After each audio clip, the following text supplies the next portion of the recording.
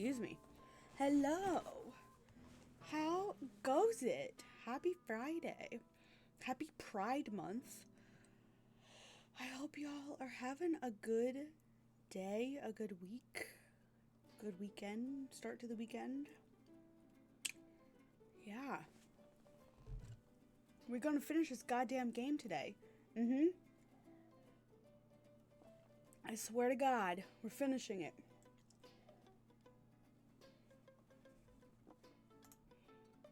This is in fact Jingle Bells. Okay. Nope. As much as I want to listen to that, it's definitely going to get me copyright struck. Gotta remove that one from the Stream Safe playlist. I'll do that real quick before I forget about it. Hi, Nico! How you doing? I wish I had taken note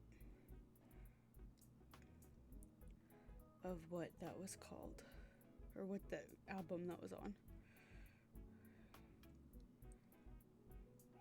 Had parentheses remix.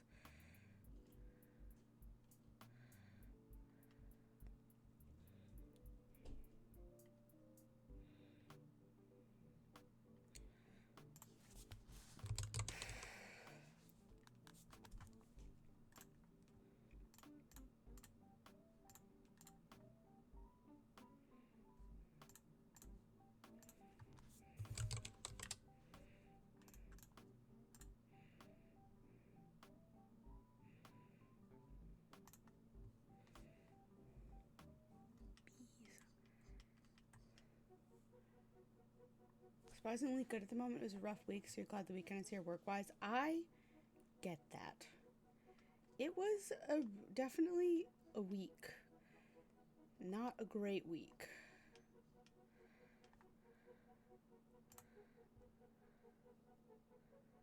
Huh. There's a couple I'm gonna have to remove.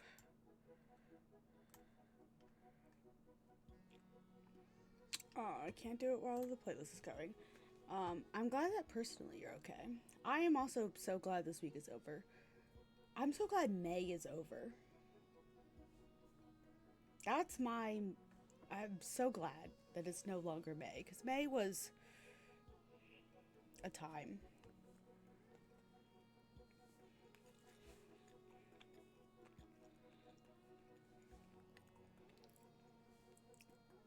Excuse me while I eat a macaron. Yeah. Though, with it now June, starts like every single thing that I have on my schedule. So that'll be great, but all the things are happening at once. Karate cycle starts, this wedding, a bridal shower, vacation, all that shit.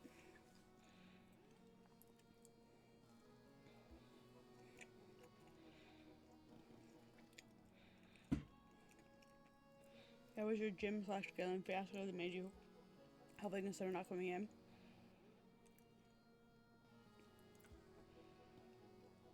What was that again? I'm just not remembering. Is that your coworker?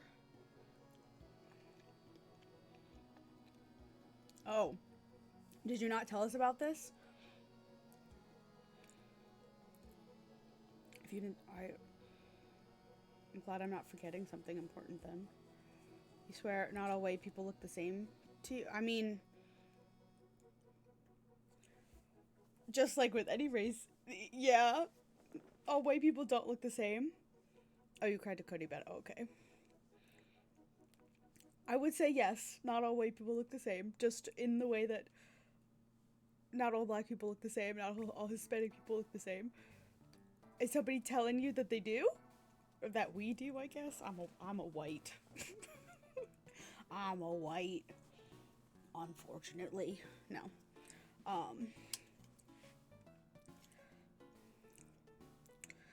Two important guys at work, okay? I'm picking up what you're putting down. Galen and Jim, okay. And you got them very mixed up. Okay. I mean, I do that all the time. For nearly 2 years. Okay. Still, I've done that as well. I get it. There are two people at karate, and I love the both of them, but I mix up their names constantly. I will say the one's name when I mean the other all the time.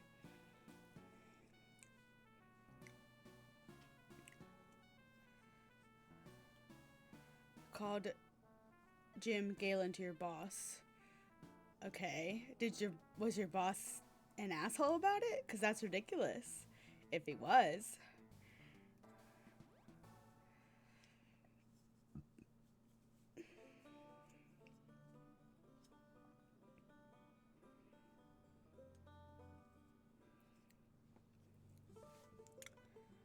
And now your coworkers are kind of running with it. Are they like making fun of you running with it, or is it just kind of a joke? Like, I hope they're not being shitty about it. That would be ridiculous. Like, if it's turning into just like a haha, what a funny mix up. Give you a personal chart? Like in a shitty way? It's a joke for now, you're kind of embarrassed. Okay. I get that. As long as somebody's mad, I mean, that's good. I get it. I get being embarrassed. I'm sure I'm sure they're laughing about it and it's okay. I get it though. As long as it has pictures and names on it. Okay. As long as nobody's being like shitty to you about it.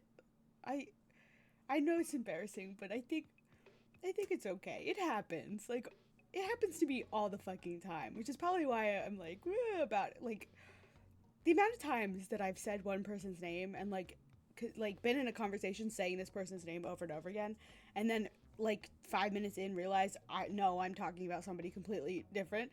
Like, it happens to me all the time. Galen and Jim do happen to look similar. Actually, Galen is just scruffier and Jim is a nice person. Okay. I got you. I'm glad they're being nice, though. Tutorial time. Okay.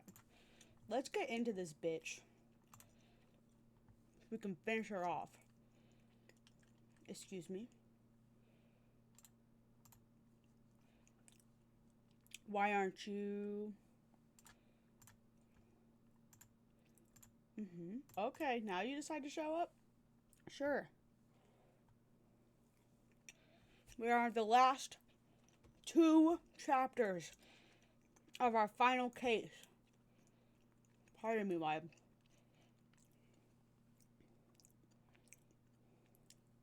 scruff this down.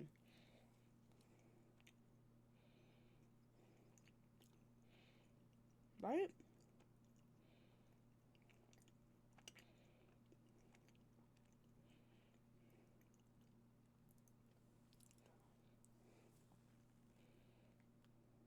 Okay, there's 3 parts left.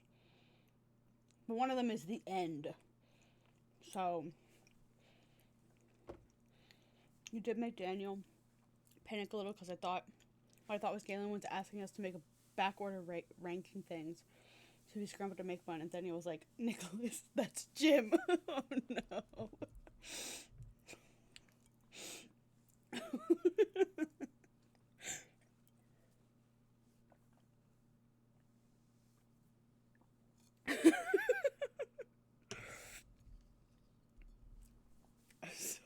Sorry. At least it got done. I don't know. Oh my gosh. Alright. My belly's full of macarons. And we're gonna finish this bitch. Do I remember what happened last time? Lang was trying to accuse Courtney of murdering the president. Courtney's child got kidnapped and we got him back. And we got DeBest to give a big old middle finger to his dad. I think that was what happened. No, Courtney's not actually evil. I don't know who killed the president, but I'm 99.9% sure it was not Courtney. Also, I'm pretty sure the president is actually a body double of the president. But that's my guess. Could you please give it a rest already? The heck? I'm telling y'all, it best be for all y'all's sake to come clean. It's best. This staff has their lips sealed shut as the reporters continue their tenacious negotiations. Oh my god, it's so loud in my ears. Right, because he's buff. But I feel like the president that we met was a body double too. Because there was some kind of thing about him, like, disappearing and then becoming completely different. And so that's why I think maybe the president, like, ran away to be, I don't know, not the president anymore. And I don't know. If you're not here to cooperate with the investigation, I must ask that you vacate the premises. Put a sock in it, Copper. Y'all couldn't even stop Drusilla's invasion. Not only did they secretly raise a giant monster, but now the staff's trying to cover it up. Like I said, we haven't been raising any monsters here at the film lot. But ain't you oh my god, ain't you said you done saw Gordy yourself? Sure, I saw it, but it's not like we were keeping it at the film lot. Switching between the different voices of Southern accent, and that was just very difficult. Mind if we butt in? Us, your boy. Oh my god, look at this crowd of people. This is still Muzilla. Yes, Nico. Mr. Edgeworth. And John. Oh, y'all come here to search for the monster too? We're searching for a criminal, not a monster. Lang Zi says, the darkness inside a criminal's heart can be likened to a monster. Okay, Lang. Well, when it comes to killing people, criminals aren't much different from monsters. I love that you love him so much. Like, your Lang is my Godot. Agent Lang, this is a problem. I can't let outsiders enter the crime scene. These are all key figures in the case. I'd like them to be here when the investigation resumes. Agent Lang, regarding what you said about resuming the investigation, where do you intend to start? We'll start by reviewing the case. Today, the body of President Huang was found here at the film lot. I really hope I'm saying the president's name right. The president's whereabouts from 2 nights ago are still unknown. It seems he snuck out from under the eyes of his bodyguards and ventured outside. And that night was the last time he was seen alive. I really hope my Lang and Edgeworth voices are distinct enough. They're probably not, but what can I say? I love a man with bobas. Yes, you do. It was when he met with you, Judge Courtney, on the roof of the Grand Tower. Why are you sweating, John? So, why did you meet with the president? That I cannot say.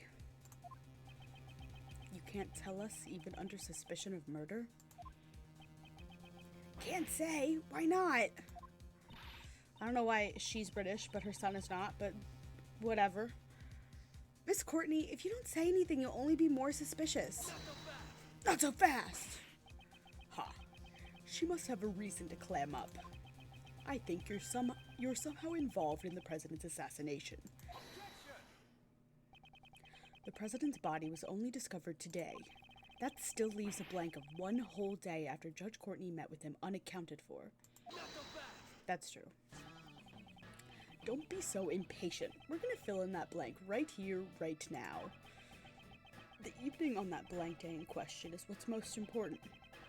What happened here last night? So, why don't you tell us, John Marsh? Me? We know you were here last night. What? John was here? That was so bad. Between that little Missy's testimony and the footprints we found, we can easily prove it. John, you were rehearsing here last night, right? You were spying on me? I'm sorry. I just came here to check on things. You really shouldn't be staying up so late, you know. Mind your own business. Oh. John Marsh, that young lady was worried about you. You will not speak to her like that. Sorry. How many times have I told you to be more mindful of the way you speak? Is it just me, or does Miss Courtney's personality seem kind of different? She seems to be as strict with her own son as she is with those who violate the law. Are you listening to me? And earlier, as we lecture that son, you should always bear that in mind, no matter the occasion. Lang, can we get on with the investigation already? Pardon me. For Judge Courtney to get carried away like that, this must be her motherly side. Agent Lang, do you suspect John? All I want is the truth. Why was the president killed? And I want to know who killed him. I'll do whatever it takes to find out. It seems the president was like family to him. John, would it be alright if we asked you a few questions? Sure, it's fine. I've got nothing to hide anyway. Sup, little boy? John's rehearsal. I wasn't feeling too great during yesterday's shoot, so I made a few bloopers. They're reshooting the scenes today, so...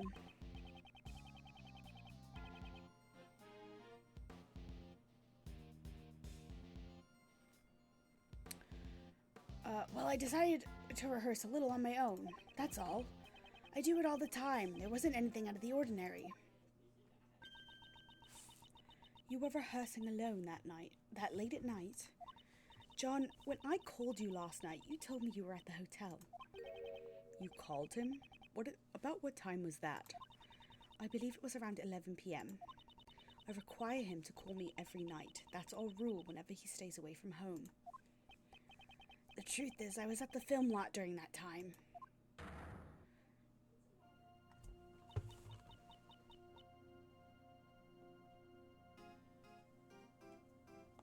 Okay.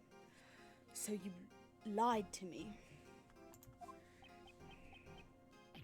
I'm sorry. Miss Courtney sure is angry. I think it's admirable that he practiced on his own, even if he hid it from his mom. I'm sure she was simply worried. Who knows? Who knows what could have happened to him out alone so late at night? And in reality,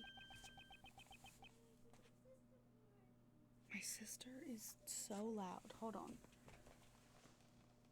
Is the door closed? Yes, she's just that loud. Thought she was holding her gavel and was like, you better not. No. He did get caught up in yesterday's incident.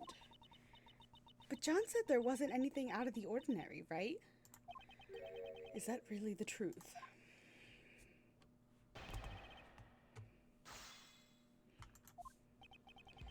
Wasn't feeling too great. You made a few bloopers. I feel like this is probably trying to say I made a few mistakes. Reshooting the scene today. I had to rehearse a little on my own, that's all. This is the statement that feels wrong. There are no mistakes in that testimony, correct? Of course there's no mistakes. It was just a normal, peaceful night. Nothing out of the ordinary happened at all.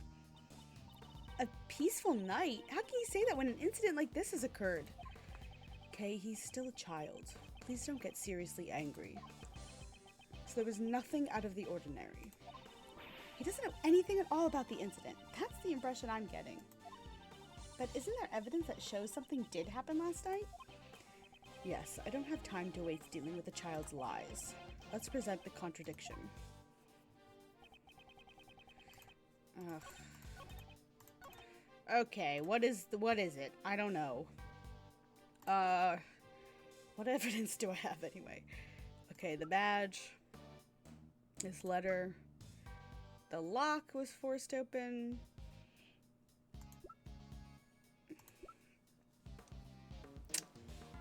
It's yesterday, but not last night. I don't know about that. That's not about him. That's not about him. Could be this, but it fell from the roof. Not that. The footprints. Footprints would have to happen first. And the footprints were behind him.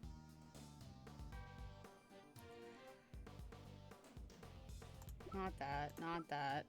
Not that. Not that. No. No. No. Okay. I think it's either this falling, the footprints, or your the tape. Because this has him with the footprints behind it. Let's do this one. Oh, good. The music stopped. That's my favorite indication that I did the thing right, is the music stops. There wasn't anything out of the ordinary? That's a lie, isn't it? We have evidence right here. Could that be? That's right. It's the video you've recorded of your performance. Ugh.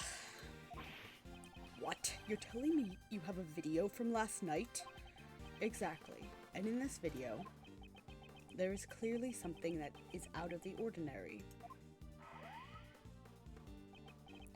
This is a monster's footprint. Would you say that monster's footprints are commonplace on a film set? John, why did you conceal this video from us?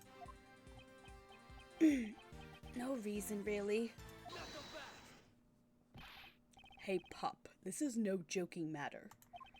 You had a reason to hide it, right? John Marsh, answer him clearly. But, Mom... Well... I didn't want anyone to see me rehearsing.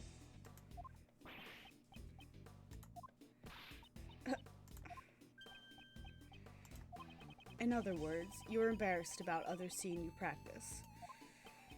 Yeah, got a problem with that? You're saying that's why you hid the evidence? John. Quit nagging me. You've already busted me. What more do you want? Yeah, the footprints were there, but I just practiced and headed home.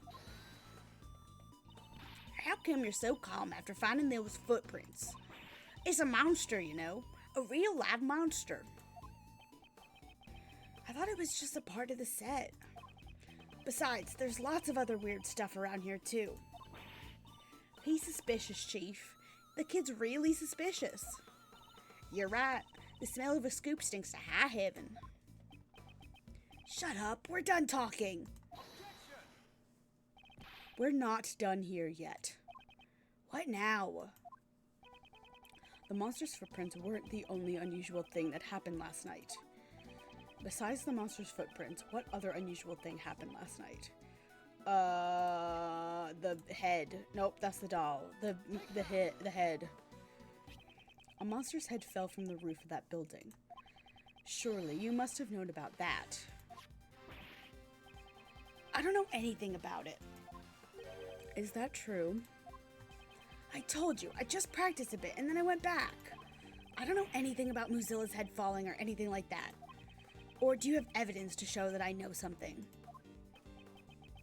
There certainly isn't any evidence of that.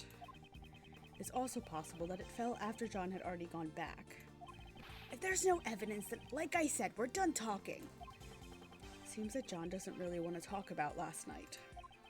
Could he be hiding something after all? Oh no, are we gonna chess? Okay, thank you, Lang. Wait up. Agent Lang. It's as I thought. Thank you, Mr. Prosecutor. This video backs up my logic. Huh? Is there something in the video that's related to the case? Yeah. Take a good hard look at the monster costume in the top left.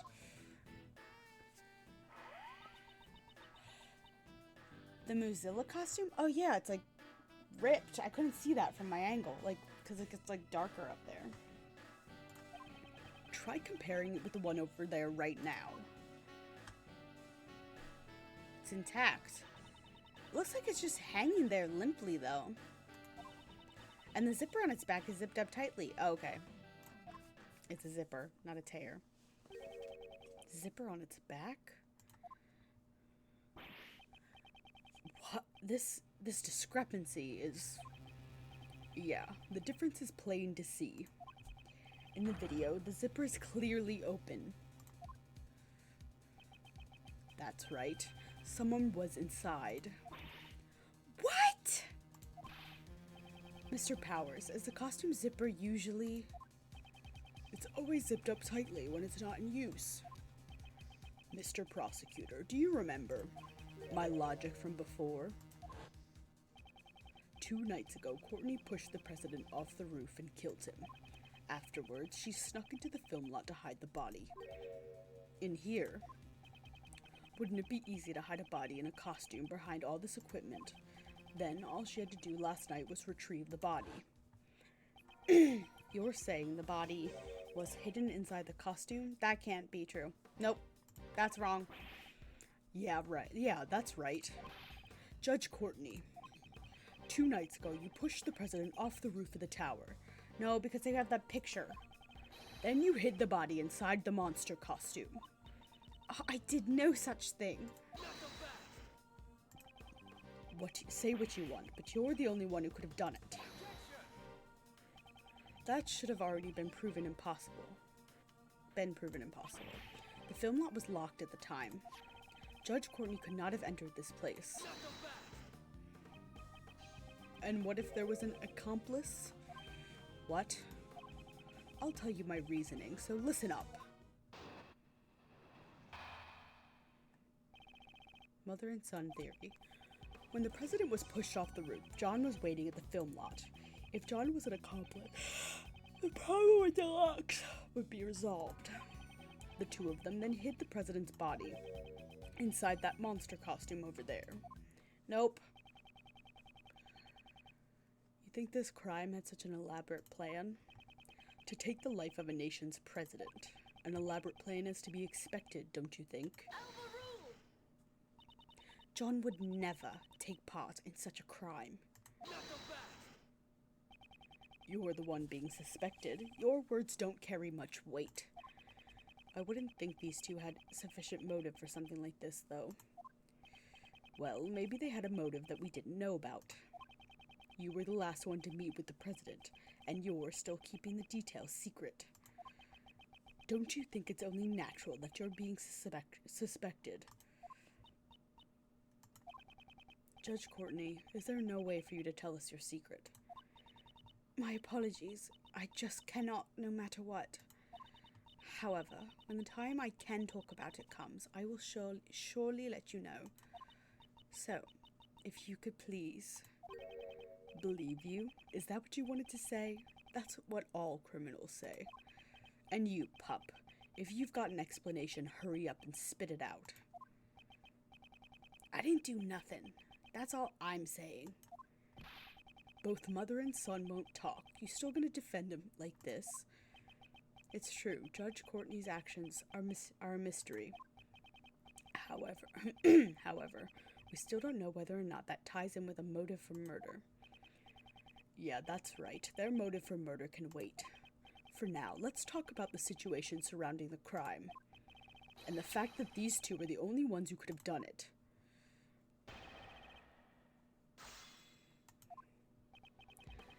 When the president was, yeah.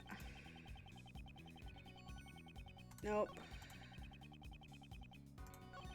This is what I want. This is what I want. This is what I want. God damn it. Seems as if, no. You suck. Yeah. Shut up. Maybe I just press it instead. Oh my god, why can't I click through it? A bluff won't be effective, I know that. Shut up and let me click through it. Oh, I did the wrong thing. I hate that it won't let me click through this until I hear it for the first time. Come on. Shut up, both of you. I know. I fucked up. I get it.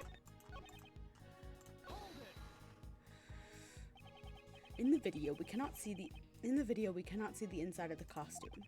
So, can you really say for certain that the body was placed inside? Yeah, I'll give you that much. In that case, why don't we try examining it? The inside of that costume, there must be some traces left inside. Mr. Powers, may we examine the inside of the costume? Sure, go ahead. But it might be kind of stinky since I sweat a lot in there. This is incredibly dirty. That's strange. We always make sure to clean it after using it so the sweat doesn't damage the costume. Isn't that just proof that someone besides you used this costume? I'd say that dirt from the body probably got into the costume.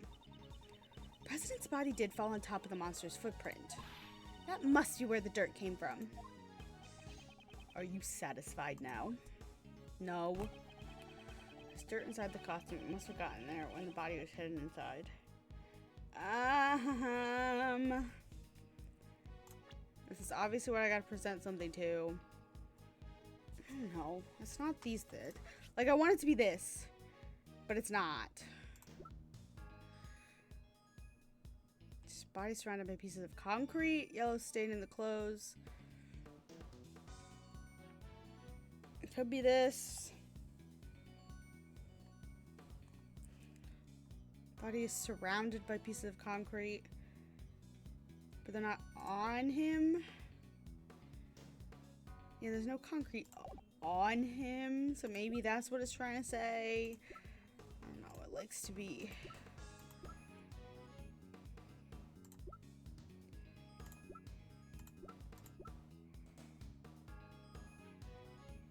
These are stained with dirt.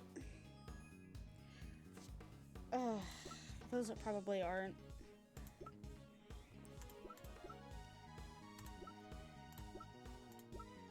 Okay, I'm gonna try this. Okay, thank you. God bless. Recenter myself. Dirt got onto the costume and the body was hidden inside it. Is that really the case? You have a problem with that. There's a fair amount of dirt inside the front of the costume. Yeah, that is a lot of dirt.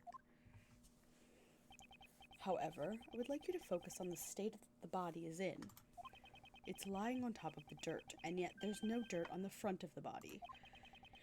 The body really was inside the costume. Then it's strange that the body on the front of the body isn't stained with more dirt. Well then, how would you explain it? How did the dirt get inside the costume? From the video footage, it's very likely that someone was inside the costume. But just who could it have been?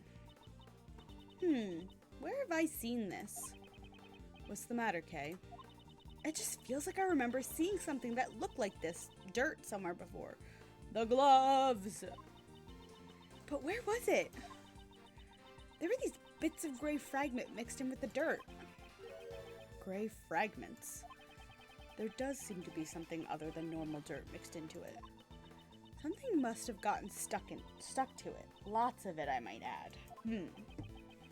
Something got stuck to it? This may merit a closer look. Where do we see dirt that looks like what's stuck on the inside of the costume? Well, I assume the only thing that has dirt on it. And little bits of shit. This dirt has some gray bits mixed into it. Huh? And what of it? I don't know why I pronounced it like that. We found a certain item belonging to a certain man that was covered in the same type of dirt.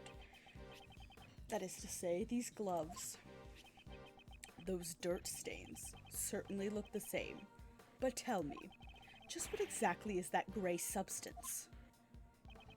This gray substance is concrete?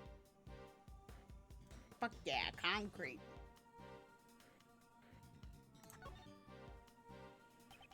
This gray substance must be fragments of concrete. You mean the stuff that was scattered around the monster's footprints? Exactly. Meanwhile, who do these gloves, which are stained with the same kind of dirt, belong to? Oh, I remember! We found it at Blaze's place. Fuck yeah, concrete! Hi, Cody. That's gonna be stuck in my head now for a long time. Earlier today, we went to Blaze's garage. There, we discovered these dirt-stained gloves. Come to think of it, there were also hammers, shovels, and other tools placed inside as well. Why would mechanics' gloves, intended to be used on machines, be covered in dirt? If he broke the concrete with the hammer and then dug into the soil with a shovel...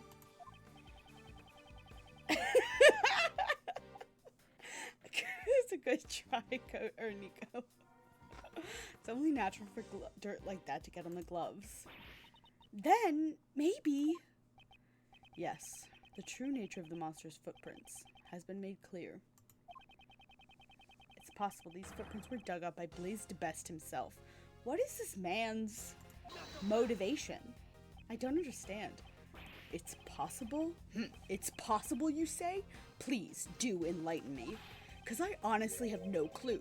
Why on earth would he do something like that? Why did he make the monster footprints? Thinking about it, their answer must be... he was digging up something? I guess he wasn't... It's possible he was digging something up. It probably went something like this. Last night at this spot, there was something that Blaze needed to dig up. For that reason, he broke the lock on the back door and sneaked into the film lot. I snuck. It's not snuck, it's sneaked? I don't like sneaked.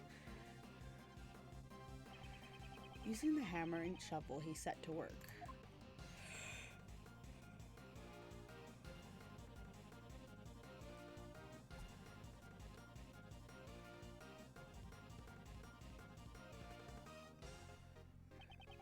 He placed the items he dug up into his bag, but before he could fill in the holes, that's when John came to practice. Exactly. Blaze panicked and had no choice but to hide himself in the Mozilla costume nearby. To think you would deduce so much from just a pair of dirt-stained gloves. However, all of this is merely a possibility. There's still no proof that he was the one who was hiding inside that costume. For all we know, he might have left the scene once he finished digging. On the contrary, such proof does exist and can be seen in the video. When his video was recorded, Blaze was definitely inside the film lot. What? Though I can't blame Agent Lang for not noticing. Noticing what? The difference between the curtain film lot and the one in John's video. Is it whatever this is? That I... Creener? What? I don't know what that says. They're translators, not grammators. I don't think Blaze was in prison. I think he was living in his house, which is buck wild. I also thought he would have gone to jail.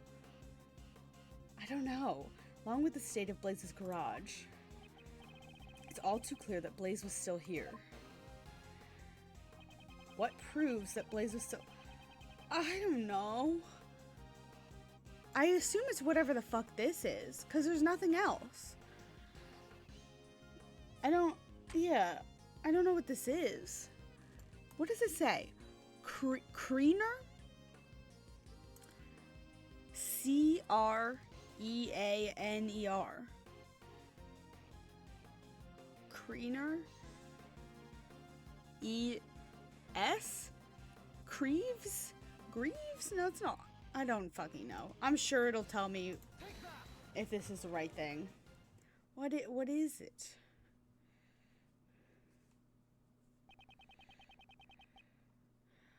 This bag placed near the costume. There was an identical one on inside Blaze's garage. There was? I don't have a picture of Blaze's garage. First, there was dirt on the gloves. Now the bag. It seems there is a connection. Wait. What does his garage look like? I don't remember. Oh, also, thank you guys for retweeting the stream. I really appreciate it. It's not going to show me that picture of the garage again. That's my proof. Blaze was inside the costume. Ergo, the president's body could not have been hidden inside it.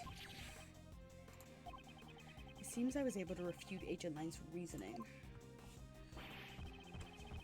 Someone needs to go investigate Blaze's house right away, pal. We need to know what was inside that bag. Yes, sir! Industrial creamer for extreme coffee. Yeah. Y'all pipe down and listen up. Y'all been saying whatever works best for y'all. And the noisy one returns. That there's the footprints of the mighty Moozilla.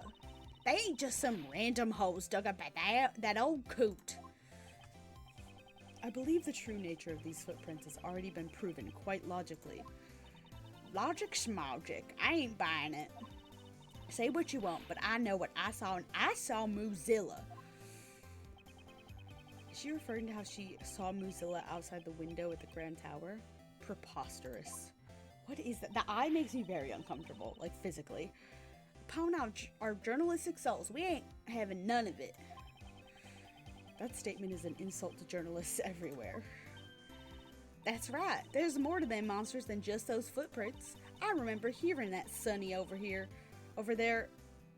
I remember hearing that Sunny over there was seen with the monster earlier.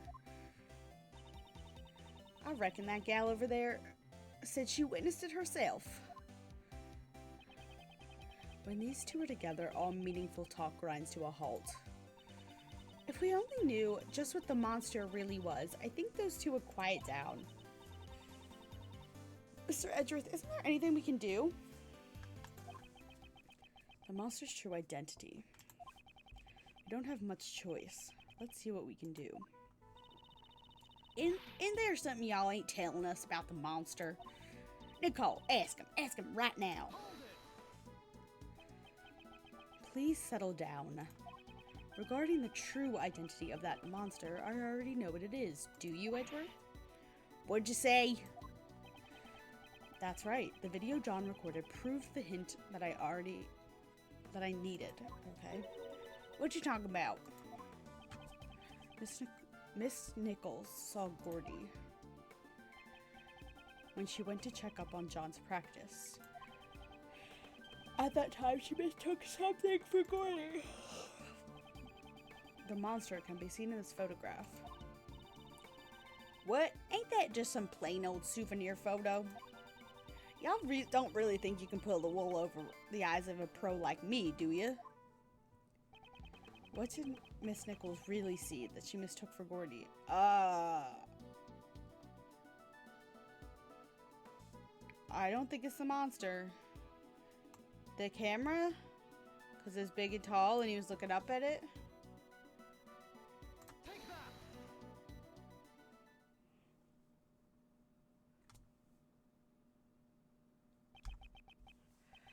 Naturally, Gordy's true identity was this camera crane.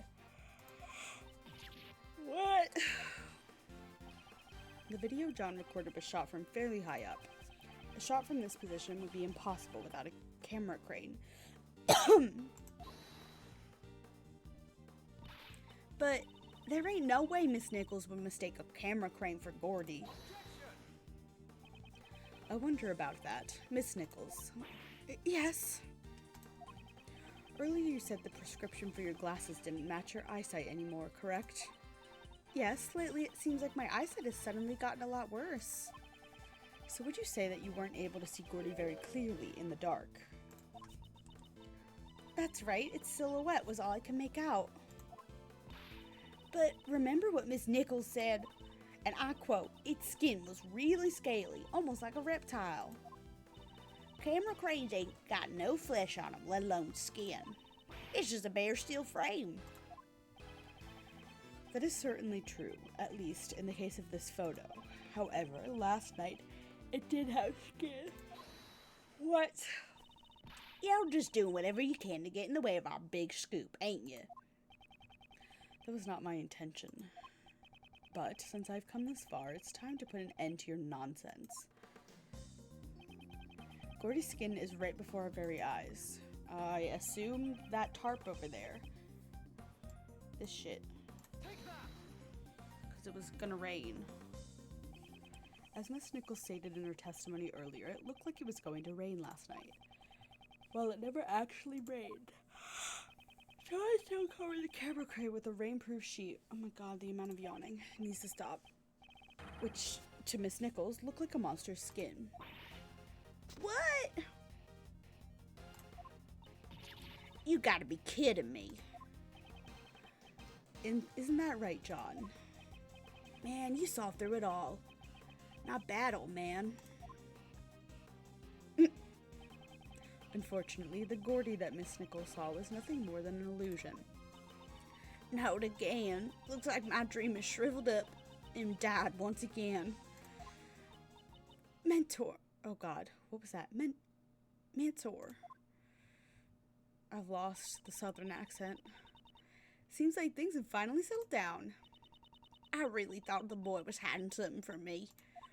Guess I had it all wrong. Now that we've figured out the true form of the monster, everyone seems refreshed. Actually, there's two people here who are totally bummed out. Agent Lang!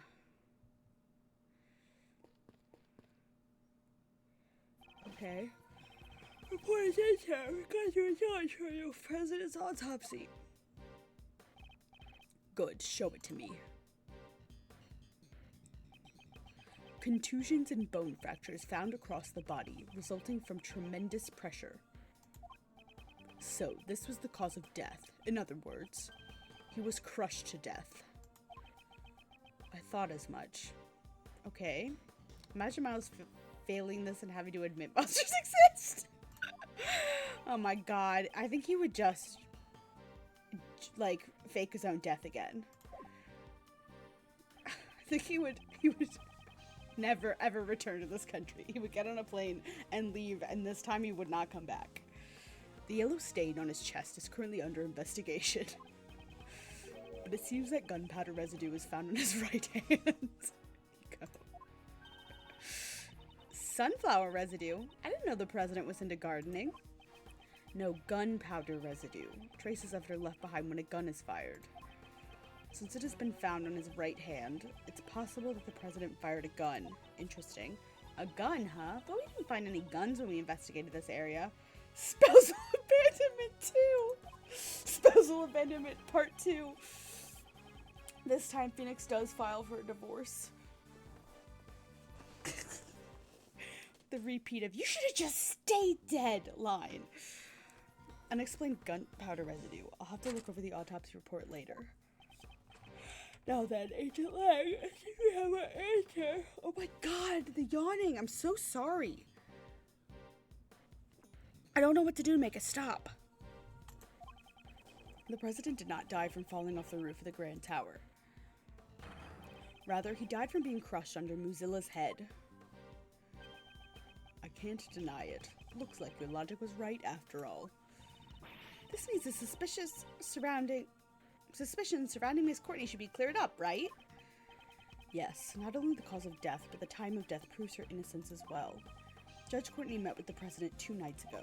However, according to the autopsy report, the time of death was around 11 p.m. last night. Mozilla's head also fell last night. It matches up perfectly. That's a relief. I mean, didn't Courtney call her son at 11 p.m. and he was at the place? So, like, isn't it a bit too early to be relieved? Also, at a time where Edgeworth abandons his marital duties yet again and gets whacked by Wright himself. Wright has no responsibilities besides Trucy at this point, too. So, like, I think my man would fucking come after him. Would be like, you're not doing this to me while I'm in my unemployment depression. How dare you? Is he unemployed yet in this timeline? Maybe not yet. It might be like right after this. I don't know. I have to look up the timeline again. Agent Lang. Oh my god, they're yawning. The president died after being crushed by the Mozilla head. I'll admit. The problem is, who was responsible for the falling head? Mozilla's head fell last night, and last night, the one who was at the film lot was... What are you saying? Surely you're not implying...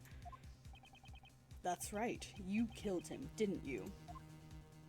John Marsh. 13-year-old child.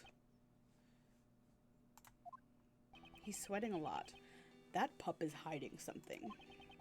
He was at the scene where the body was discovered last night. He also saw the footprints. I have a feeling the president died and then was crushed by the head. Accidentally, potentially, by John? But I don't know. And despite that, he still claims to know absolutely nothing about the incident. Isn't that a bit too convenient? Footprint-shaped holes have not been proven to be related to the case. Just because he saw the holes doesn't necessarily mean he's involved in the incident. You sure about that? Take a look at the pup's face. He looks pretty shaken up to me. Looks like he hit the mark, but John doesn't want to talk about it. If he doesn't feel like talking, then I have an idea of my own. Let's check the tape. Agent Lang, what is your intention? The police have a device that lets you analyze the video footage up close and personal. Agent Lang, you would suspect John enough to go that far? As long as John's lips are sealed. This may be the one way for us to get closer to the only way for us to get closer to the truth. Detective Gumshoe, if I'm not mistaken, you have the device with you, correct? Mr. Analysis is ready to go, sir. Now we're talking. Prosecutor Edgeworth, would you please perform the video analysis for us? She wants me to do it? Who knows what kind of faults that Wolfman will find in it? This isn't exactly my strong suit, but I suppose I have no choice. Okay, are there any new clues shown in the video?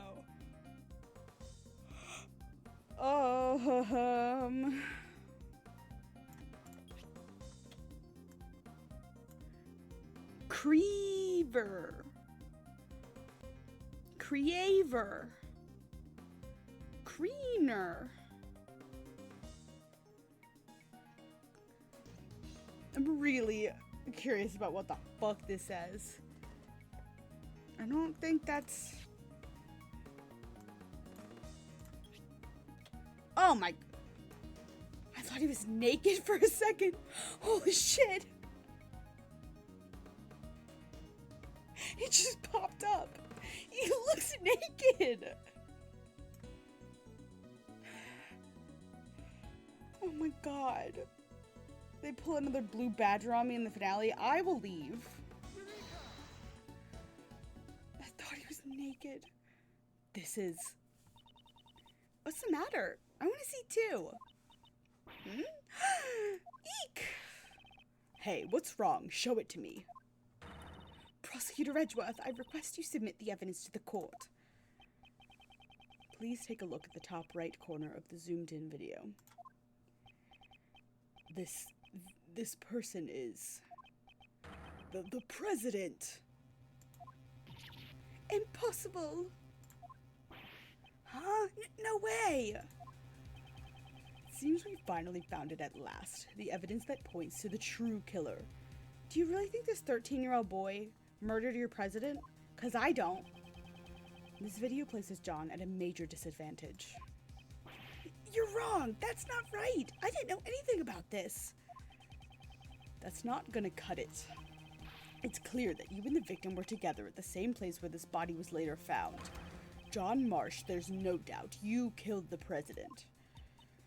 No, this cannot be. Why would you... John, please don't tell me. Did you really kill the president? Mr. Edgeworth, is this really decisive evidence? No. Mr. Prosecutor. Looks like even you can't object to this.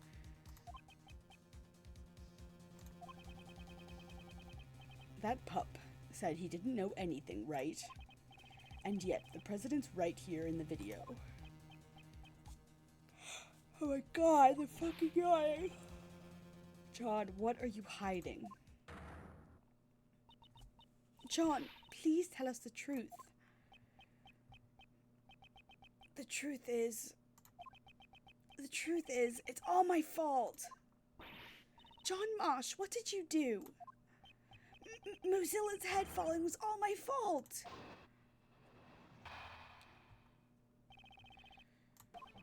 While I was setting up the equipment on the roof, I used the heater.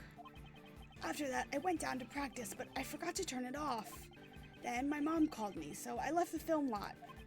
When I came back to the lot after the phone call was over, Mozilla's head that was on the roof had fallen, and right next to it was the president, lying dead on the ground. How can that be? I see. There were indeed traces that something had caught fire on the rooftop. It was just a small fire, so I was able to put it out by myself. So, the president's death was John's fault? But wouldn't that make this an accident, sir?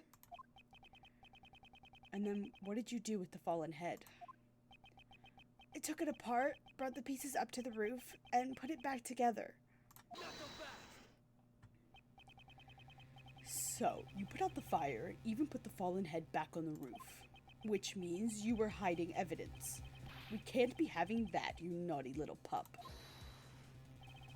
I didn't do it on purpose. I really just did forget to turn off the heater. When the legs broke, the stand would have tilted. If Mozilla's head was on top of the stand, it would have fallen off. So the head fell down because of the fire. Yes, and if that's the case, I also have a pretty good idea of what caused the fire. There's a flammable can next to the heater. It seems someone is lacking in safety awareness. Was it really just an accident? If that's the truth, then what was the president doing here? I don't know. There was no one else around when I was there. You expect me to believe that? The president wouldn't have just come to a place like this without a reason, you know. Indeed, the president's reason for coming here is still a huge mystery.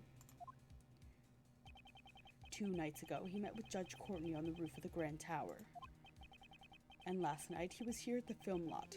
Did he meet with John? Why would he be meeting with a 13-year-old boy? I'll have to listen to John's testimony very carefully. Okay. Well, I was setting up. I used the heater. After that, I went down to practice, but I forgot to turn it off.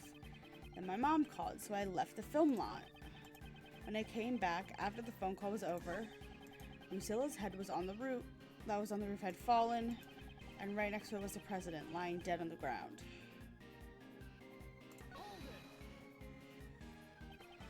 What was the state of the body? I didn't get a good look, because it was dark.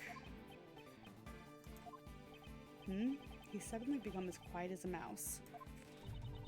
Guess John doesn't really want to remember anything about the body.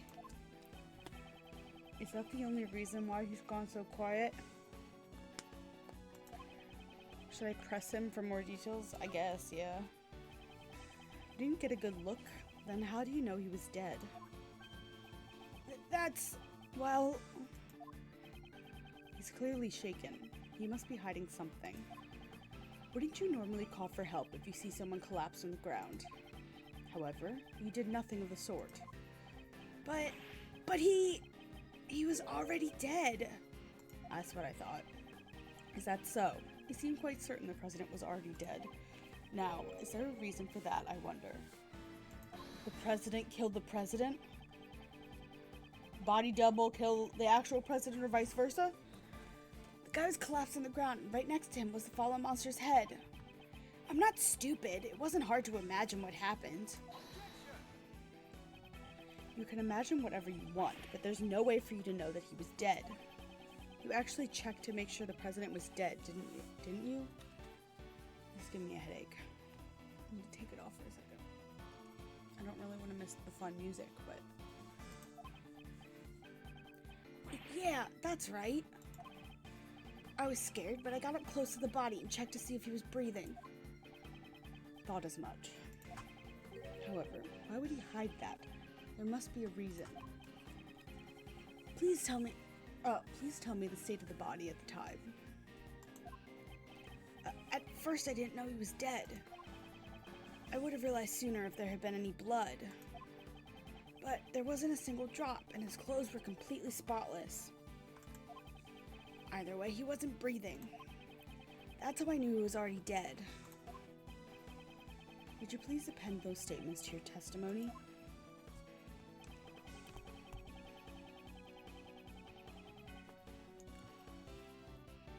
So he was dead, there was no blood, his clothes were spotless. He wasn't breathing at all when I checked, so I knew he was already dead. Oh, fuck. I thought I was gonna add more than that. Yeah. I get it, Kay. I don't need your help. Thank you so much. We will be going back to the first statement. Okay, shut up, guys. I get it. I get it. Shush.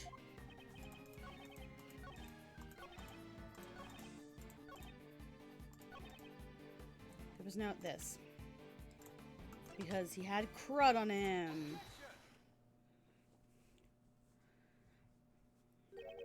His clothes were spotless? Yeah, that's right. You got a problem with it, old man? John, it is painfully obvious that you are desperately trying to hide something from me. What are you going on about? I'm not hiding anything. You are hiding. Something about this yellow stain on the president's clothes, correct?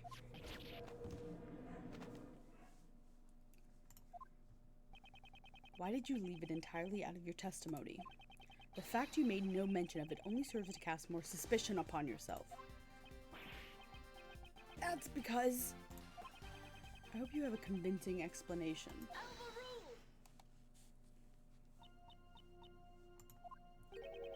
Judge Courtney?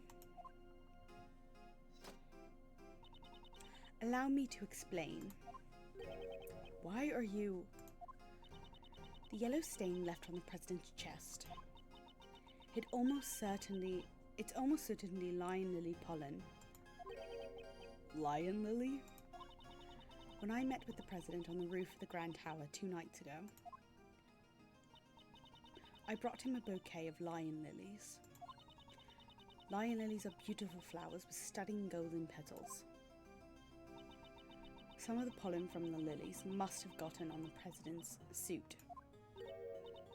Huh? But... I didn't see any lilies in the security footage, though. They were simply obscured by the president's body. Why did you bring a bouquet? That's... I cannot say. Hey, you're keeping way too many secrets. You won't tell us why you met with the president or the reason you brought him flowers.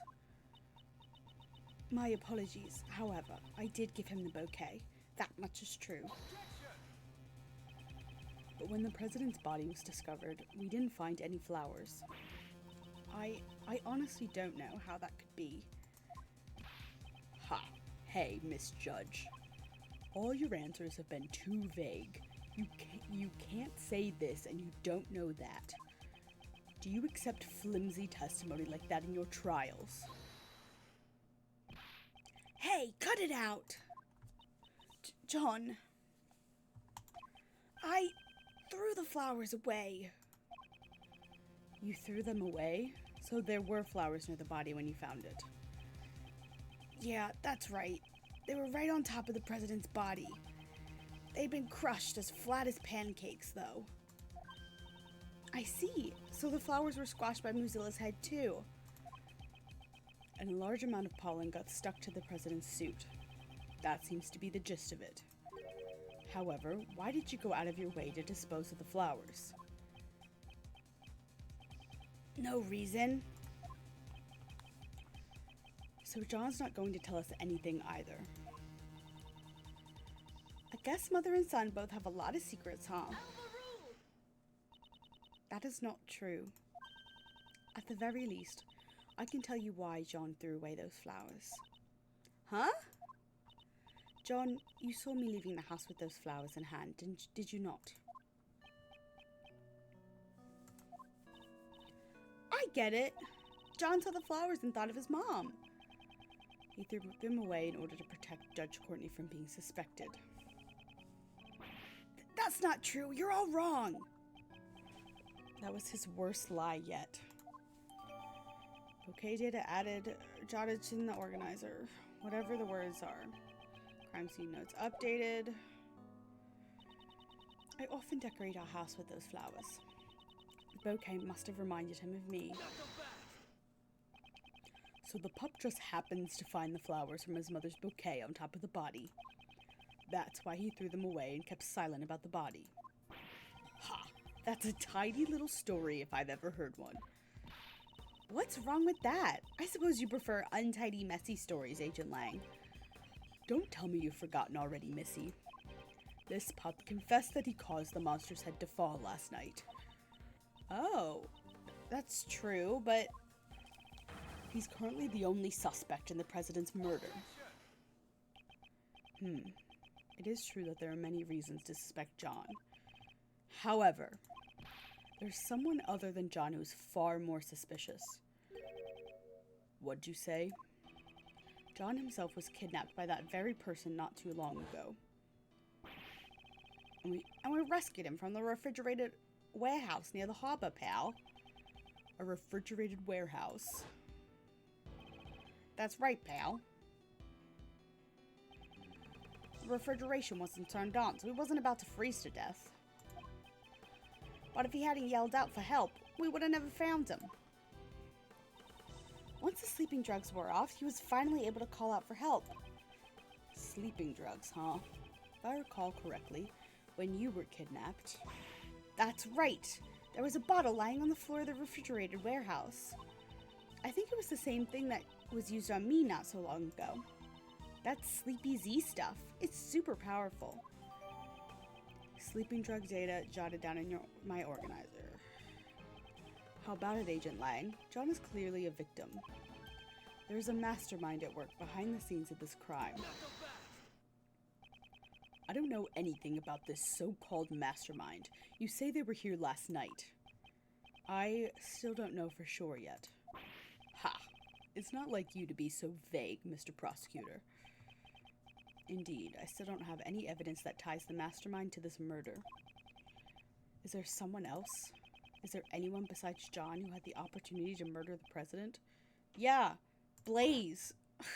He was there.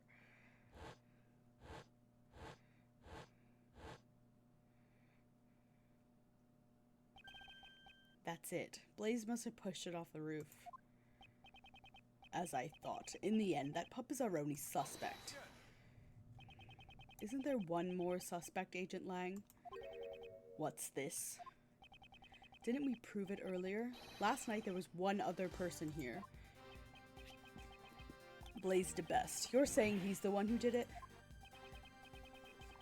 Last night John was not alone. Blaze DeBest was here too. Shouldn't we consider him to be a new suspect? Blaze DeBest killed the president? It's entirely possible.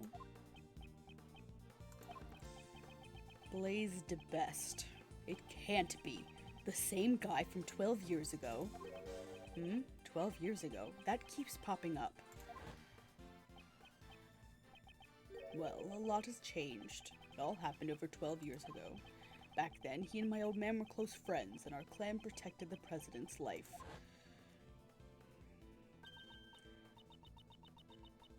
Lang, don't tell me you're the one from 12 years ago. I don't think that was her voice, but you got it. Ain't this nice? You're finally going to prison where you belong.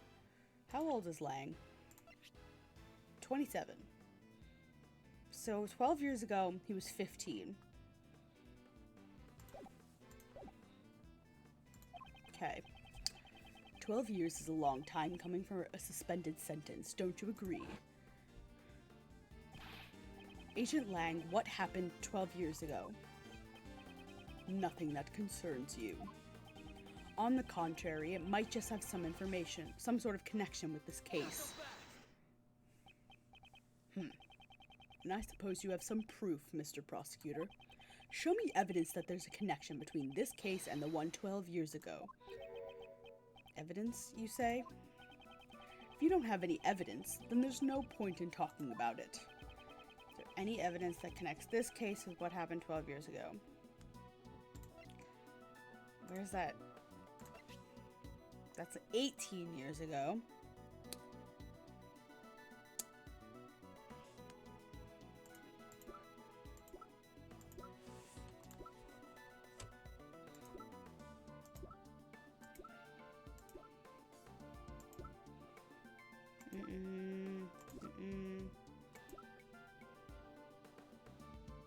This is the first new movie in 12 years. Doesn't feel relevant necessarily, but what does this say? Glad it's like killing two birds with one stone. 12 years ago! This letter was sent to Jill Crane, who was murdered 2 days ago. Although the sender is currently unknown, here it is written as follows. Please get revenge for 12 years ago. What? What? 12 years ago?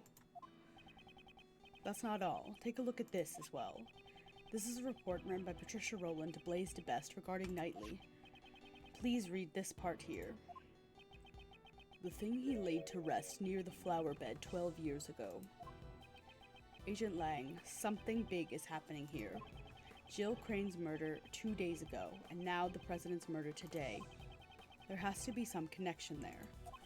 And the key to solving it lies in what happened 12 years ago, does it not? You're asking me to reopen the old wounds of the Lang clan. Agent Lang, I beg of you.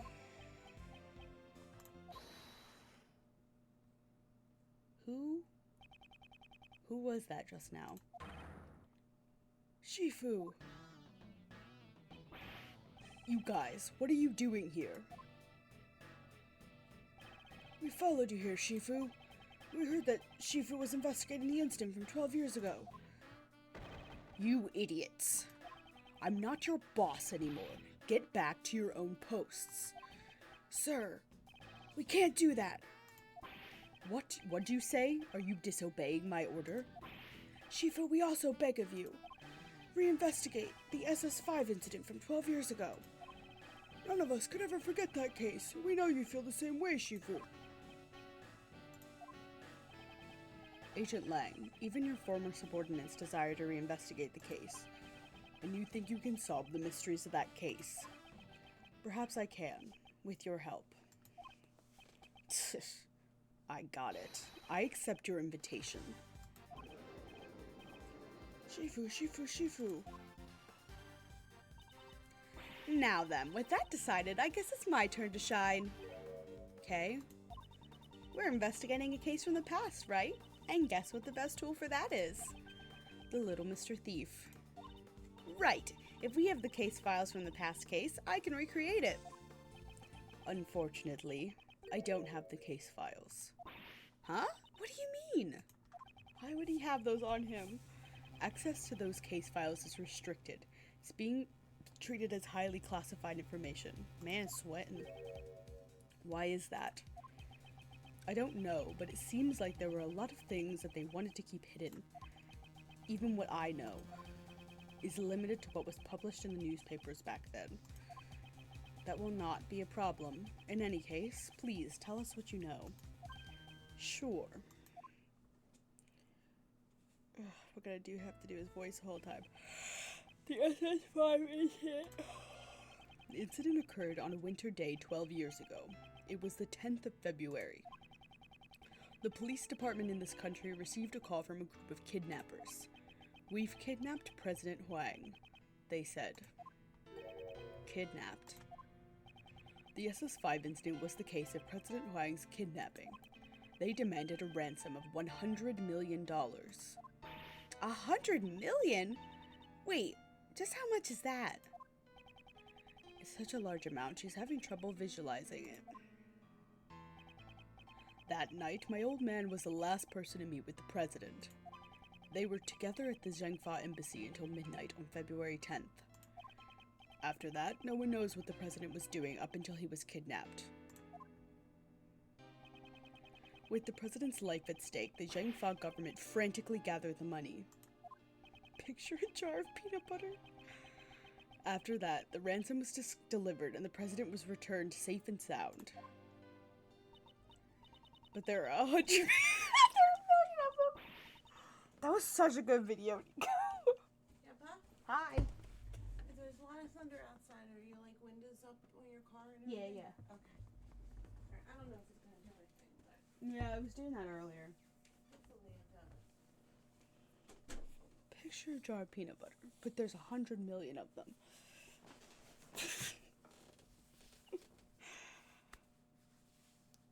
President Hang has been the president since 12 years ago. That's really amazing. Well, being in office for so long is just a small part of how amazing the man is. I don't know about that, my dude. He faked his own death, and a man got murdered. Lang seems a bit happy when he said that. And what happened to the kidnappers? Well, a top-secret covert investigation was carried out. Then a secret trial was held. A trial? Does that mean the suspect was caught? The suspect was Patricia Rowland.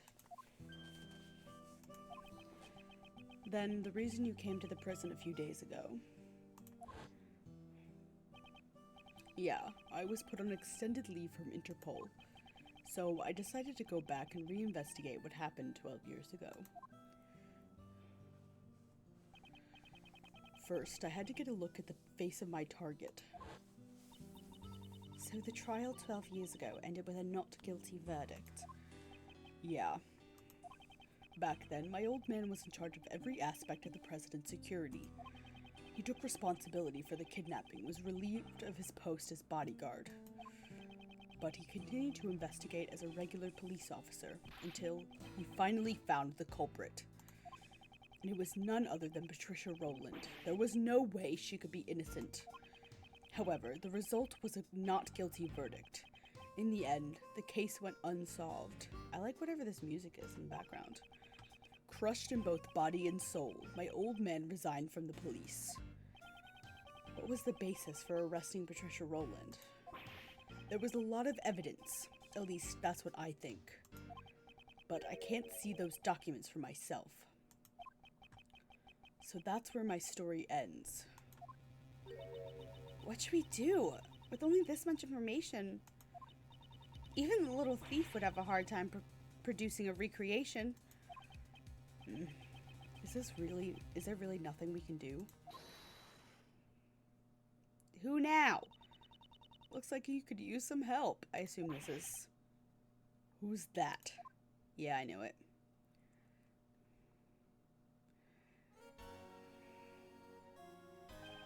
Francisca. And Mr. Shields, too! We finished up with the trial and finally managed to catch up with you guys. Forgot they were in trial. Here, take this. This is... Ah, it's the case files for the SS5 incident, sir. The witness was killed. Oh. When Rowland mentioned 12 years ago during the trial, it caught my interest. I looked into it immediately and got in touch with Interpol. I expected no less from you, Francisca. Don't get the wrong idea, Miles Edgeworth. I didn't prepare these documents for you, the former prosecutor. I did it for the sake of the investigator taking up the case his father left behind. Sis. But I thought information on the SS5 incident was restricted to the public. That restriction was placed by the prosecutor in charge of the case, Blaise de Best. Blaise de Best was the prosecutor in charge? Jesus, this man's corruption is far-reaching. Him. However, as a result of the trial just now, Blaise's authority has been revoked. It's all thanks to his son. Sebastian? By bringing down his father, the door to this past case has been opened. Prosecutor DeBest is currently wrapping things up in Patricia Rowland's trial. He told me to relay this message to you. Leave Pops and his cohorts to me. You guys just take care of the case on your end. He's become quite reliable right before our very eyes. Truly. Alright then. This is perfect. Now that we have the files, we can just leave the recreation to me. Indeed. Well then, let us begin. According to these documents, it appears that the incident took place right in front of the Tower Plaza. Let's head to the plaza right away. Oh my god, there's more? Oh my god, this part is so long! Holy fuck!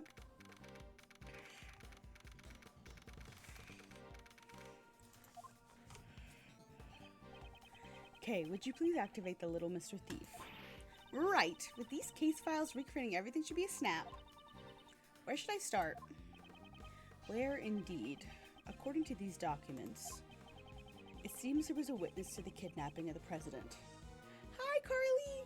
Oh my god, in 2 minutes? I'm so tempted by those jackets. Like, so incredibly tempted.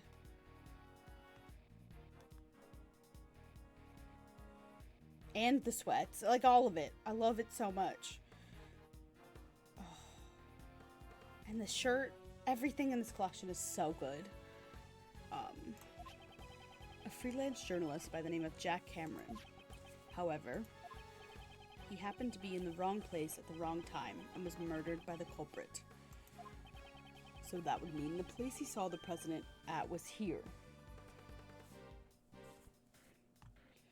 We each get a color of the jacket. Oh my god, yes!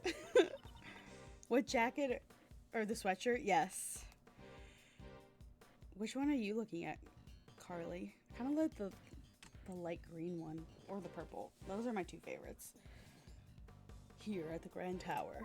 No, the Grand Tower was only built around a year ago, Kay. Yeah, I think we were talking about the sweatshirts a while ago. Before that, this place contained mostly old abandoned buildings. However, 12 years ago, this place was... Ha, now you're finally talking about some stuff that I know. Yeah, 12 years ago at this very spot was a McDonald's. The Happy Family Home. Oh. Oh yeah, you said dark green, Nico. I don't remember which one you said, Carly. What's that, pal? It was a place where children who had lost their parents could live. Or, to put it simply, it was an orphanage. They're so cute. The pants, too.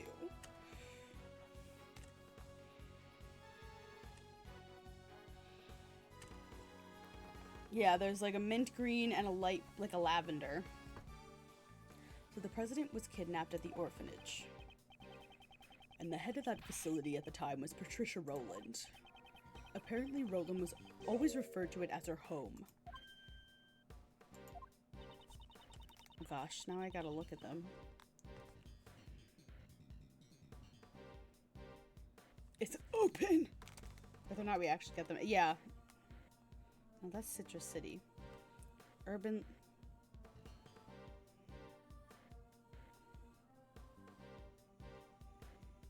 Jacket, sweats.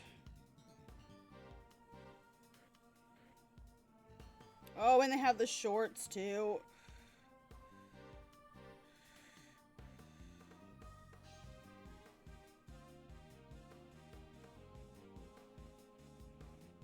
I mean, Carmico is generally,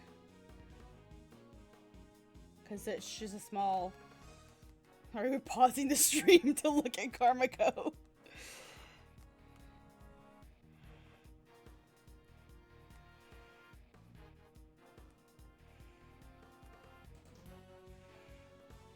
Yeah, she does them in shorts. I have the orange ones in shorts. Yeah, she's in Canada. So like the prices you're seeing are in Canadian. So once you transfer them down to American, they're a little bit less. Oh my god. I don't know.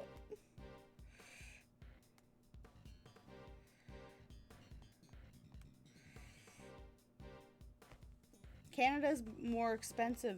Canada's higher than US. I think. I'm pretty sure. Like, they're dollars. Okay.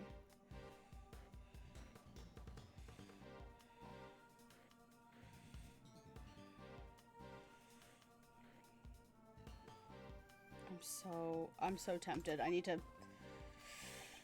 Patricia Rowland, Blaze DeBest, and President Huang. The darkness that remains from SS5 incident still casts a shadow on the present case. Okay, I'd like you to input the investigation data from Jack Cameron's murder case. You can probably assume that he was killed by one of the kidnappers. So, if we solve the murder case, we'll know who the kidnappers were, right? Precisely. I'm counting on you. What do you think? What are you thinking, Carly? I don't know. I think I like the sage color, but I also like the lavender is also very good. I don't know.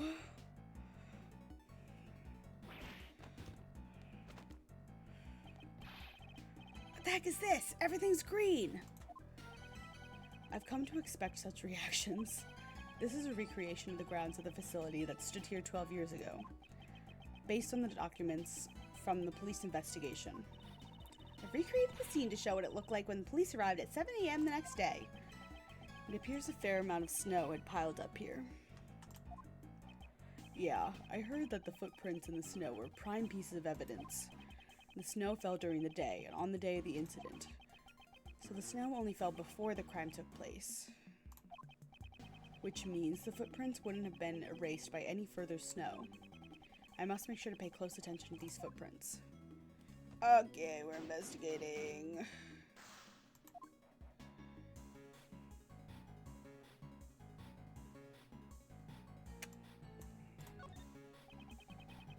These footprints stop near the body. They must be Mr. Cameron's footprints. He sure had some big feet. They look like a size 11. I get it, Nico. According to the data, his shoes match these footprints. I could get it for you for your birthday. I know that's like a month away, but... these footprints here seem to lead to and from the body. These footprints were believed to be the culprits. The shoe size is about a size 7. That's fairly average. Seems we won't be able to tell who the culprit is from these footprints.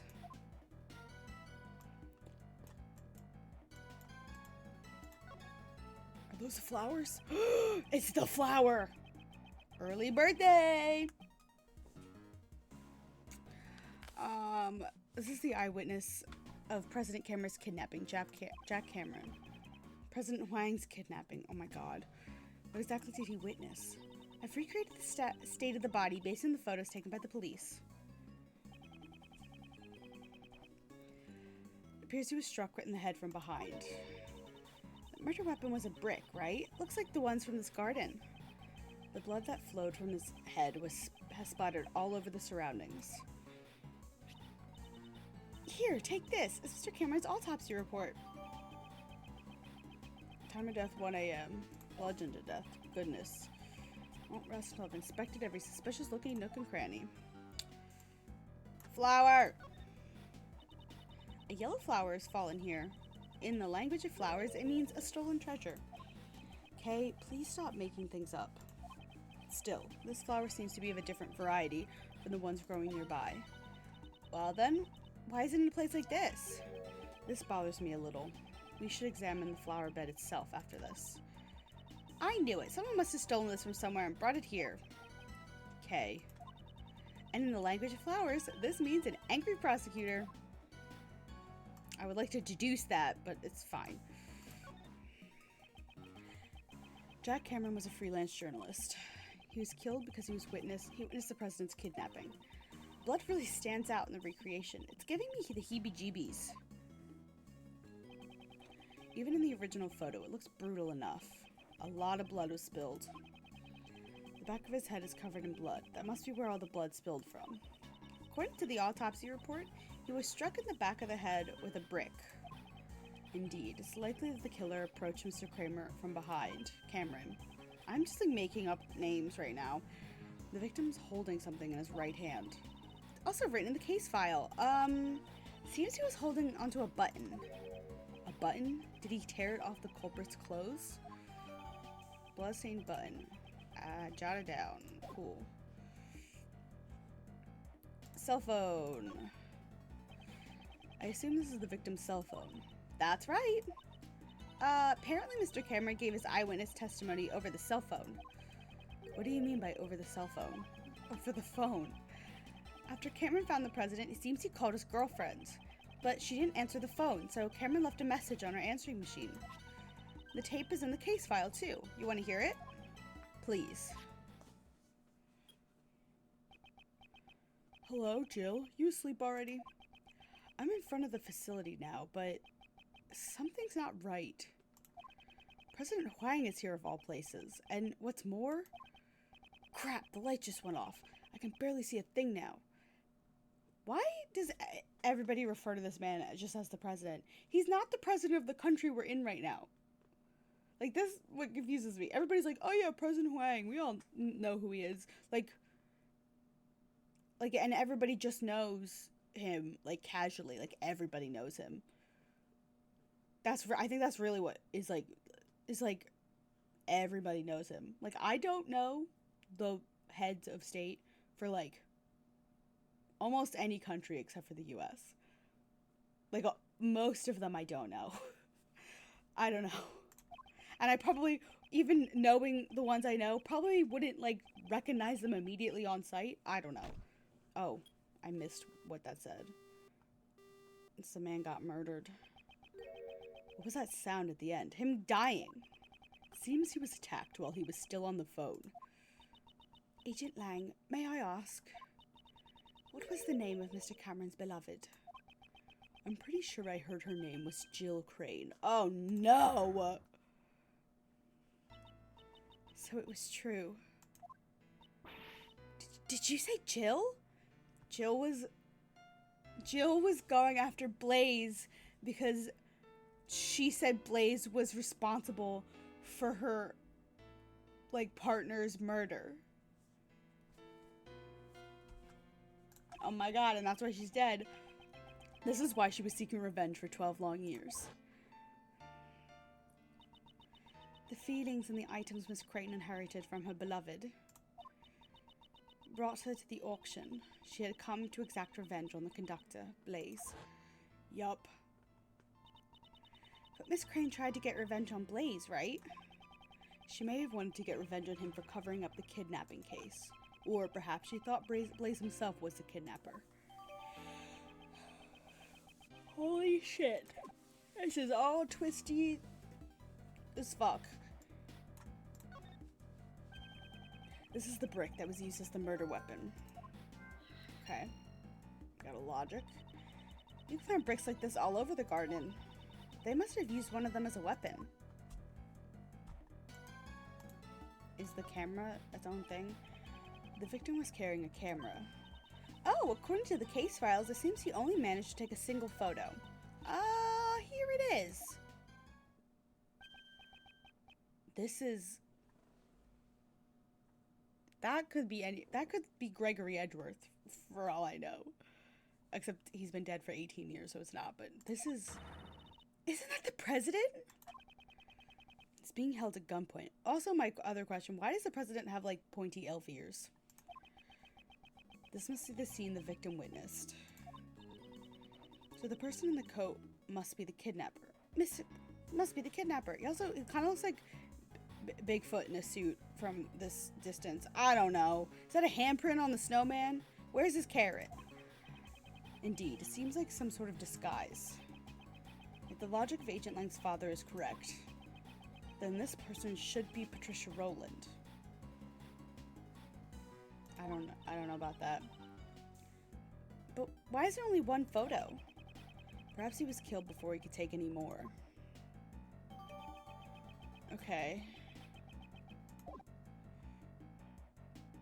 When he turns into Goopy Man. Yeah, that president.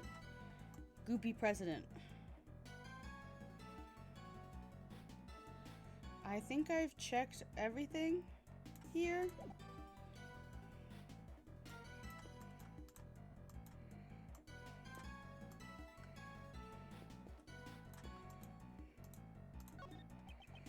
A flower bed. According to the data, this facility had 3 gardens. And each of these gardens contained 3 flower beds. Okay. The way these flower beds are lined up. Have I seen this arrangement somewhere before? Since it was during the winter, there were no flowers in bloom. What a shame. What's this yellow flower? Huh? Why is there a single flower here? That is a lion lily. It's a very rare type of lily. Did you say lion lily? That's the flower Miss Courtney gave to the president. What's it doing here? Could it be just a coincidence? No. If I recall, the lion lily originates from Asia. In the language of flowers, it means the bond between parents and child. Is the president John's son? Or John's dad? Did Courtney have sex with the president? I never knew you were so familiar with flowers. That much is common sense. You are simply lacking in your studies, Miles Edgeworth. Alright, I can deduce this shit now. I imagine. Yeah, I know that we did. I can't deduce? Rude. Can I logic anything? I mean, 3 footprints in the flower beds could be attached. Oh my god, it is. I really thought that was going to be a bust. Perhaps this is the true nature of the monster's footprints. True nature? Compare the positions of the 3 footprints and the 3 flower beds on the left. Oh, he was digging up flower beds. Oh. Yeah. The exposed areas of dirt match the areas where the flower beds were. Yeah, oh wow. So Blaze dug holes in front of where each of the 3 flower beds used to be. Exactly. Now, why would he do such a thing? I believe we have a piece of evidence that tells us why. Do we?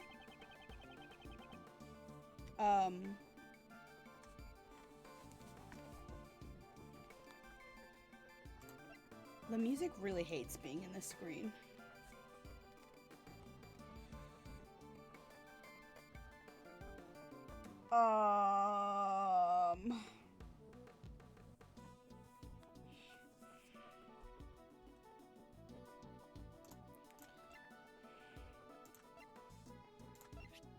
There's a lot of...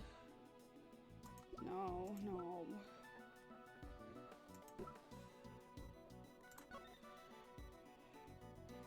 Reverend Karma, Dover. Okay, this is Delia. No clues for Dover's son or Gustavia's son until the day before the incident. Right, their children were missing. Report on Knightley. Not smart to investigate him.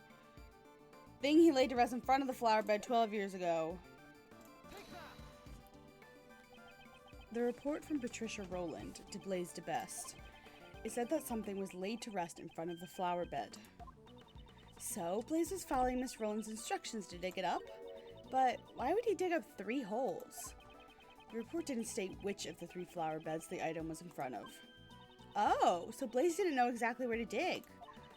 That's why he had to dig up all 3 spots. Most likely, yes. I'm sure Blaze himself was none too happy about that. We went through all that trouble. I wonder what he was trying to dig up. Interesting.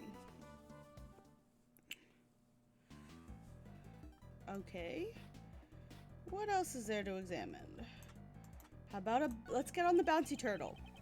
These playground toys are modeled after a hare and a tortoise, like from the fable. The tortoise and the hare competed in a race. In the end, the hare lost. And now, for something completely different, it's time for a K-quiz. Why did the hare lose? There are 3 choices. I already know the answer. The president is dead, yes. He's the one who got crushed by the Mozilla head, and that's the murder we're investigating.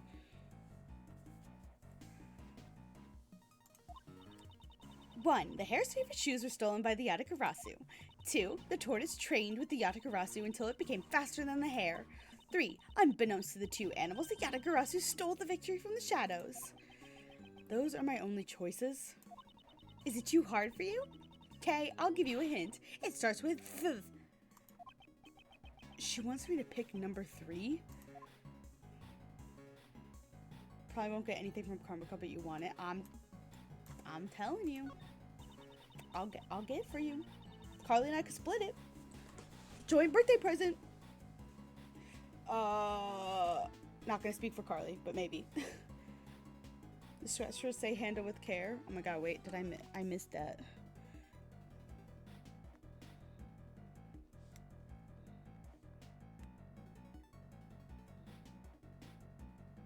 Oh my god, wait, they do. They're so cute. Oh, that was you, Carly, not Nico.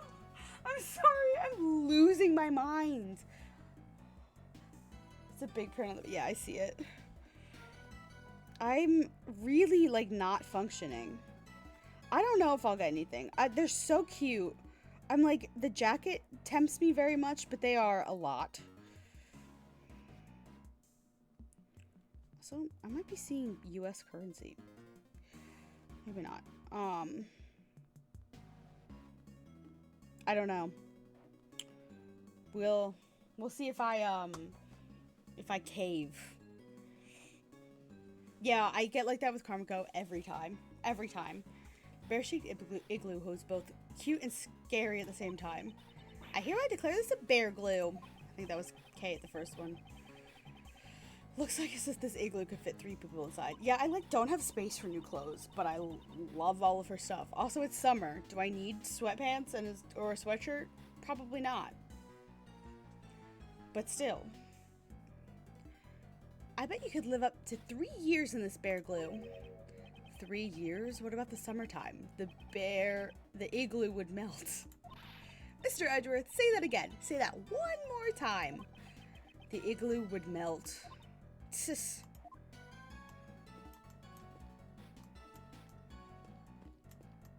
Oh. What's all this crap on the ground? So, the shorts are very nice. I have them in the like orange blossom design, and I do like them. They're very nice to throw on when I need not long pants, but also not like skimpy shorts. I don't know, they're good in between. The pillar appears to be burnt. According to the files, it seems there was a fire on the evening of the incident. A fire? Let's see here. Huh? It says that one of the children of the orphanage spilled kerosene and set it on fire as a prank. I guess that kid had far too much energy. And thanks to that, we can't make out any of the footprints near the main hall. He's 13. This all happened 12 years ago. I don't know. I'm putting together things that probably don't need to be put together.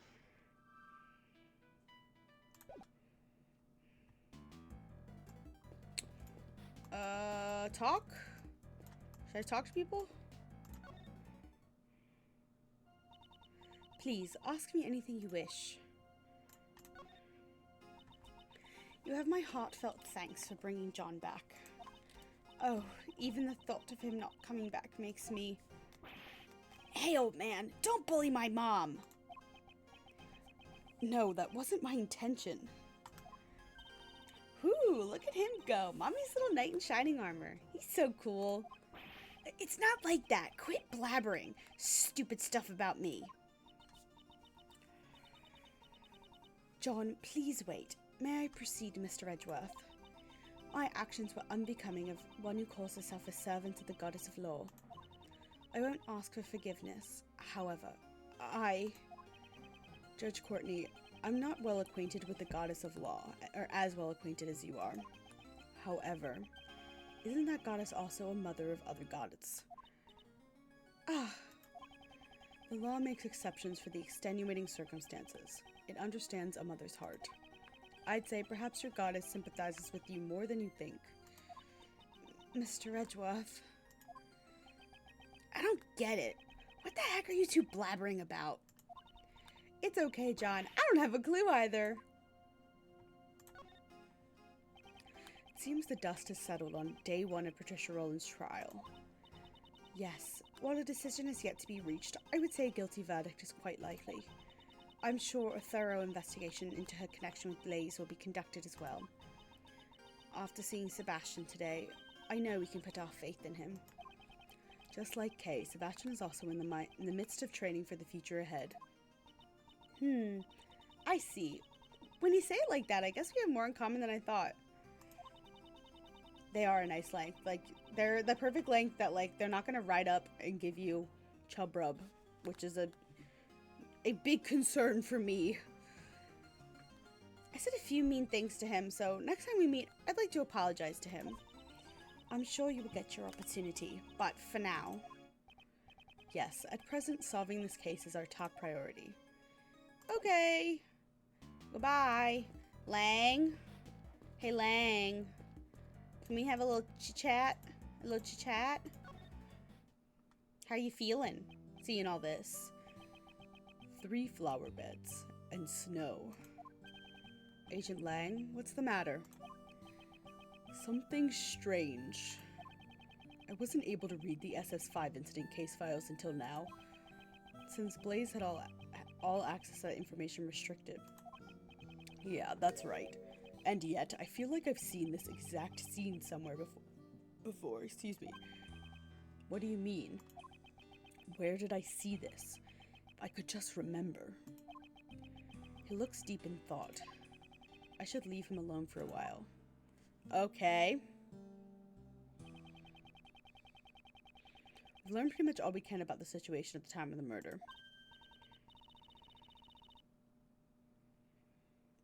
Oh, in that case, is there another scene you'd like to recreate?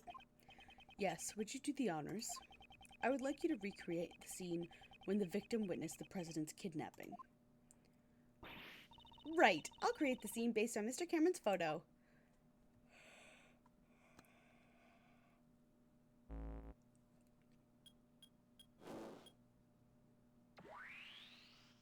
Her little face in her sprite when she does that. Mr. Cameron is standing in the middle of the flower beds. Oh yeah, there's 2. And the president and his kidnapper are standing on the road. My old man based this initial investigation on this man's eyewitness testimony. As a result, it led him to believe that the kidnapping and this facility were related. And that's how he came to suspect the head of the orphanage, Patricia Rowland. Yeah. But in court, Blaze DeBest treated this testimony as if it meant nothing. Why would he do that? Because he saw him, probably. The president and his kidnapper were not standing inside the orphanage grounds. So the connection between the orphanage and the kidnapping was difficult to prove. See the models wearing t-shirt versions of the jackets, and I'm like, okay, but I'd get that. Yeah. Yeah. I like the jackets. I kind of want to get the Stargazer one when it comes back in stock. Me too. I agree, Carly. I see. Well, it's not like they were seen inside the orphanage, after all.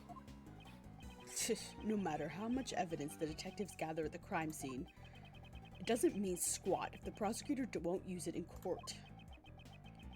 Blaze DeBest had some kind of connection with Patricia Rowland. I figured they had some kind of deal going on. In other words, you think that Blaze was one of the kidnappers? Yeah. Thanks, Carly. You would too. I also like that it's oversized. Like, just I like everything a little bit oversized, to be honest. However, your father was convinced that Patricia Rowland was the culprit. Your father was a highly capable investigator, I presume. Might he have had some other basis for his conclusion? Oh my god, the yawning! Yeah, I figure he did, but I have no idea what it was. My old man never really talked about this case. Agent Lang's father, Dai Long Lang, President Huang's most trusted confidant. The truth he discovered was suppressed by Blaise de Best. First, we must find that hidden truth. Oh, was this up here during the last one too? I never noticed that. I don't know if it's a sensory thing, but snug clothes make you feel super claustrophobic. Me too. Like, I was just wearing a t-shirt earlier today that was a little bit tight, like in the arms and the armpit, and I had to take it off like halfway through the day because it was making me extra warm and like just like uncomfortable. Like I need loose. I need space in the sleeves and the pits. All right. The binder took a lot of getting used to. I could imagine.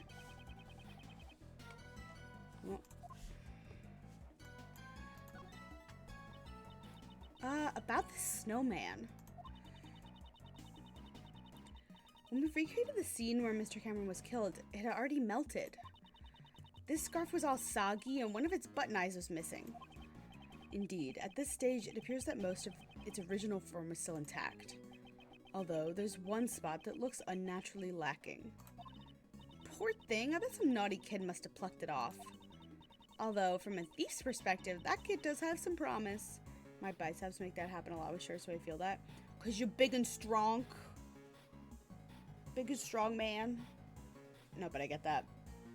I got flabby arms.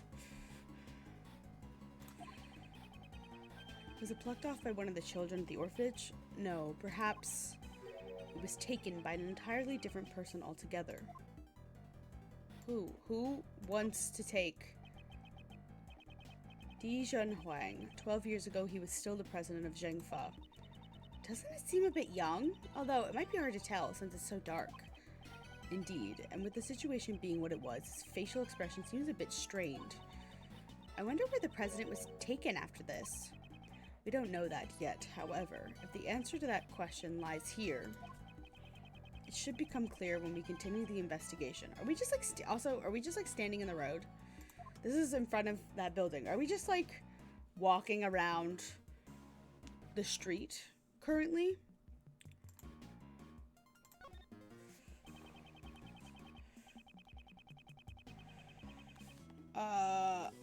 It's the president's kidnapper. Let's try drawing out whatever we can from their appearance. Right, I got it. Their appearance. Their appearance. First things first, the kidnapper threatens the president with a gun. Look at how they're holding the gun. It's like they're trying to show it off. Totally not cool. Oh yes, both of you, buff, handsome men. Hit the nail on the head, Carly. Cody and Nico.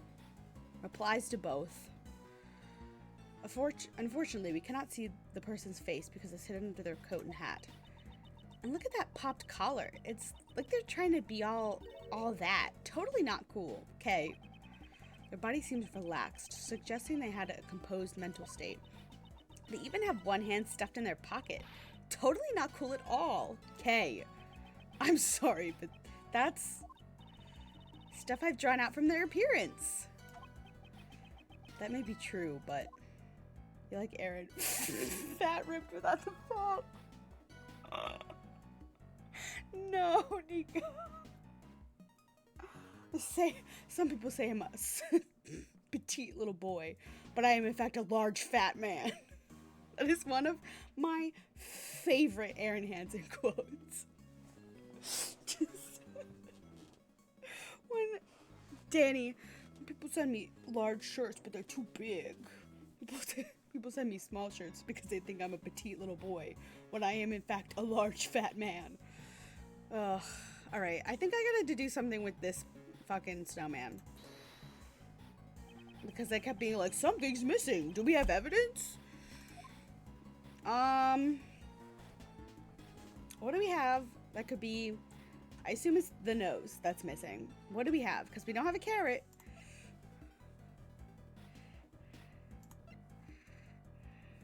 Sleep medicine? Some flowers? A button? I just want to, like, look at this picture. This also looks like a handprint, but I don't think it is. I think it's just a shadow. I don't know, maybe he's got a button nose.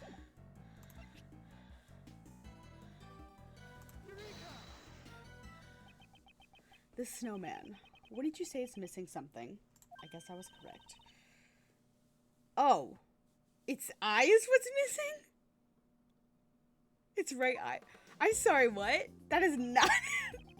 not at all what I thought was happening there. What's more, that missing eye happens to be in our possession. The button that Mr. Cameron was holding on to. It's got the exact same design as a snowman's left eye. Does it? Hold on. Am I just stupid?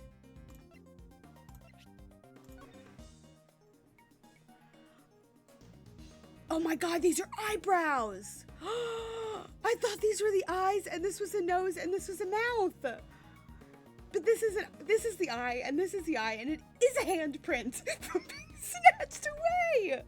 These are eyebrows! Who puts eyebrows on a snowman?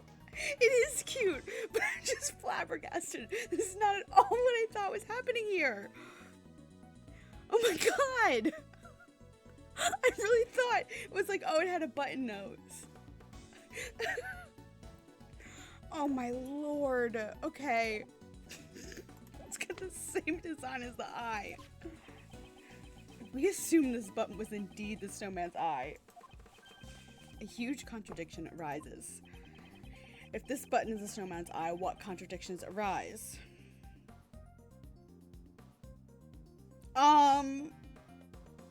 The location of the victim? Because if he grabbed it while he was dying, it would have to be here. But he's there. The victim was holding onto the button. Furthermore, the button was stained with blood. In other words, he grabbed the button after he was attacked. For example, if we were to picture it in this way, after being struck in the back of the head, Mr. Cameron lost his balance. As he was falling, he reached out his hand toward the nearby snowman. However, it could not support his weight, and he collapsed while still grabbing the button. Huh?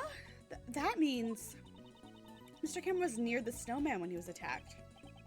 Indeed, at the very least, he must have been within arm's reach. However, it's quite clear he would not have been able to reach it from his current position. But Mr. Cameron's footprints only lead toward the flower bed. Can we be certain that those footprints really are Mr. Cameron's? It seems we'll need to investigate them one more time. Understood. I'll recreate the time the body was discovered scene one more time. Okay, but I didn't get to investigate this. These footprints should match up with Mr. Cameron's shoes, right? Let's inspect them again. These footprints, are they really Mr. Cameron's? They're from size 11 shoes, and these huge footprints match up with Mr. Cameron's shoes. No matter how you look at it, they're moving steadily toward the center of the flower beds. But when Mr. Cameron was attacked, he grabbed the button from the snowman. Even with a great thief's peak conditioning, your arms just can't stretch that far. Let alone an ordinary civilian, it'd be completely impossible. The footprints come from the shoes worn by the victim, just as the case files say. However, does this mean Mr. Cameron was the owner of these shoes? We should re-examine Mr. Cameron's shoes. Okay.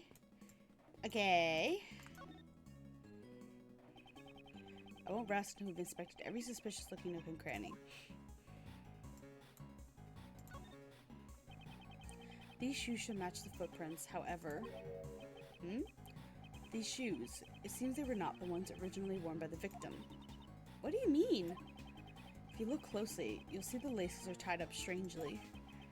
And the size doesn't seem to fit quite right either. Victim shoes data jotted down. Alright. That would mean these huge footprints leading up to the victim's feet were most likely made by someone other than the victim. So then, the footprints leading to and from the victim's head must be Mr. Cameron's. No, that's not necessarily. No, not necessarily. Oh my god.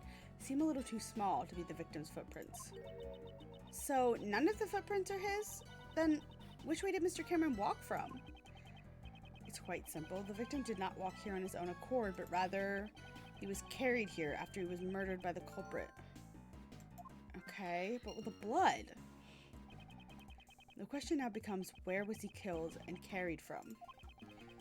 Perhaps it was near the snowman after all. Okay. Now what?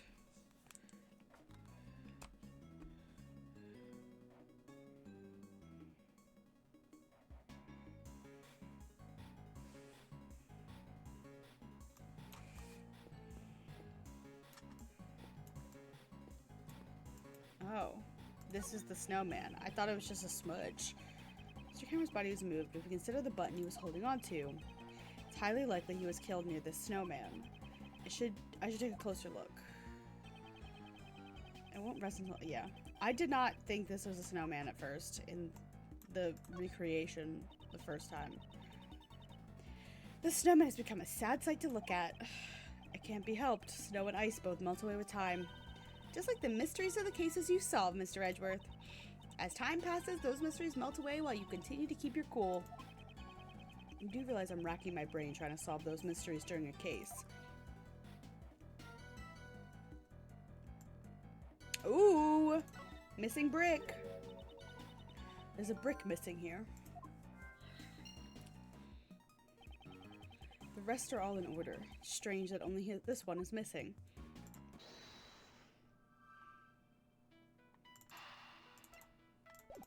Oh my god, I didn't want to hit that.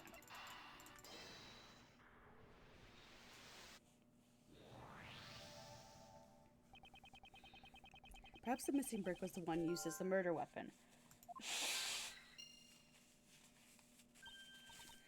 Yeah, it seems to be just the right size to fit in that gap perfectly.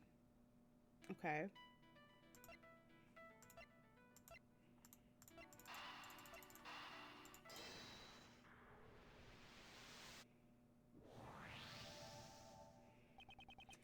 As I thought, it seems the murder actually occurred near the snowman.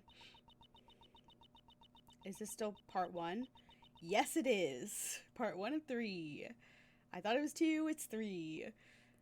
But the button Mr. Cameron was holding and the murder weapon came from there. This is going to be a long stream, folks.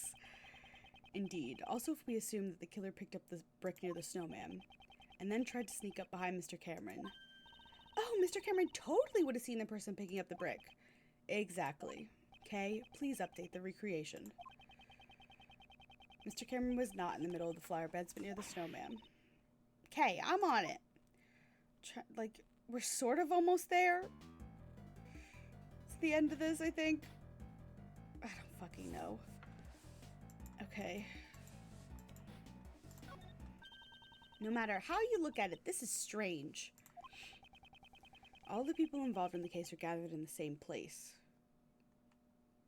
Yeah, this is not. Did we make a mistake here or something? One piece of evidence this recreation is based on is odd. If I had to choose which piece of evidence is fake, which piece of evidence, I would say the picture.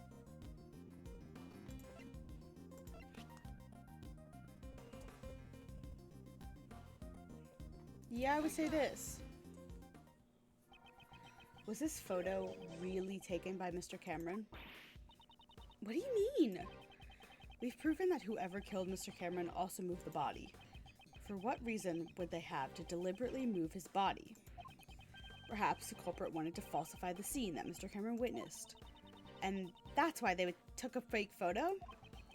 They made the president stand under the streetlight and took a photo with Cameron's camera.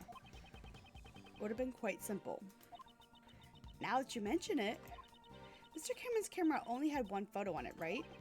Indeed. In all likelihood, the original roll of film had been removed from the camera. and after loading a new roll of film onto the camera, the fake photo was taken. I see. So, this photo must have been taken after Mr. Cameron was killed, right? Okay. Exactly. This was not the scene Mr. Cameron actually witnessed. It's likely this photo is forged evidence. Then, where did Mr. Cameron witness the president and his kidnapper? The photo isn't the only piece of evidence that indicates what Mr. Cameron witnessed. The testimony he left at the answering machine, or on the answering machine. Precisely. We should listen to the recording one more time and confirm what was said. Where else could the president and his kidnapper have been? Oh, Jesus. Oh my God! You're not gonna let me listen to it?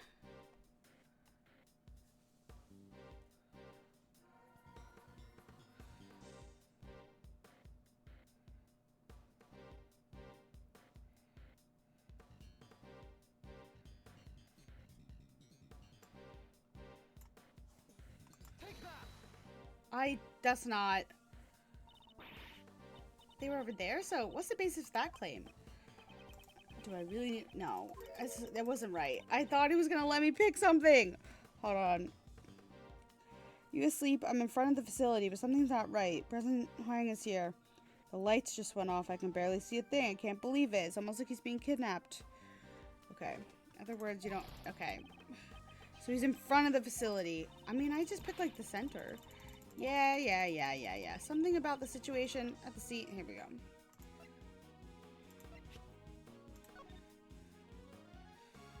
I'm in front of the facility, but something's not right. The lights just went out. Can't believe it. Okay. I don't know.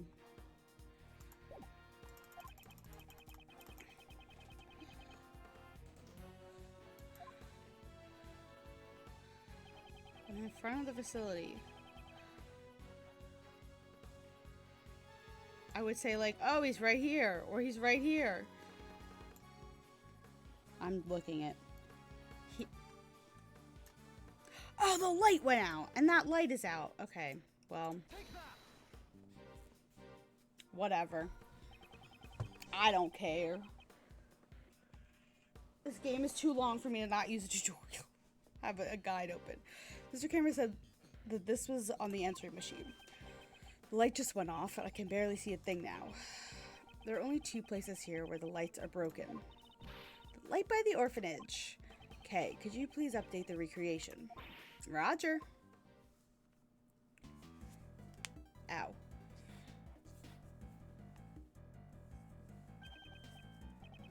This is, so the kidnapper was near the orphanage. How much your two mugs are?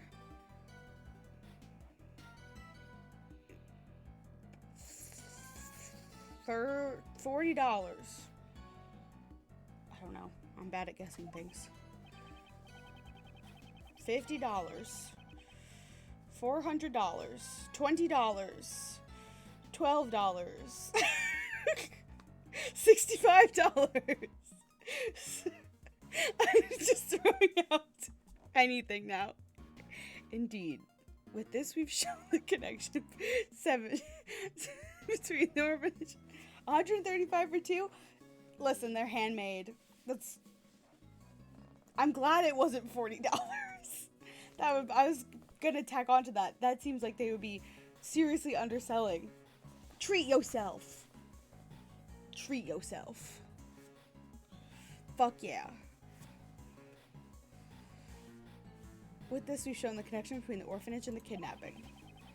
So that's why they moved the body and took a fake photo to create false testimony, in order to remove any suspicion toward the orphanage in court. Yes, you're absolutely correct, Nico. That is the price that she should be charging. I decided between two and fuck it and buy both. Fuck yeah. Absolutely. Yeah. I just bought 2 pins from the Mabimbam site. McElroy merch, I mean. But I also, like, I've been buying so much crap, like, recently. I've been trying to, but, like, I've been buying a bunch of crap for this wedding. I've been buying crap for vacation. I've been buying crap for Disney. I got, like, so much stuff. I gotta chill. With this, the state of the recreation has changed completely. The time the body was discovered scene has probably been greatly impacted as a result. And let's go check it out right away. Preparations are ready. Since the state of the recreation has changed once again, I should press the Y button and select Change Recreation. Let's give it a try. Okay, thank God there's a button here. October? Yeah, October.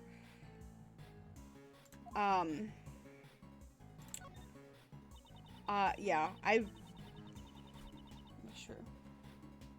Okay, Maya isn't here. I'm making little, like, goodie bags, for my friends of, like, fun stuff. I just bought some stuff today. That's all I'll say. I can send you guys pictures of all the crap I've collected later. But it's like a thanks for coming to Disney with me. Like, here's some fun stuff. I'll send you guys pictures later of just the things that I've collected. I gotta find a little, like, something to actually put them in, but so when I create this, I don't, yes, Kay, please change it. Recreated the scene. Okay. Originally, Mr. Cameron's body was here. In order to be consistent with the fake photo, he was moved to the center of the flower beds. Then, the footprints going back and forth from the body, could they be? Indeed, there's only one possibility at the moment. These footprints were probably left when the body was moved to the flower bed. Okay. I won't rest until I've inspected every... yeah. The blood splatter above the snow. There certainly was a substantial amount. It's almost as if the murder was actually committed here.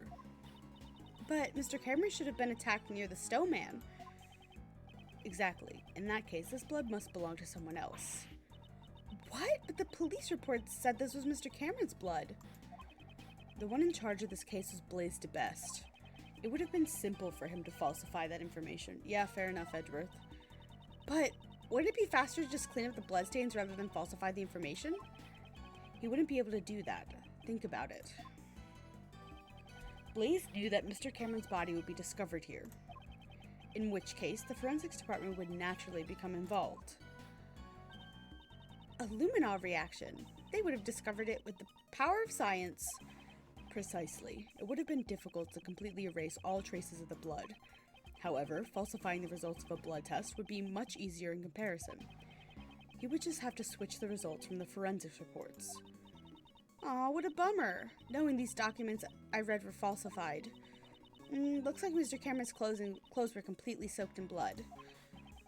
If the blood scattered here got onto Cameron's clothes, that would mean at the time the bloodstains here had not dried yet. I see. So then this certain somebody's blood was splattered here just a short while before Mr. Cameron was murdered. Indeed, that's exactly right. However, if that's the case, wouldn't a new contradiction arise in this recreation? Okay.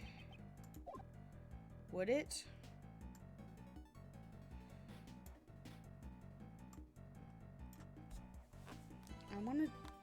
I very badly wanted to deduce.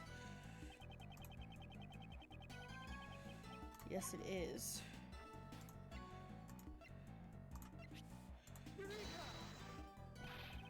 Ah, fuck. Okay.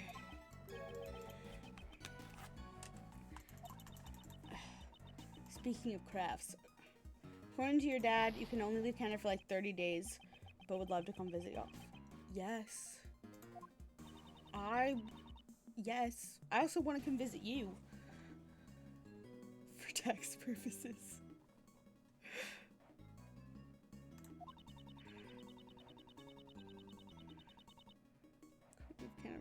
I mean, 30 days would be a long vacation. Have y'all ever seen Howl's Moving Castle? Nico, are you asking me if I've seen Howl's Moving Castle? My obsession with Howl's Moving Castle? I love his little cow plushie. They're so cute. You can leave more than 30 days, but tax will be upcharged. Oh, interesting. Nico, spelling my name wrong. 30 days over 30 days over a whole dang year. I gotcha. Garlic. Just call me Garlic.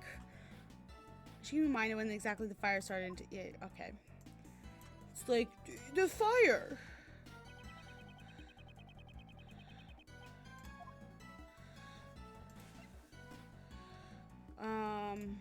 Fire. Did you get a cow put? Boo-hoo, a booby. I'm so confused what's happening. What did you, wait, what was speaking of crafts? What is the cow plushie? I'm so confused, Nico. I'm so confused. Did I miss something? I'm losing my goddamn mind. Huh? You mean this bloodstain?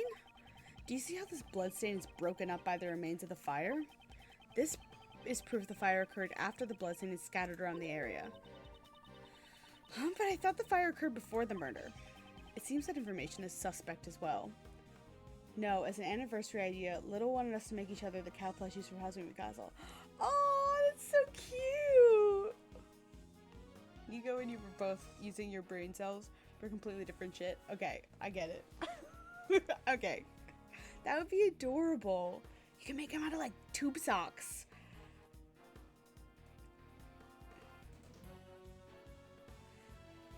You could use socks and like stuff them and so. Anyway. Boohoo a booby do your spelling errors. Okay, I got you.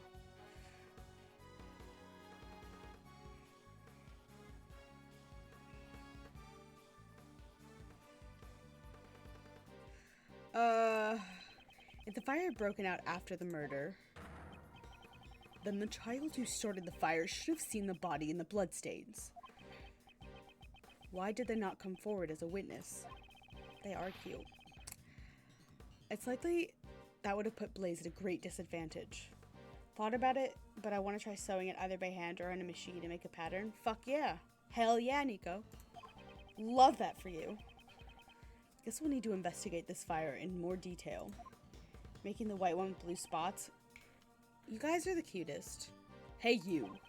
Yes, sir. There should be some records of the fire in the police department under a different case file. I want you to bring me every last investigation report about the fire. She wanted it because it has eyelashes. Understandable. Understood, Shifu. Oh, and one more thing. What is it, sir? Oh, God. Punching my phone into my computer. Contact the House of Lang Zhenfa. There should be evidence from this case in my old man's room. What do you mean? I just remembered. Why I recognized this scene. A long time ago I saw a picture in my old man's room. It was a drawing resembling this scene. What did you say? However, I think it looked like something a child drew. A child? Then the artist may have been the culprit behind the fire. It should still be somewhere in my old man's room. Have them send it over here. Understood, sir.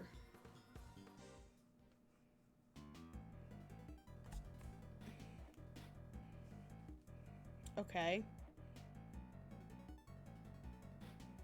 Now what? What does it want me to search?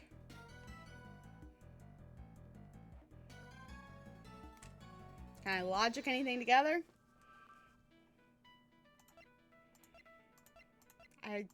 These seem connected, but not in the logic way. What did I miss?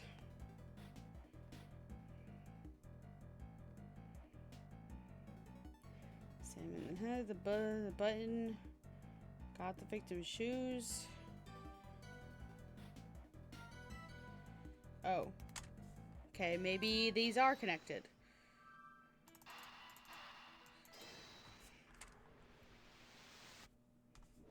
Okay.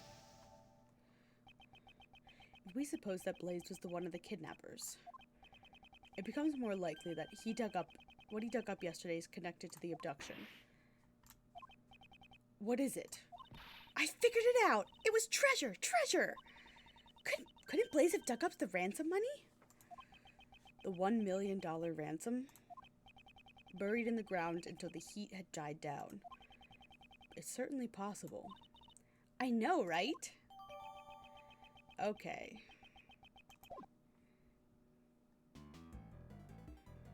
Okay, there we go.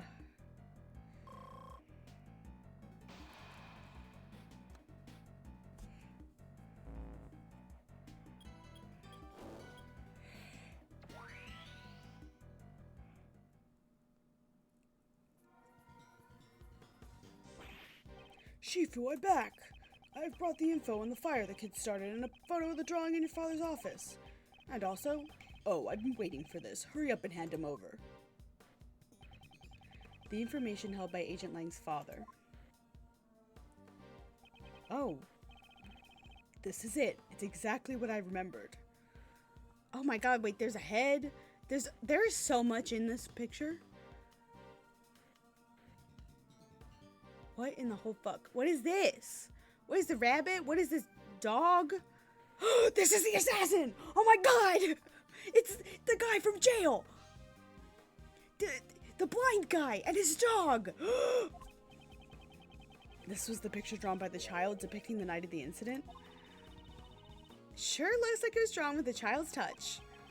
As I thought, the one who drew this is most likely the child who started the fire. It's Dogen! That's his name! Shifu! What now? Sorry, but it's gonna have to wait. Hey, Mr. Prosecutor. Why do you think my old man had this? Perhaps he obtained it during the course of his investigation into the incident. He did escape jail. They did tell us that before, but this is the photo from the 12 years ago, so I guess he wasn't in jail yet. Although I don't know why he would have concealed it. Agent Lang, might I be able to see the details of the fire? Yeah, sure. Allow me to read it post-haste. The boy who started the fire snuck out of bed on the night of the incident. Seems this boy went missing several days later. What? Don't tell me he witnessed something he shouldn't have. That's horrible. He was only a child after all. Is it one of the kids of the competition guys who went missing? Hi, Chris. Well, I'd hate for that to be the case. We can't rule out the possibility entirely. Huh? Apparently, the boy left some stuff behind at the orphanage. Oh, no. It was taken as evidence. Okay, he was an orphanage kid. What's this? What's that doing here? Oh my god, it's for the stuffed animal! Holy shit! Mr. Prosecutor, do you recognize this? Yes. I know one piece of evidence that's related to it. It's the fucking stuffed animal. Oh my god, it's all coming together. Did the president steal it from this orphan? I don't know what it's doing here. But isn't that the missing horn from this Muzilla doll? No way. You mean this came off the president's... You know of it? Yeah, I've noticed the president kept it close by as a decoration. We're on the same wavelength, Carly. I always thought it was strange how one of the horns was missing. If you twist the horn, this doll will play back any previously recorded audio. So, we put the missing horn back in place, we might be able to hear a different recording. Indeed, it is possible. The doll is currently on the 51st floor of the Grand Tower. Hey you heard that, right? Yes sir, I'll be right back. He had something to tell us, and Lang kept cutting him off. Shifu, I got it, the Mighty Muzilla doll. Well done, give it to the prosecutor over there. We insert the horn found at the orphanage into the doll. It's a perfect fit! Well, can you hear anything? Mr. Huang, it's Amy. It's been a while. I saw the news that you would be coming to this country. I was really nervous about doing this, but I decided to send you a message. Please stop the playback. Judge Courtney? What's wrong? Stop it now! It's a boy. Your son. He's just been born. I'm sorry. That's all I wanted to tell you. His name is John. John Mark. It's a fine name for him, don't you think? Courtney, is your name actually Amy? Honey? Marsh. Did she say John? I knew it. She fucked the president. I fucking knew it. I'll be waiting in the courtyard of the orphanage at midnight on February 9th. Even if it's just once, I want John to be able to meet you. Oh wait, maybe she adopted John. Sorry if I'm being selfish, but I'll be waiting. Maybe she adopted John?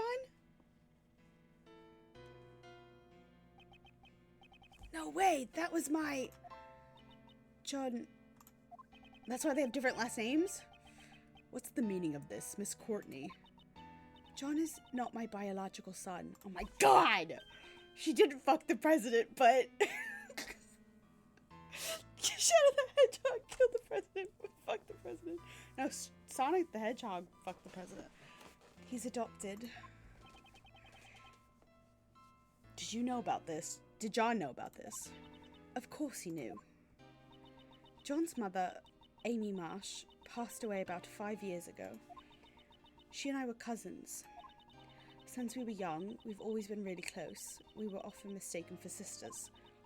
That's why, when she passed away, I thought it was only not natural that I look after John.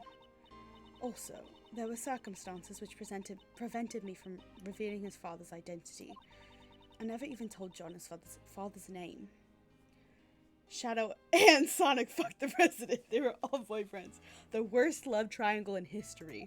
The worst polyamorous relationship in history. And now it's all been revealed thanks to the recording on that doll. Did John's mother send the doll to the president? Hey, John, was he, the president, really my dad? Yes, he was. Before you were born, Amy worked as a diplomat in Jingfa. A diplomat? So that must be how she became acquainted with President Huang. Hang on, didn't you tell me she worked at the orphanage? Yes, after returning to this country, Amy left her job as a diplomat. She always had great passion for charity work, so she began working at the orphanage. Hey, Miss Courtney. So this Amy girl, she called the president there herself, but she never showed up at the scene of the SS5 incident. What's with that? Amy couldn't make it. Apparently, someone had been following her the whole night. Perhaps it was Blaze. Can't say for certain, but it's possible that it was his doing. After that, Amy never got another chance to see the president again. So, she died 5 years ago. This conversation must be painful for John. Oh, right.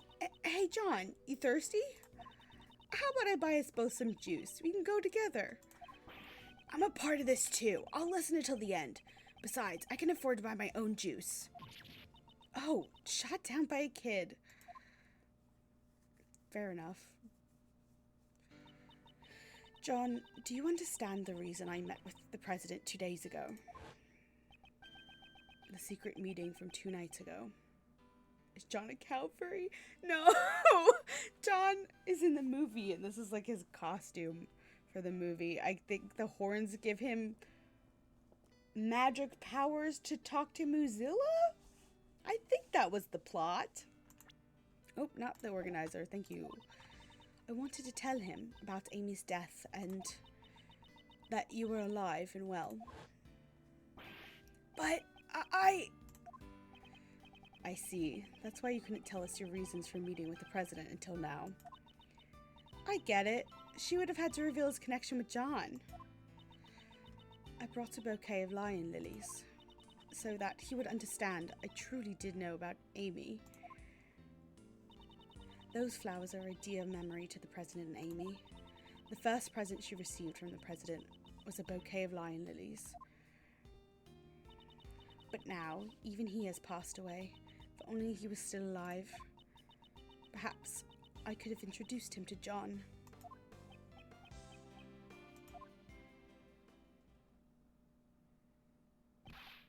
Shifu, I'm sorry to interrupt this atmosphere, but there's something I need to say. Oh, what is it now? Can't this wait? Well, actually, there's one last item that's been delivered here from Zheng Fa. I have it here. The president's will. This shit got it. Oh my god. What? The president's will? My old man received a great number of special medals from the president. Oh yeah, they kept the will. As a token of his trust, the president left his will in the protection of the Lang clan. Oh my god, I forgot about that. Those medals in that will, they were the pride of our clan. Our family treasure, so to speak. The medals I get. Oh god, that's a long scroll. This is Agent Lang. Does that will have something to do with the current case? You bet it does. It says here, I hereby acknowledge John Marsh as my own son. Holy shit! He knew! What? John's name is in the president's will. Are you certain that was written by the president? Yeah, he entrusted it. I did the wrong voice. He entrusted it to the Lang clan before the SS5 incident even took place. They'll have to appraise it back home, but by the name of the Lang clan, this is the real deal. Dijun Huang was the president of an entire nation. The existence of his son would have caused considerable controversy. However, he left behind a will, just in case. This makes it doubly sure. I still can't believe it myself, but there's no room for doubt. John Marsh, you are the son of Dijun Huang, president of Zheng Fa. Okay. I don't know why we have to do this sound effect. John! He ran away? Courtney is not his mom. Courtney's cousin Amy is his biological mother. And she fucked the president. So Courtney's related to someone who fucked the president. 2 progress for John. I mean, that I might run away from that too. Oh my god, finally this part is done. Only took 3 hours.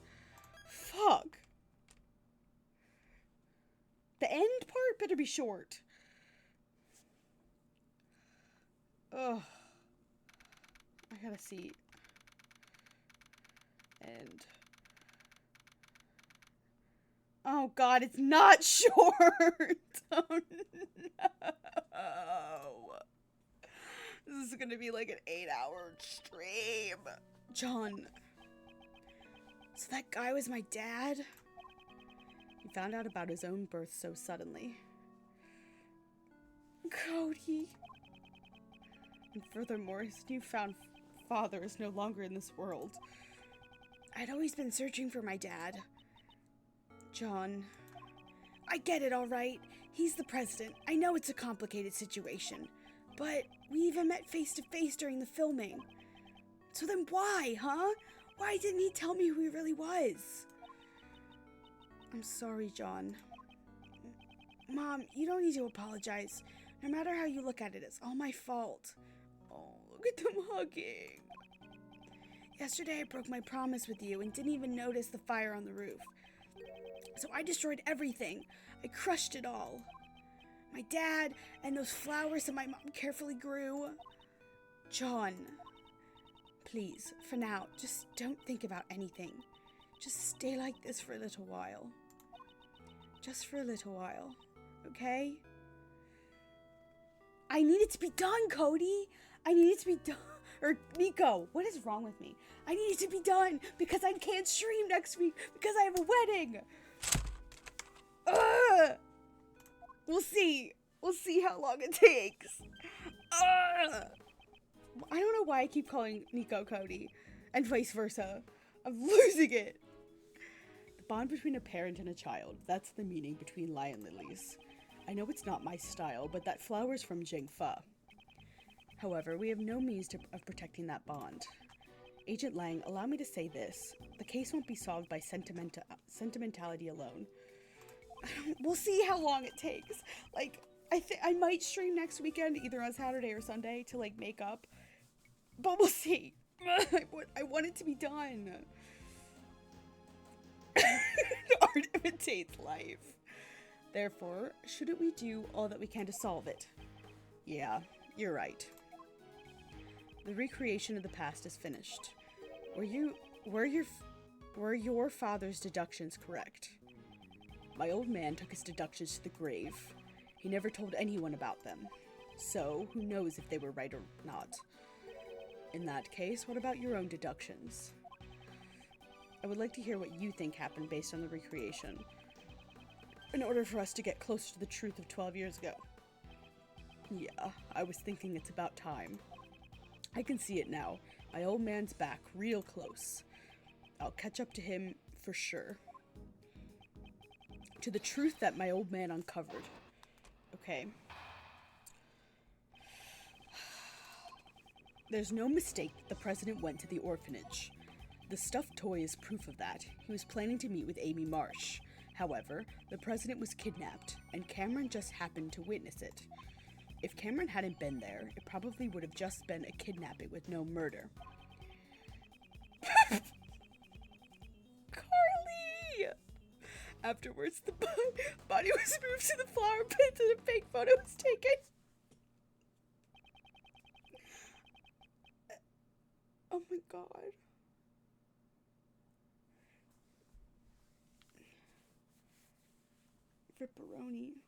Ripperoni pepperoni. Was that what really happened 12 years ago? You had a drink? Fuck yeah. I'm proud of you, Carly. I'm so glad you're drinking for me. However, there's one thing I still don't get. Something you don't get. It's this. Why did they need to take a fake photo? Why would they go through all that trouble and even make the president take part in the photo? That's true. The president was in on it. However, the answer to that riddle must lie somewhere within. Once we get past the layers upon layers of deductions, we shall surely reach it. Yeah, that's right. I'd like to hear your deductions as well. Alright. No mistake, the president went to the orphanage. Stuffed toys proof of that. He's planning to meet with Amy Marsh. The president was kidnapped, and Cameron just happened to witness it. If Cameron hadn't been there, it probably would have just been a kidnapping with no murder.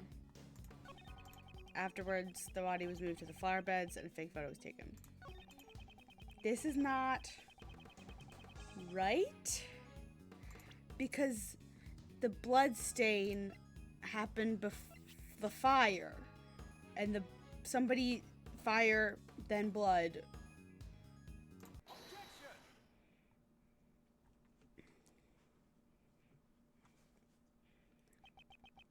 If the eyewitness Cameron had not been there, no murder would have taken place. Is that really the case? The criminal's goal was only to kidnap the president. If there were no witnesses, there would have been no need to commit murder, right? And what if Cameron wasn't the only one who was murdered? There was a large bloodstain near the flower beds. However, Cameron was murdered near the snowman. Ergo, this bloodstain could not have belonged to Cameron. Someone else's blood was spilled, and quite a vast amount at that. Hey, Mr. Prosecutor. Do you have any idea what you're saying? I do. It's hard to believe. However, that is what the evidence indicates. Maybe they killed the president 12 years ago, and then this has been a body double the whole time, and now the body double is dead. And that's why he was different. On that night 12 years ago, there were 2 murders. Are you saying the other murder was covered up? Who? Just who the heck could have been killed? The president! The actual president! A murder was clearly concealed. All traces of it were erased, and the incident itself was completely deleted from the case files. However, there's one piece of evidence that still remains intact after 12 years. This piece of evidence shows that something happened that night. The kid's drawing, right? Yeah. The other murder incident was buried in the dark by Blaise DeBest. However, there's still one piece of evidence that remains. Agent Lang, it survived by your father's hand. My old man, you say? Please recall. There was one more thing that was hidden along with the traces of the murder. And that is the existence of the boy who caused the fire. Why did Blaise make the boy disappear? It's because he saw something that he wasn't supposed to see. What was the thing he wasn't supposed to see? Everything is drawn in this picture. The drawing of my old man had. The person drawn on the right is most likely the president. The Muzilla doll is also drawn near him. And the person standing opposite him is... Where's Dogen? This motherfucker. A man with a knife and a large black dog. He's none other than Sirhan Dogen. What? The assassin? Why would an assassin appear before a president? The answer is clear. Indeed, what occurred that night on the orphanage grounds 12 years ago was not a kidnapping. It was a presidential assassination. I knew it! I'm so excited! Then Miss Rowland and Mr. DeBlaze were... Yes, the two were likely partners in crime. And one furnished the orphanage to use as a scene of the incident, and the other covered up the young boy's testimony. It's likely that Mr. Cameron was murdered because he witnessed the assassination itself. After all, the kidnapping never actually happened. Stop messing around. You're saying that the president was assassinated 12 years ago. We just found his body today. He's been alive up until now. That's right. I mean, we met him ourselves. If the president was assassinated 12 years ago and the president's body was found today, that would imply that there were two presidents. Yeah, and that can't be right. Are you sure about that? There is the possibility that there were two presidents. That's right. Up until now, I've been getting a strange feeling from the president. Yup, I knew it the whole time! It was a body double! I still respect the man. Zhengfa is a small country, but he carried the nation with his strength. And he, fired all the police right after this happened, because they would have been able to tell it wasn't him! The image President Huang and Agent Lang described. You are wrong. He reveals his true form. Differs far too greatly from the President Huang we knew. It's as if there were two entirely different people! If there were, in fact, two Zhengfa presidents. No, the original president is dead too, Cody! Or Nico! What is wrong with me? This is the 5th time I've done that! Exactly how a scenario that would make the existence of two presidents possible. One of them was a body double. Right? I mean, he could have a twin brother too, but it's a body double. Oh my god! If we assume that one of them was a body double, wouldn't it be possible then? I've lost the voices. One of them speaks in riddles, one of them speaks in rhyme, but who? A body double. President Huang possessed immense power and authority in Zhengfa. I'm sure that there were those who envied his position and made attempts on his life. Yes, just as he was attacked a few days ago at Gourd Lake. It's true, there were those who sought Huang's life from time to time, but I can't easily believe there were two presidents. At least, not without any evidence. Do I have evidence that proves there were two presidents? Do I? That's the IS-7 incident.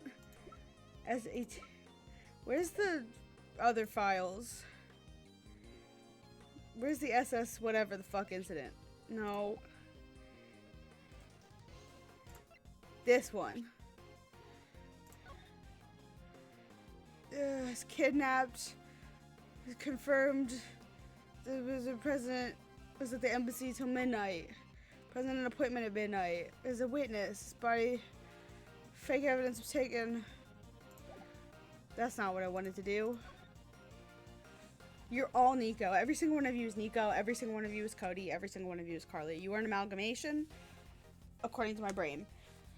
12 years ago, they ransomed. Lang confirmed. Oh.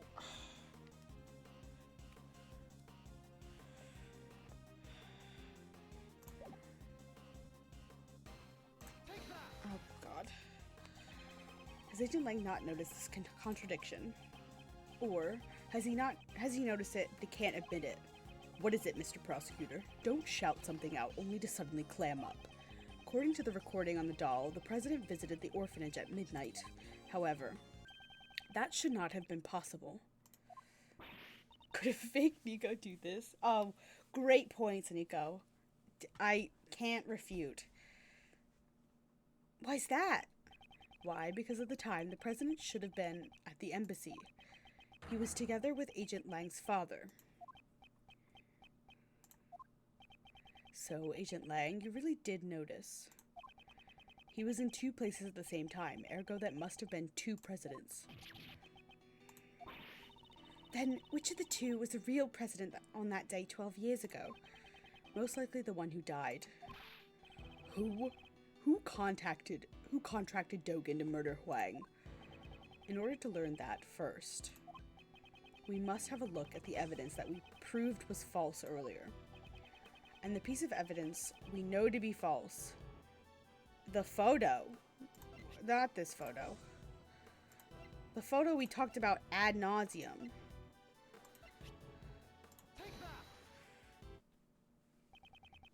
Dang. I just re-upped my sub to you, but like while you were offline. The photo was taken with Cameron's camera. It was taken after he was murdered. He was murdered because he witnessed the presidential assassination. In other words, the photo must have been taken following the assassination. Given that, who is the president pictured in the fake photo? We must consider him to be the body double. In other words, the body double had the real president murdered and then took his place. Patricia Rowland and Blaze must have cooperated in that plan. Hold it. Huang's body was never found. Just where could it have disappeared to? The flower beds. The answer to that is already quite apparent. This is where the real president's body was. The flower beds? And he's digging them up. The footprints. They buried him under there. Last night there was something Blaze had to unearth with his own two hands. That item was not the ransom. It was something far more important. So Blaze unburied the real president's body. The possibility is quite high. So the skeletal remains of the president, basically. What'd you say? The bones from the body buried 12 years ago would still have remained. According to Mr. Powers, construction was to begin soon at this lot. Oh my god, yeah. That was the deadline. Both for the movie and retrieval of the body. Because they would have found the body when they started the construction. Agent Lang, let us search the footprints that Blaze dug up. Yeah. If the body was buried there, there'd be traces of it. Hey, somebody call forensics. I have results of the search. We found traces in the dirt that suggest a body was buried here.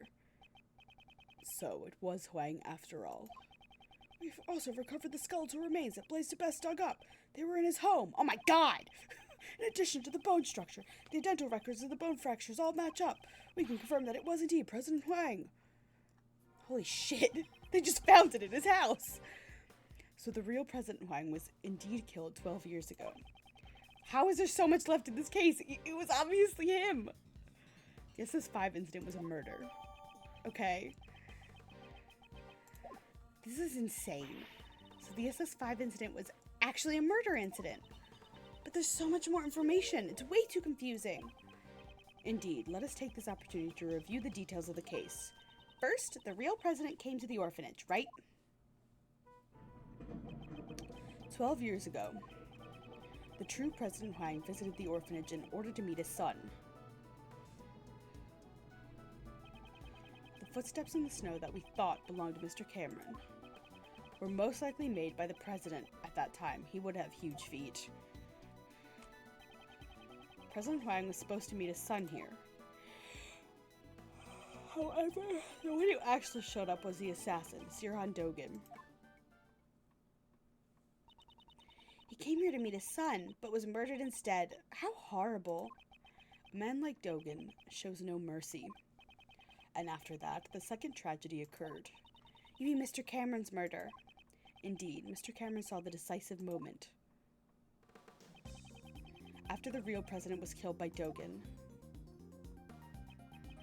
his body was carried to the rear courtyard by the team of kidnappers. Mr. Cameron must have witnessed that moment from the orphanage entrance. although he himself believed that he had actually witnessed a kidnapping.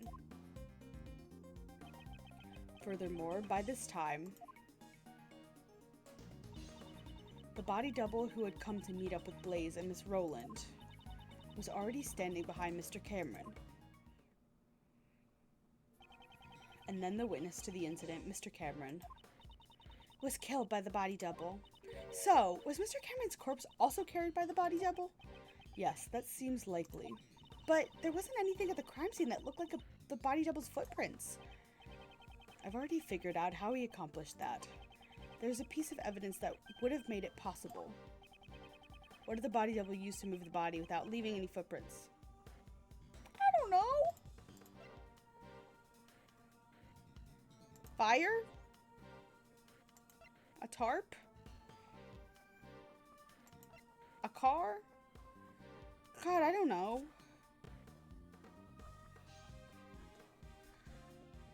Okay, I'm gonna think about this logically. No. Probably not. No.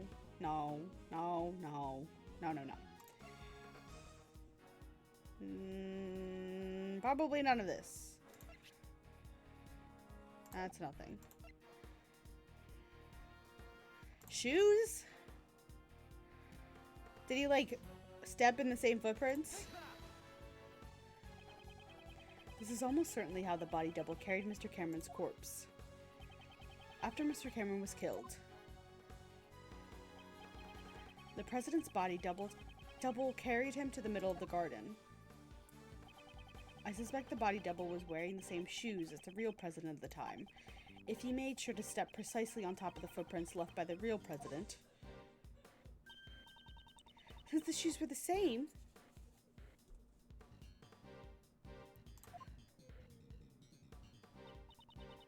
there would only be one set of footprints left behind in the snow. I think I got a pretty good grasp on the SS5 incident now. But there's still one thing I don't get. What's that? Why did they need to stage the abduction? Because Mr. Cameron witnessed the incident. He saw the president at the orphanage. He left behind witness testimony on Miss Crane's answering machine. Even Blaze couldn't make that disappear. Ergo, the body double needed a reason for the president to have been at the orphanage. And that's why they prepared the fake kidnapping charade. The police in the fake photo, people in the fake photo are the body double and most likely Patricia Rowland. The person in the coat is Miss Rowland? What makes you say that? The two would have to leave the orphanage in order to take the picture. Just like when he moved the body, the double used the real president's footprints. So the second set of footprints must belong to the person in the coat. Indeed, we originally believed that those footprints belonged to Cameron's killer. They were size 7 footprints, too small for Blaze's feet. Thus, we can presume that the person playing the part of the kidnapper was Patricia Rowland. Hidden in the shadow of the potential kidnapping was a presidential assassination. I see. So that's why my old man... what? The old man must have realized that a murder had taken place. After all, he had the kid's drawing. However, that picture was never presented as evidence. Your father likely took it from a young witness during the investigation and hid it. He had to have known that Huang was dead. But what if he had revealed that back then? Revealed the death of the president, the backbone of Zheng Fa? It would have caused chaos. And that's why my old man took the secret to his grave. He even took the blame for the kidnapping, knowing that it would be the fall of the House of Lang. So this is the truth that Agent Lang's father hid 12 years ago. I really hate how skin tight this suit is, because he looks naked. And now it's all become clear. That's why I got jump scared when I zoomed in on the video. I thought the man was butt naked. Is that really the case, I wonder? Who is this? I assumed it was... Who's there? It's Dogen! That's... It's painted on, it is. Oh my god, this creep. Sirhan Dogen. Oh, I do love his dog. Why are you here? How can you just brazenly show up here? Who do you think you are, pal? I found the conversation most intriguing, and I just, well... Are you feeling nostalgic about an old murder of yours? You're the one who killed Huang. Nostalgia? I think not. You were speaking about the person I am searching for. You're searching for someone. I escaped from prison in order to meet with a young acolyte. The one who wore the red raincoat. There's too many men that I have to do voices for. The red raincoat. Who is this person? I suspect that it's the same person as the mastermind you're searching for.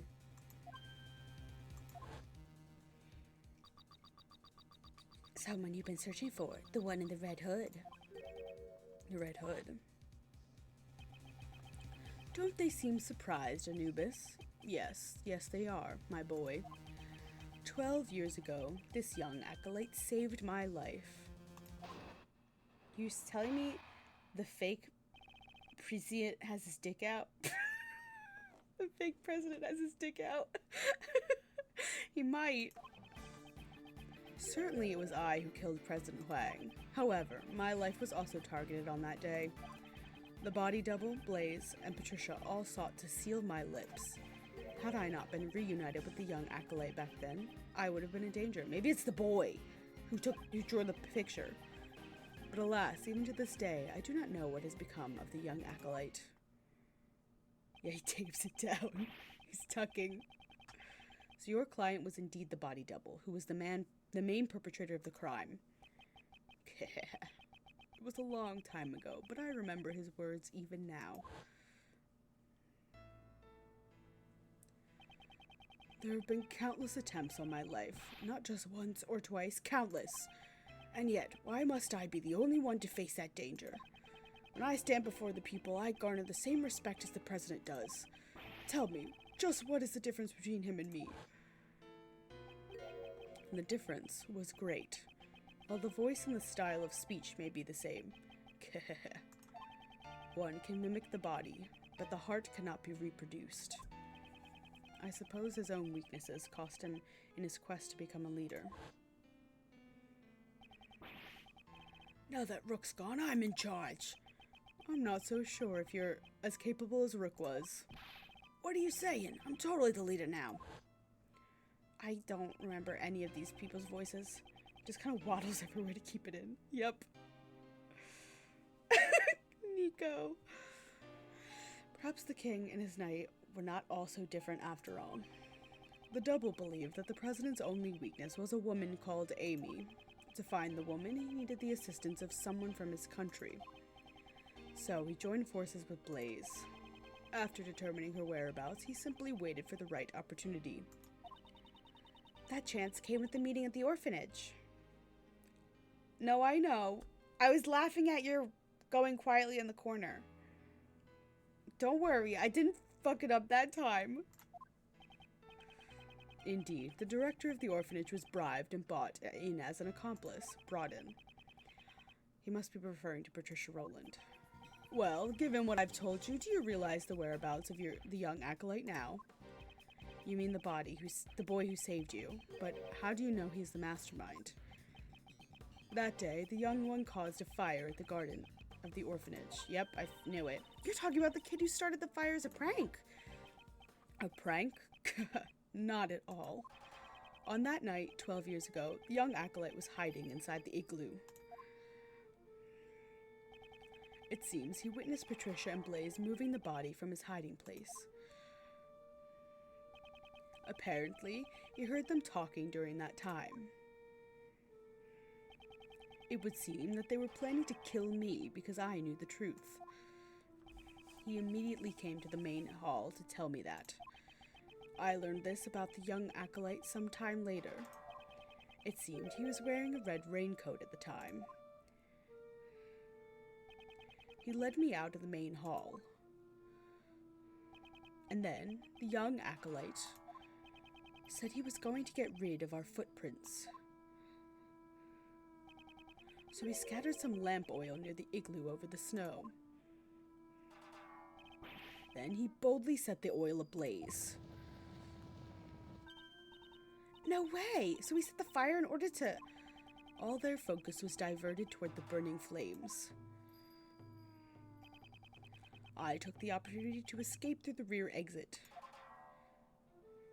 Do we have any person that we have met that could be? It's not Kay. I don't think it's Lotta. No. He's dead. It's not gonna be her. He's not old enough. No. Not Dick. No. I don't think he's old enough either. But also, we know who his dad is. He's not an orphan. No.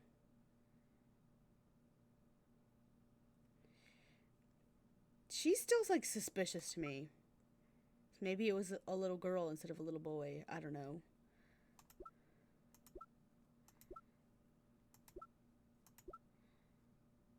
Age dead.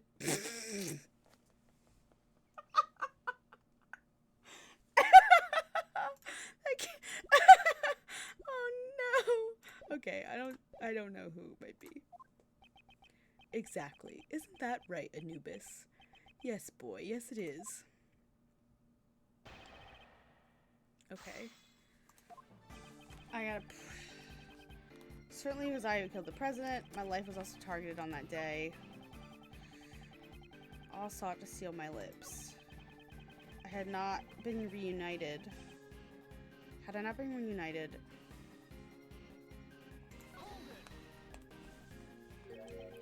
Reunited. So when did you first meet him?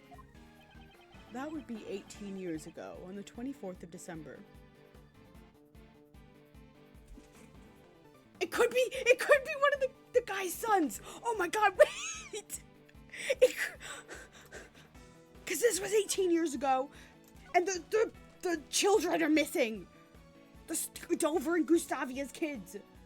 It could be either of them, because Gustavia disowned his son, and Dover died, obviously.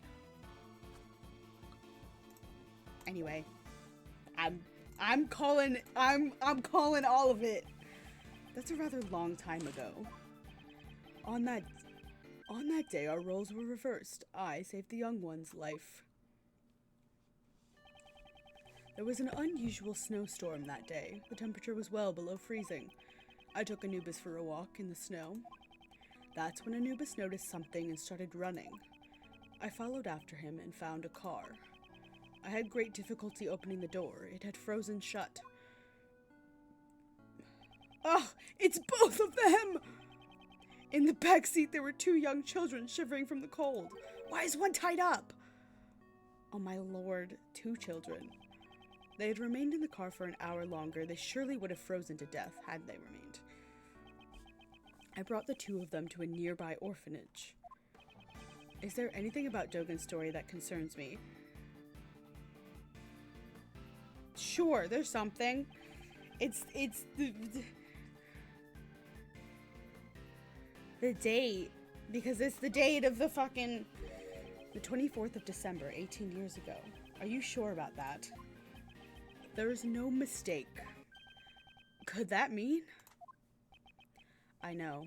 The significance behind that date. What shows the significance of the date? Listen. I'm like just pumped during this. It's all falling into place. That day, a certain incident occurred. A sculptor was murdered. During that incident, 2 young boys went missing. Yep, it's them! The sons of the victim, Isaac Dover, and the culprit, Dane Gustavia. We never did find out where those boys went after the case 18 years ago. I'm gonna scream. Oh, they were the sons of a victim and a culprit. It all makes sense now. What makes sense? One of the youths was bound so that he could not move. Mr. Dover did it so that Mr. Gustavia's son couldn't come to the contest venue. Indeed, Gustavia was using his own son as a taste tester. Oh, right! To think that this That was what transpired. Neither child seemed to recall what had happened. They lost their memories? The acolyte told me this when we were reunited 12 years ago. The pair were placed in an extreme situation, on the verge of freezing to death. That trauma led to them both suffering from amnesia. I don't know that that's how that works, but it's fine. Neither could so much as remember his own name. So they didn't even know that they were the sons of Mr. Dover and Mr. Gustavia. Indeed, while we cannot say it conclusively, the probability is quite high. However, we still don't have enough information to deduce the mastermind's identity. Dogen, would you please continue your story? Very well. Alright. I continued my correspondence with the young acolyte even after entering prison. Recently, that has all come to an abrupt halt, however, left me quite concerned. Was Knightley one of them? Furthermore, those involved in the crime 12 years ago were all drawn into incidents one by one. I grew more and more curious, so I absconded briefly from the prison.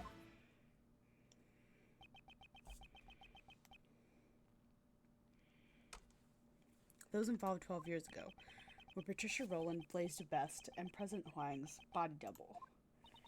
And Miss Rowland was the warden of Mr. Dogen's prison. I blackmailed the warden. That woman had tried to kill me. Perhaps the good prosecutor has already deduced the reason. You murdered President Huang. However, the world still believed he was alive. If you were able to prove the president was a fake, both Patricia Rowland and Blaise DeBest would have been in danger. That is correct. I had heard the proof with my own ears. I'll be waiting in the courtyard of the orphanage at midnight on February 9th. Oh, that's not him. Even if it's just once. I want John to be able to meet you. Oh. Oh, there's the bell. I'll be selfish, but I'll be waiting. Who might you be? My apologies, but I'm presently waiting for someone. I'm well aware of that, President Huang. Are you not meeting with your son? However, I do not spill blood needlessly. You may relax. I seek only the president's life. It can't be. Please wait. I'm just about to meet my son for the first time.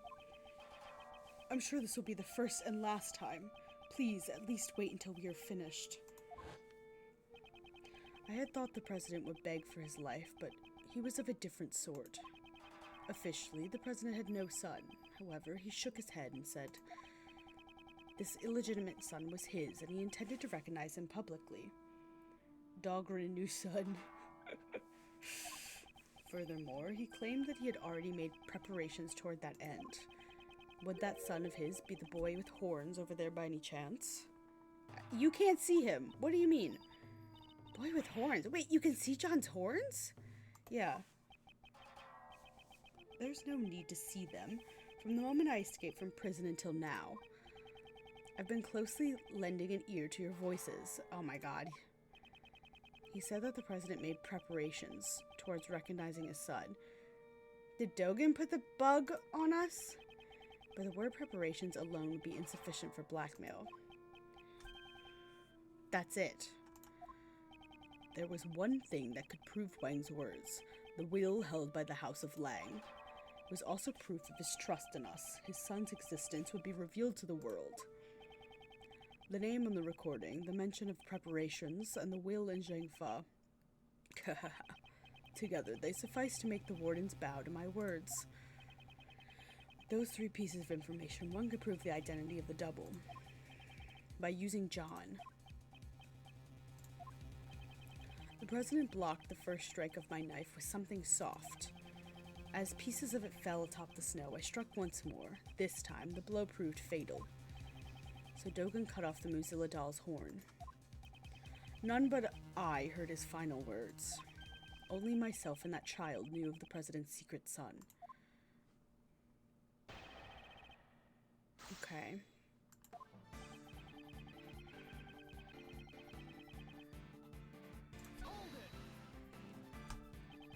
In other words, you contacted him from prison? that is correct. A post office box was used. Sorry, it could be Knightley, because he was corresponding. A post office box would be allow one to send and receive letters without retrieving the recipient's location. I could not use a form of correspondence that would reveal the acolyte's location. There was someone keeping watch over my correspondences, after all. You must mean the prison warden, Patricia Rowland. Could you be more specific about the nature of your correspondences? Well, they were mainly moves from my correspondence chess matches I knew! Correspondence chess? If I recall the person you were playing against. This might be hard to believe, but Dogen's chess opponent was.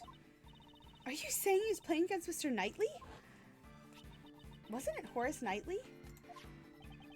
We certainly found the correspondence chess memo in Knightley's cell. Knightley's probably the bald kid.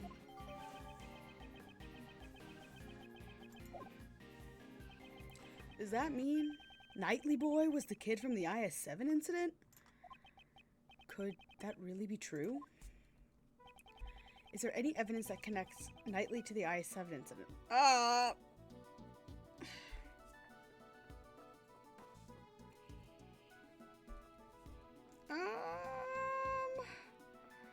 don't even remember what is happening. Knightley is dead. Knightley died in the second case. But Knightley and Dogen were corresponding in jail. They had the chess correspondence. So Knightley was probably one of the kids, but there was a second kid. So the second kid is probably the other acolyte. Where's our shit from Knightley? It's probably this, because we have his crap. Do I know exactly what these would be? No, but this is all that Knightley left behind. Could there be a clue hidden within?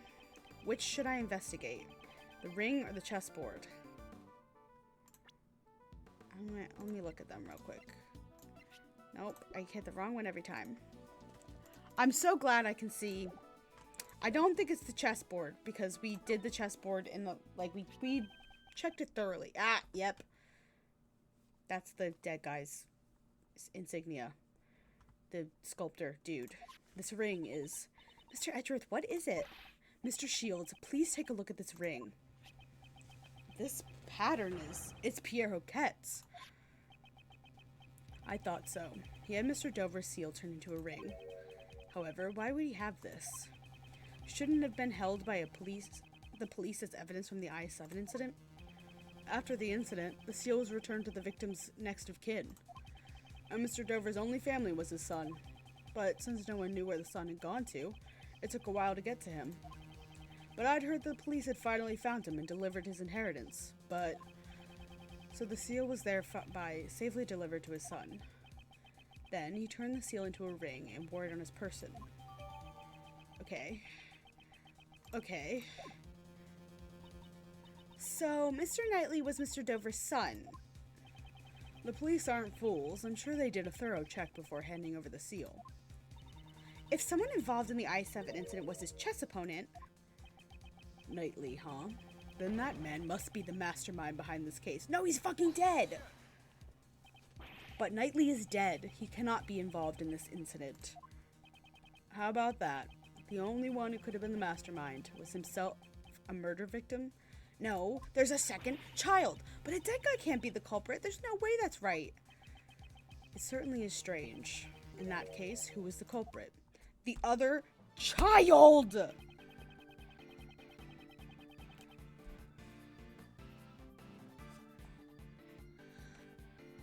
Recently, that has all come to a halt. However, it's left me quite concerned.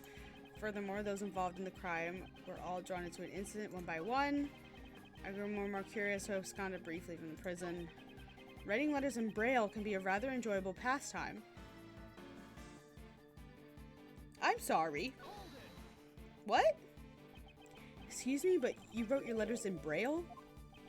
Indeed, for I possess the tools necessary to write in Braille. Wow, so you need to use tools to write in Braille? I never knew. Then, would you please tell us what you wrote? Everything. Letters, of course, and also the movements of the chess pieces. He wrote the movements of the chess pieces by hand. That statement is intriguing. Just me in the corner going like, ah! So then how does your handmade dog piece move? Okay, that question can wait. So then, what did you do when the letters stopped coming? Within the prison, I grew increasingly concerned about the acolyte's whereabouts. Okay, but even so, I don't really get it. Who exactly is this acolyte? Indeed, Dogen himself has not yet made that clear. What's important is the thread connecting Dogen and this acolyte, their correspondence. Yeah, I get it. Not just letters, just pay attention to the means. Yeah, I get it. I continue my correspondence. Writing in Braille can be rather enjoyable pastime. Where are the correspondences? Not Lotta. Where is it? Where's the correspondence chest? No. This is Lotta's testimony. This is the I-7 incident. That's the nightly report. That's a bug. The cape recorded the bouquet. The sleeping drugs.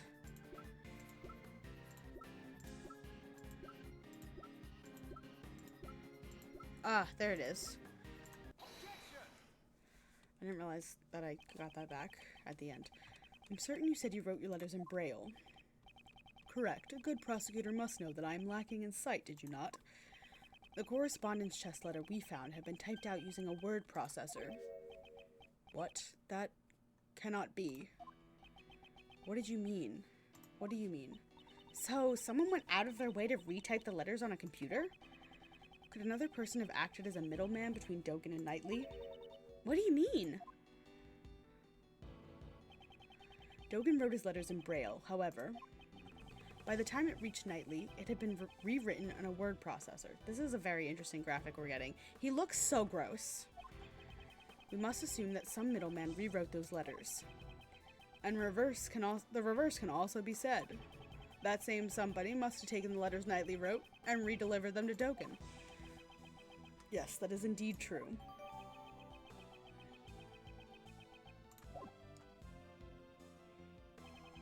Knightley and Dogen both communicated through a certain individual. Dogen, were the letters that reached you? They were in Braille. They were in Braille, of course. So Knightley boy's letters must have been transposed by that same person as well. The other boy! Oh, then somebody must be the mastermind behind the case. You're saying there's someone else who's the mastermind behind this case. Then who the hell is it? The other child! Dover's son, Knightley, is already deceased. In that case, there's only one more youth that we should consider to be the mastermind. You mean Dane Gustavia's son, but who the heck is he?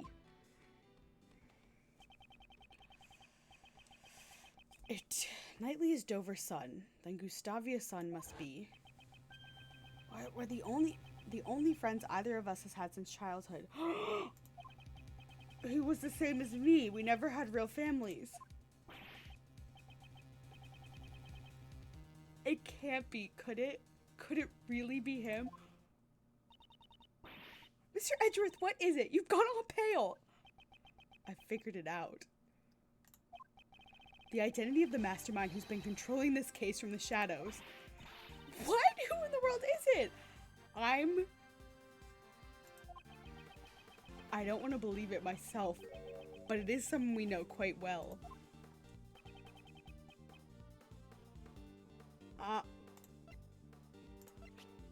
It's fucking Simon. It's fucking Simon! The mastermind behind this case sent a letter to Jill Crane, which deceived Blaze.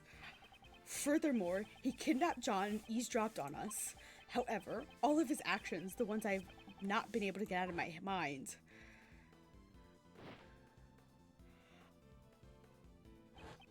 is how he brought an unconscious Kay to the roof.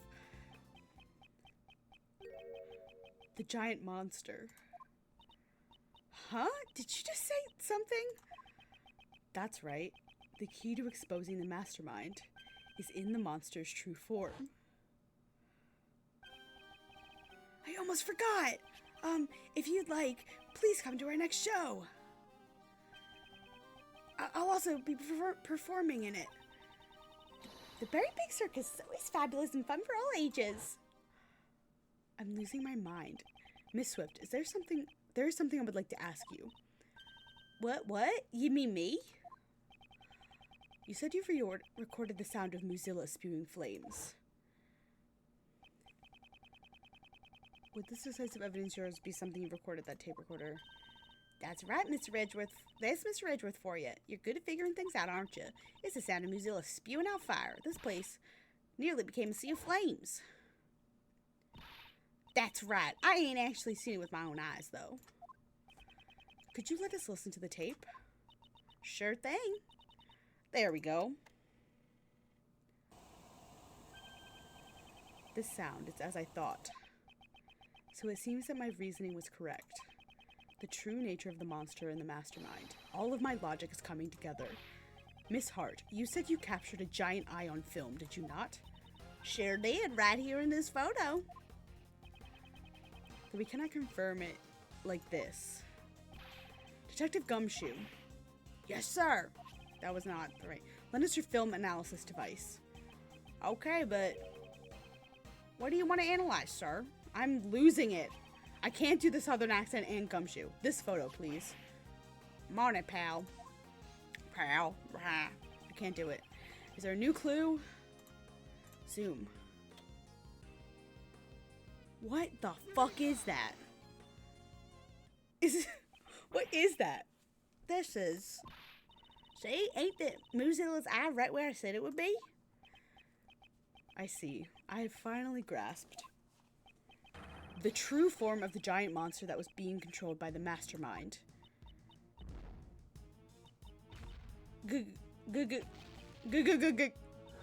Giant monster? Oh, are you admitting to it? You are, aren't you? You're admitting to Mighty Muzilla's real. No, this is not Muzilla. This is the eye of a different monster. Please have a look at this. Oh my god, it's the fucking lion. To fly for the Berry Pig Circus. This is... Precisely. There's a rather large balloon with the head of a lion pictured here. Oh my god, it's a fucking basket.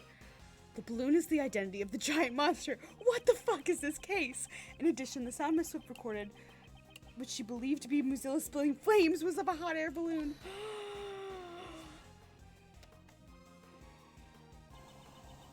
Mr. Prosecutor, don't tell me you're gonna say something that'll shatter my dreams of a scoop. Hot air balloons fly by using burners to heat the air, right, sir? Precisely, Detective. The mastermind used this monster of his to bring Kay to the rooftop of the Grand Tower without using the elevator. Wouldn't that mean that mastermind is someone connected to the circus? He's a member of the circus, Knightley's friend, and Dane Gustavia's son. Who'd have thunk it? An apprentice beast tamer? Huh. He's no amateur.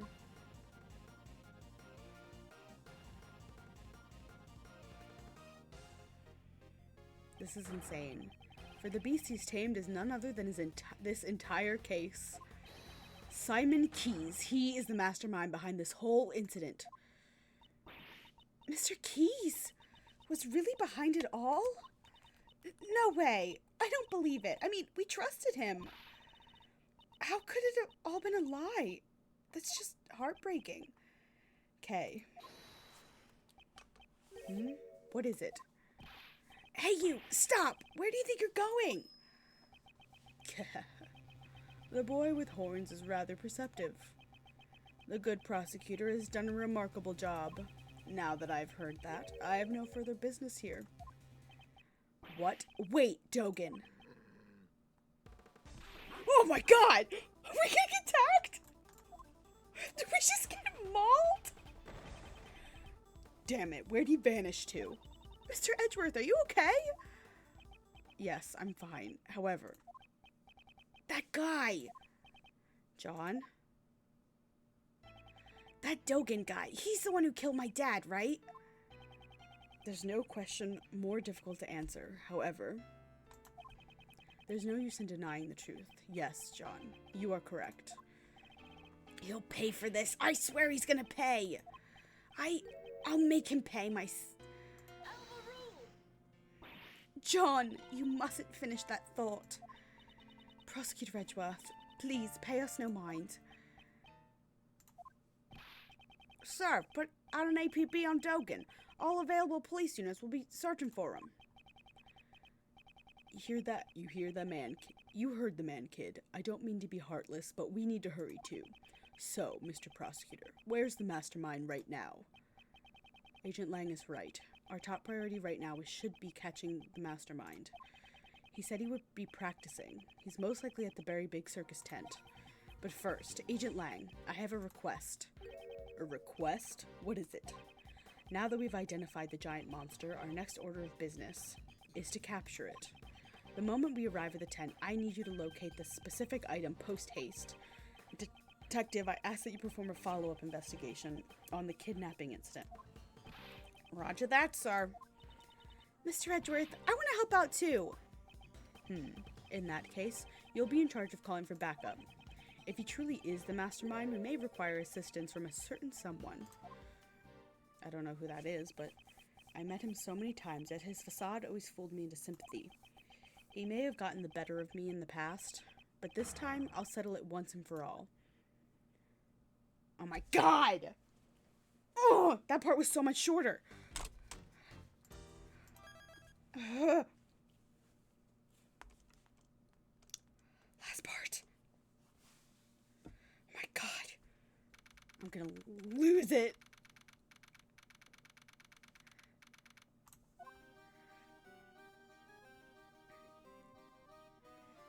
God, there's so many people with us. Ah, Mr. Edgeworth. Are you guys here for the show? Mr. Keyes, Miss Berry. Oh god. You're a little early. I'm sorry, but we're still getting ready. But I'm so happy you came. You remembered our promise. Yes, I remembered. You asked us to come and see the show when you gave me this. I'm so happy you came. Please enjoy yourselves. I'm sure my performance will surprise you, Mr. Edgeworth. Your performance has already surprised me, Mr. Keyes. But he hasn't performed yet. Regina, please have a look at this photo. Is this balloon the property of the Berry Big Circus? It is. Did you see it flying around somewhere? It's highly likely that this balloon was used by the culprit in the case we're investigating. Huh? Also, okay, side note, the fact that nobody saw a giant lion balloon in the sky and didn't say anything? Bananas. You're in a big city. Somebody would have seen that. Anyway, who's in charge of the balloon? Well, that would be Simon, but are you saying... Mr. Keyes, you flew this balloon in the middle of the night, did you not? I do occasionally practice alone at night. I'm not much of a pilot, though. I'm a little clumsy. So for practice, you do something as challenging as flying a balloon at night. Wouldn't that be rather difficult for someone who is clumsy and not much of a pilot? Then, what do you think I was doing, Mr. Edgeworth? You brought Kay to the roof of the Grand Tower in order to frame her for the murder of Jill Crane. Not a single security camera recorded Kay using the elevator. Therefore, the only way she could have gotten up there was through flight. And the only one who could have flown her up there was you, Mr. Keyes. No way. Mr. Edgeworth, how can you say that? That's not all. You drugged John at the garbage pickup and kidnapped him. Wasn't that why you were late when you came to watch the trial of Patricia Rowland? No way. I have no idea what you're saying. There's no way I could do things like that. Please believe me. Mr. Edgeworth, please. I wanted to believe you. However, you have broken that trust yourself. That's horrible. Why would you say that? Didn't you once say that you would trust me? That you believe in me? Don't you worry about that. We're your allies. That's because we're like birds of a feather, right, Mr. Edgeworth? Birds of a feather, huh? I suppose that's true. We have sufficient information about your past. I doubt you had a motive to kill Knightley. Rather, you were probably the most affected by his death. And I doubt someone as timid as you could work up the courage to murder someone. Alright, I'll get you out of here. We'll believe in you. I'm so sad. Those words were all lies. It wasn't a lie. We really did trust you. Kay, even you? You said we were like birds of a feather, and yet... I'm hurt, Kay. You've hurt me deeply. Oh... Hey, Mr. Edgeworth, maybe Simon isn't a bad guy after all. I see. So that's how you operate. I understand now all too well. No matter who you face, you find an emotional weakness and exploit it. You guide each person towards the outcome you desire, without them even noticing it. That is how you were able to mastermind the entire case. I may have fallen for your tricks before, but not this time. Simon Keyes, I indict you. So it's come to this after all. You were always so full of confidence, Mr. Edgeworth. But I rather like that, because now I can rip that confidence to shreds.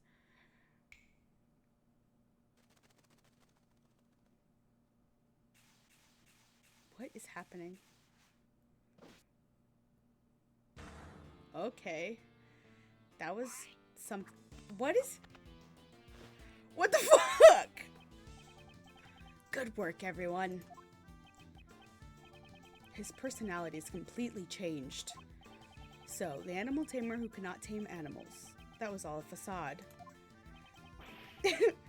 This is the real Simon Keyes. I'm keeping his voice because I've got too many just like deep... Simon, that's not true, is it? Truth or lie, what difference does it make? Huh? Mr. Edgeworth just made me a little upset, that's all. Oh, Jesus Christ, what is this face?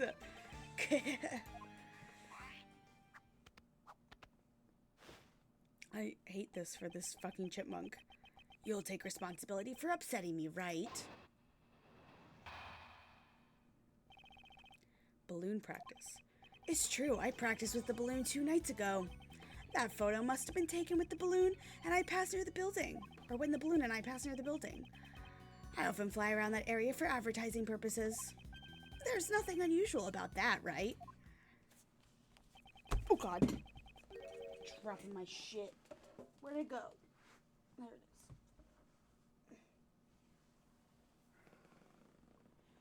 I did not take 600 steps a day, Pikmin Bloom. Rude. Oh good, that just cracked my phone case. I'm a mess. You often fly around the Grand Tower in the balloon? Yeah, even the circus needs to advertise. I think it hit the leg of my chair. I don't even know that. Where is it? You can't even see it. Oh, it's over here. This little nub. It's like the edge of the case. I can probably ignore it. Yeah, even the circus needs to advertise. Regina, is that true? Yup.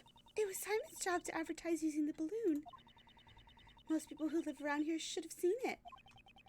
That balloon was used in the crime we're investigating. Like I said, it's just a coincidence. I simply happened to pass by the Grand Tower when that photo was taken. I shall determine whether or not it was a coincidence after I hear your full story.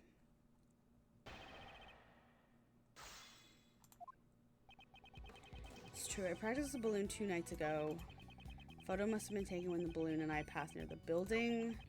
Often fly around that area for advertising purposes. There's nothing unusual about that, right?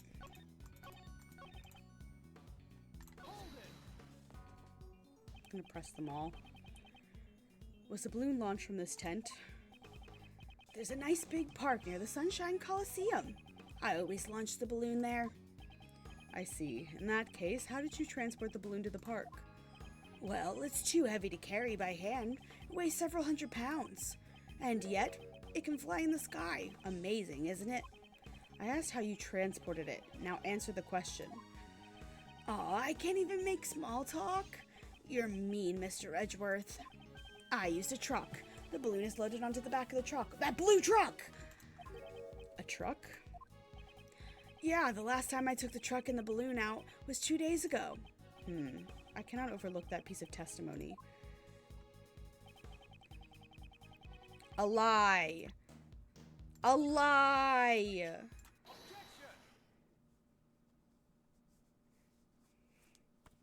There was a basket in the back of the truck too, wasn't there? And the orange tarp must have been the balloon.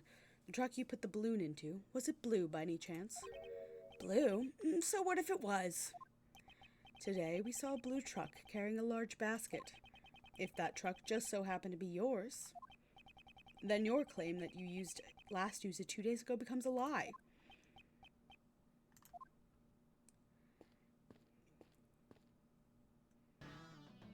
Oh my god, the rest of them. And Emma!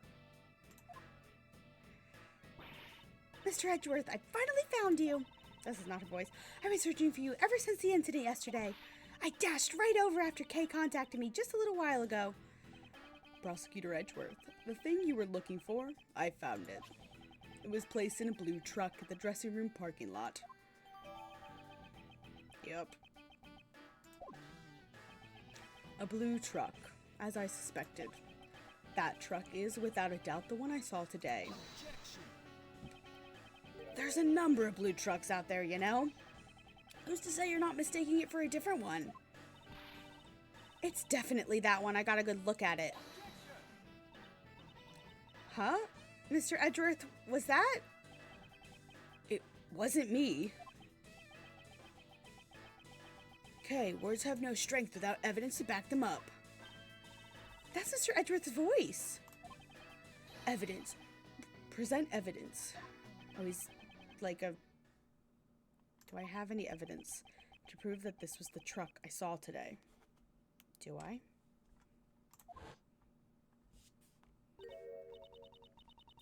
Ow. What's wrong, Mr. Edgeworth? Why are you touching the truck? The truck's body's cold to the touch. It seems to have been parked here for some time. You can figure that out just by touching it? What could prove that this is the truck I saw? Dusting for fingerprints! I'd like to dust the truck for fingerprints. Fingerprints? What for? I don't see any point in that. A certain person's fingerprints should be left on this truck. And these fingerprints will prove this truck was parked in front of the Grand Tower today. Whose fingerprints prove this truck was in front of the tower? Miles' fingerprints. Edgeworth? Your fingerprints? Indeed. Earlier today, I touched a truck at the plaza in front of the Grand Tower. I'd like to dust for my prints. And might I request a scientific investigation? That's what I'm here for. Just leave it to me. Alright, we're all set. Go ahead, Mr. Edgeworth. Wait, you want me to do it? Of course. Who else but Mr. Edgeworth would be up to the task? Here, I'll show you how it's done. I know how it's done. Alright then, you're the scientist. Why don't you just do it yourself? First, we sprinkle some aluminum powder over the area you want to investigate. Like this. Yes. Touch the screen to sprinkle the powder. Powder right here, so you've sprinkled enough. You blow it away! Oh yeah, I'm gonna have to make sure I mute myself. Yeah, just blow on it with your breath. Whoosh! Blow the powder away by blowing it in the microphone. Got it?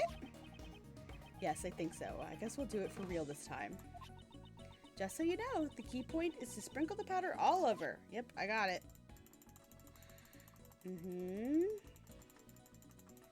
I'm gonna save your guys' ears and mute myself as I blow on this.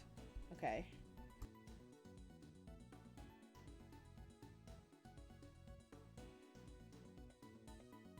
Oh no! Blowing is doing nothing. What do I do?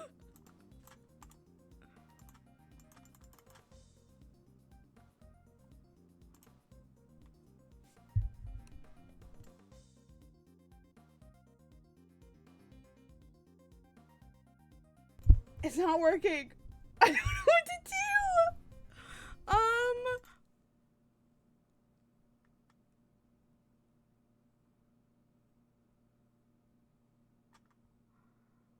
Oh no.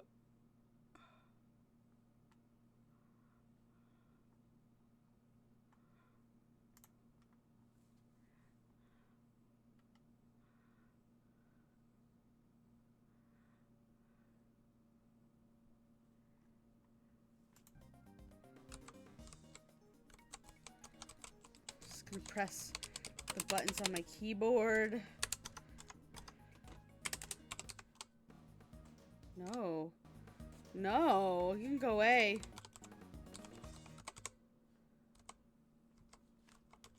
Oh god. Now what did I press? Oh god!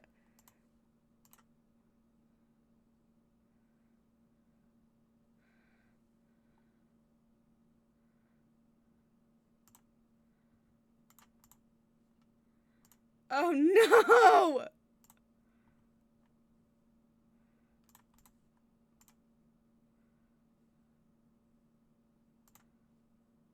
Oh god. I gotta restart. Thank god we're just at the beginning of this. But oh my god. Continue. This is not great. I can't like click through shit either. What do I do? I don't know what to do about this. The answer is apparently not pressing every key on my keyboard.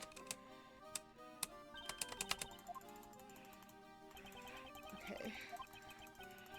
We're just gonna click through this. Maybe.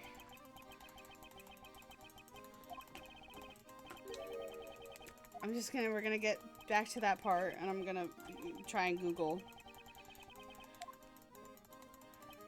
This move.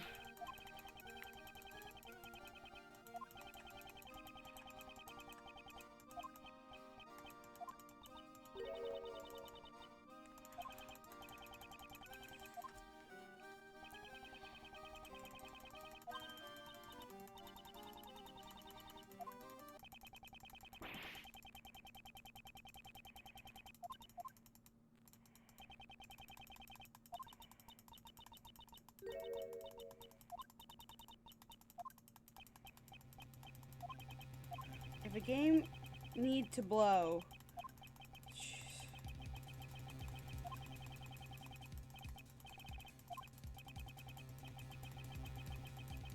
Okay, I've got instructions. But I just need Miles to fucking hurry up. Ugh. This is the worst.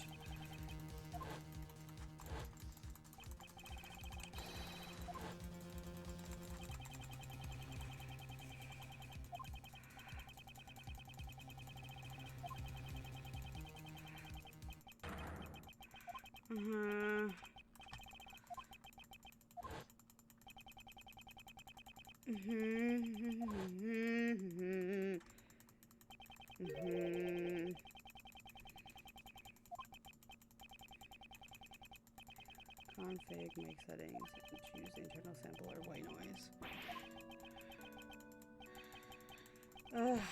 I really wish I could click through these faster.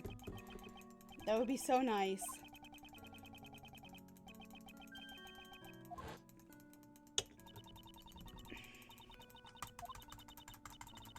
Anybody got any fun weekend plans while we click through this?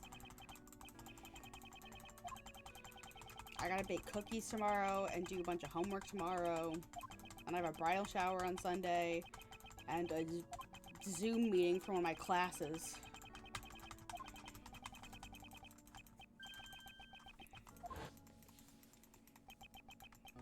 Oh, hell yeah! You have to tell me how you like it. Oh, Tears of the Kingdom? Fuck yeah. That'll probably be what I do between all of the other things I have to do. Autumn, you're gonna go to the farmer's market, maybe a berry patch? Fuck yeah. And maybe Shroom tomorrow? Fuck yeah. I really wish I could click through this faster, and you guys didn't have to sit through this again. How did I know that clicking all of the buttons would just make the game go funky? I say Final Fantasy, but I'm having a Final Fantasy crisis. What kind of crisis? A bad crisis? I assume. But... Yeah. Shut up, Simon. I don't care. You're a criminal. And a murderer. And an asshole. And just a liar. We have to watch this again. You don't have to say what it is if you don't want. Farmer's Market says berries sound so nice. It does. I miss going to farmers markets. I wish there was a good one near me. Or like a consistent one as well. All the ones near me are like once a month.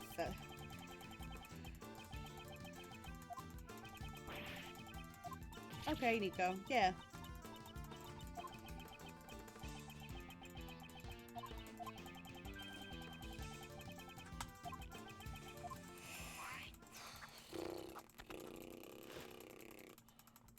Clown man, shut up. Let's, get to this shit. I think it was the first statement I have to press. Yeah, it is. You're gonna go see Spider-Verse with Autumn is Afraid of Opening Weekends. Fair enough. Fair enough.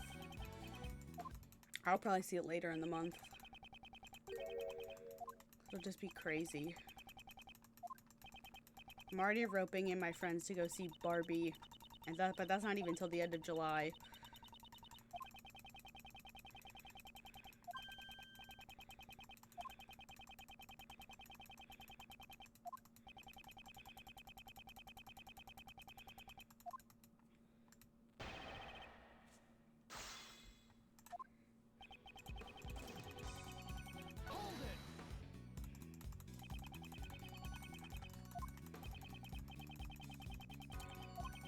Probably too many animators are gonna spoil it. Yeah, fair enough. I get that. I might need to go into Twitter and mute Spider-Verse stuff. Just to be safe.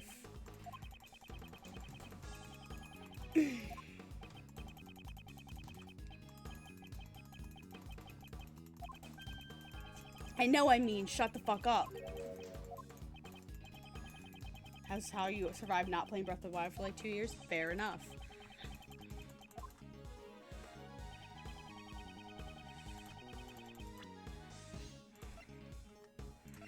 Alright, we're getting there, folks.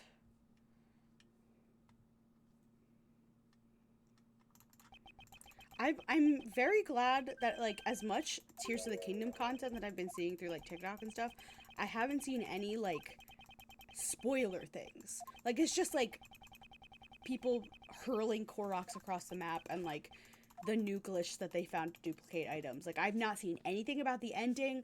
I've not seen anything about, like, the side quests and the major reveals. Like, none of it. I'm very proud of the internet for that. It's been very nice.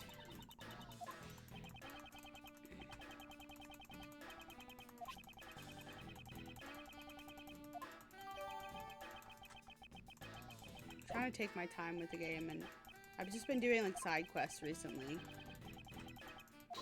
Trying to get all of the armor stuff right now. It's been Goofy Machines with no spoilers, yeah. And I've been purposely like not watching anybody in my YouTube who is playing the game. I'm just like not watching it. Like RT Game has been playing it, and as much as I'm sure his videos are hilarious because he just likes to break every game that he plays, I have not been watching him, and I think the Grumps are about to start playing it, and I will probably wait to watch them as well.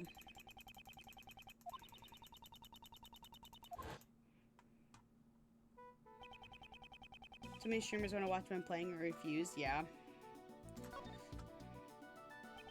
Like, I get wanting to stream the game. I totally understand, but like, I would like to experience it for myself first before I watch any kind of YouTube content. Gotta take advantage of that sweet, sweet YouTube views, but Miles fingerprints. Alright. We're back. One of your streamer friends lost so many subs because he streamed it straight for like 2 weeks. Yeah, like, especially with a game this big that is a single player game, like a storyline game, I don't feel like a lot of people are gonna actually watch it. I think they're gonna be like us and they don't want spoilers.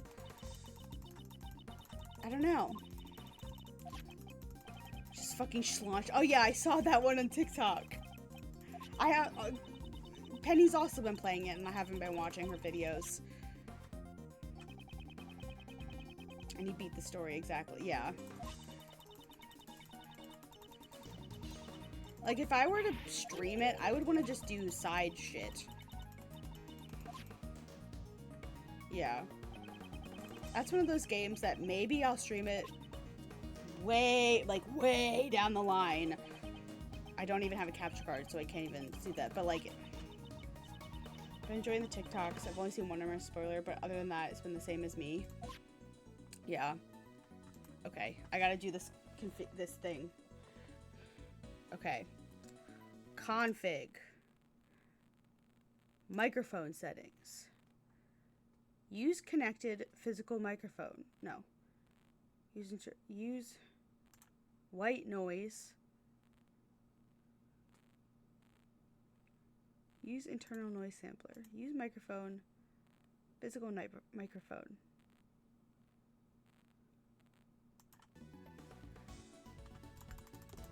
Hold on, I'm gonna test it.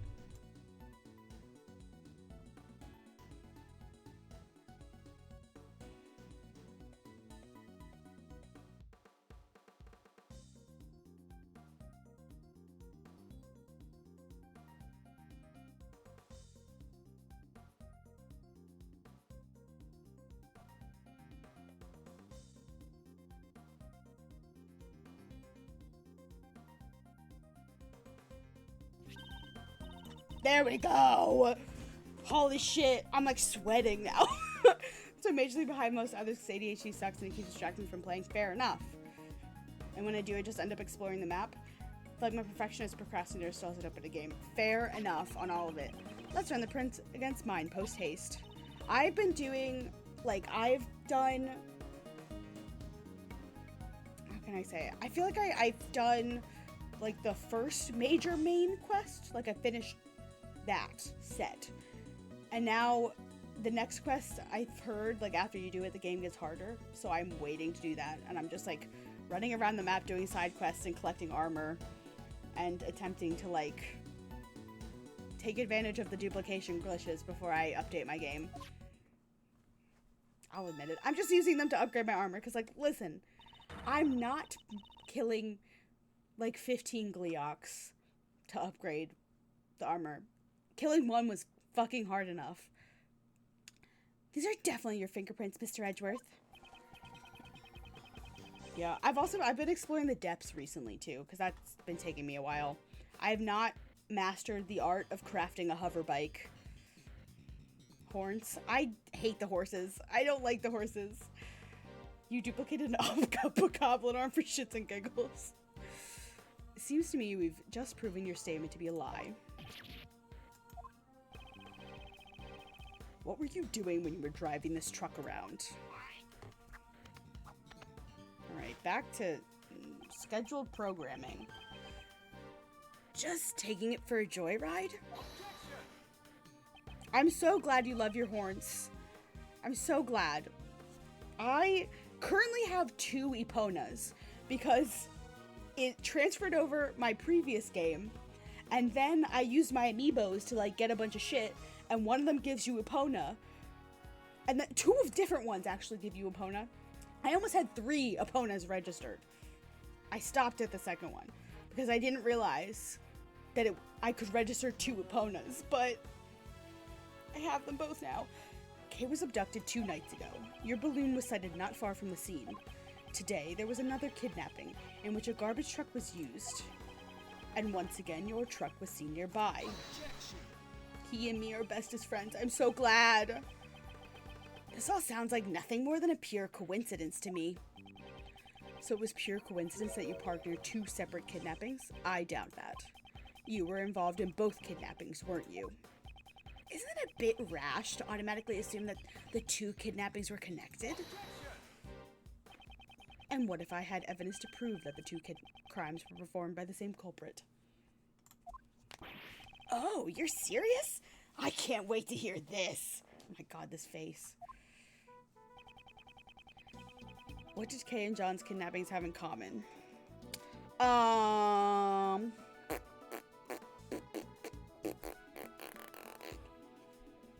If you need anything to feel better about Tears of the Kingdom, Zelda games are very disconnected from each other, even when they're sequels, so you won't miss much. Just skip it for now. Oh yeah, seriously. Like, just about anybody could pick up Tears of the Kingdom and be fine. Like, you don't miss much if you didn't play the first game, because I don't know. You bought it, you just hesitated because you hadn't played the DLC? Oh, the DLC does not matter to the plot of the game at all. Like, you could very easily, I mean, if that's what you're worried about, I don't know. What was connected? What am I looking for? This music is so loud. Okay, what connects them? The balloon. No. No. No. No. No. No. No. No. No. No.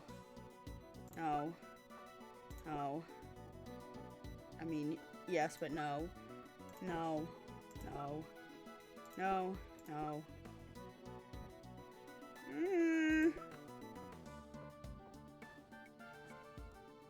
Want me to link the DLC memories to you? They're just more flavor. Oh, yeah. Yeah, it's just memories. I think mostly connected with the champions. And they're very interesting, but they definitely aren't, like, necessary. Just more backstory, the other people. Yeah, it's just more like insight into the champions, which is very interesting and very cool, but sleeping drugs were used on both of them. Fuck yeah. Kay was knocked out with a powerful sleeping drug, and a bottle of sleeping drugs was found lying in the place where John was confined. The contents of the bottle were a match with the drugs used on Kay. So that's all you've got, huh? And here I was getting my hopes up. So the same sleeping drugs were used, so what? You think that connects the two incidents? Surely you must realize it yourself. That doesn't prove a thing. I mean, it doesn't. There must be some. It does kind of prove a thing. Evidence that proves he's connected to those cases. The police, prosecutors, and even you, Mr. Edgeworth, in the end, you're all the same. You make up evidence as you see fit, just so you can send some poor soul to prison. Isn't there someone like that here? A poor soul who was wrongly accused in the past? You're wrong. Who would do such a thing? Then show me the evidence. If you're going to accuse me of a crime, that's only natural. It's no use. I can't seem to find any other threads linking him to the kidnappings. Girl, talk about the kids shit. Yeah, that's where it's from, Cody. Thought it was from Hyrule Warriors. No, it's from Breath of the Wild. You finally run out of ammo, Mr. Edgeworth? I still have preparations to make at the circus, so if you'll excuse me. Objection. Now, you two. No need to get so heated. And Simon, you're looking good in that clown makeup. Hey, what's your deal? Don't just butt in like that. Uncle Ray's not so good in such a stiff environment. I mean, why so serious, right? The fucking pop culture references in this goddamn game. Hey Kay, how about a little trick? At last, my moment has arrived. The great Kay Faraday presents a Simon impression. Objection! Why you? Enough already. Psst. Hey Miles, I'm buying you some time to get all your ducks in a row. There's probably a better way to stall for time than this, but whatevs. Woo, nice one, Kay. I'm not so sure about this method either. but I have to find something that connects Simon to the case, and I need to find it now. It's gonna do a thing where this, like, is there evidence not related to the kidnapping that's connected to the mastermind's identity?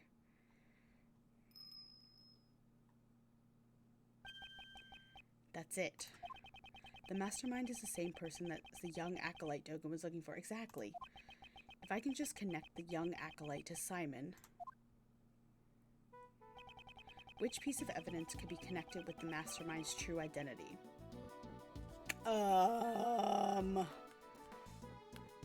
The chess memo, right? This shit. The only thing that makes sense to me. Knightley and Dogen both communicated through a certain individual. Oh, then that somebody must be the mastermind behind the case. That's it. The mastermind played a role in the correspondence chess. If I can prove that it was Simon, then... That's enough! I can't stomach any more of your sorry excuse for performance. If you have no more objections, then I ask you let me get back to preparing for the show. Thank you for the help, Mr. Shields, though you may have taken it a little too far. You sure look happy. I take you found something. Look at me, I'm Simon. Simon's a clown. It's a funny, funny clown. Okay, you can stop now. Now then, Mr. Keys, do you happen to like chess? That was rather out of the blue. But since you asked, I can't say I dislike chess. The mastermind played correspondence chess with Sirhan Dogen. If I recall, it was Knightley who had been playing chess with Dogen, wasn't it? Are you saying that he was the mastermind? There was no way Knightley could have been the mastermind. The reason being, the mastermind had continued to work behind the scenes even after Knightley's death. That being the case, who could have written this letter? I believe someone acted as the middleman between Dogen and Knightley. So, you're saying that you think I'm the middleman? And just why would I go to all that trouble to do something like that? Most likely to make it appear as if there was a connection between Knightley and Dogen. And, as a result, Knightley was killed by Patricia Rowland. I have Hyrule Warriors, but I haven't really played much of it. No way! Are you saying this was all set up so he would be killed by her? What are you saying? There's no way I can manipulate a person that far. These poor animals. Look at me! It takes all I have just to get the animals to perform tricks. What the fuck is this man's face?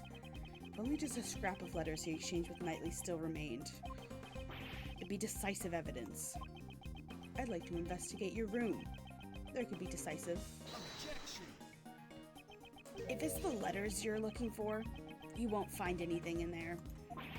What? I'm the type of guy who throws his letters away as soon as he's done reading them. Where's the point in living in the past? Does that mean he's already gotten rid of the evidence? Mr. Edgeworth, everything you've said so far has been nothing more than baseless conjecture. The evidence. I'm just one step behind it. What should I do? Am I all out of moves? Without evidence, I won't allow you to cast doubt on my friendship with Knightley. Who was that? Or who was that? Excuse me. Miss Berry, what's on her mind? I've been listening in on what you all were saying, and, when you say Mr. Knightley, you mean Simon's friend, Mr. Knightley, right? Yes, that's correct. Does she know something? This morning, a letter arrived from Mr. Knightley. It was for Simon. What? What did you say? But that's impossible. Knightley's already dead. Miss Berry, please let me see that letter. Okay, here you go.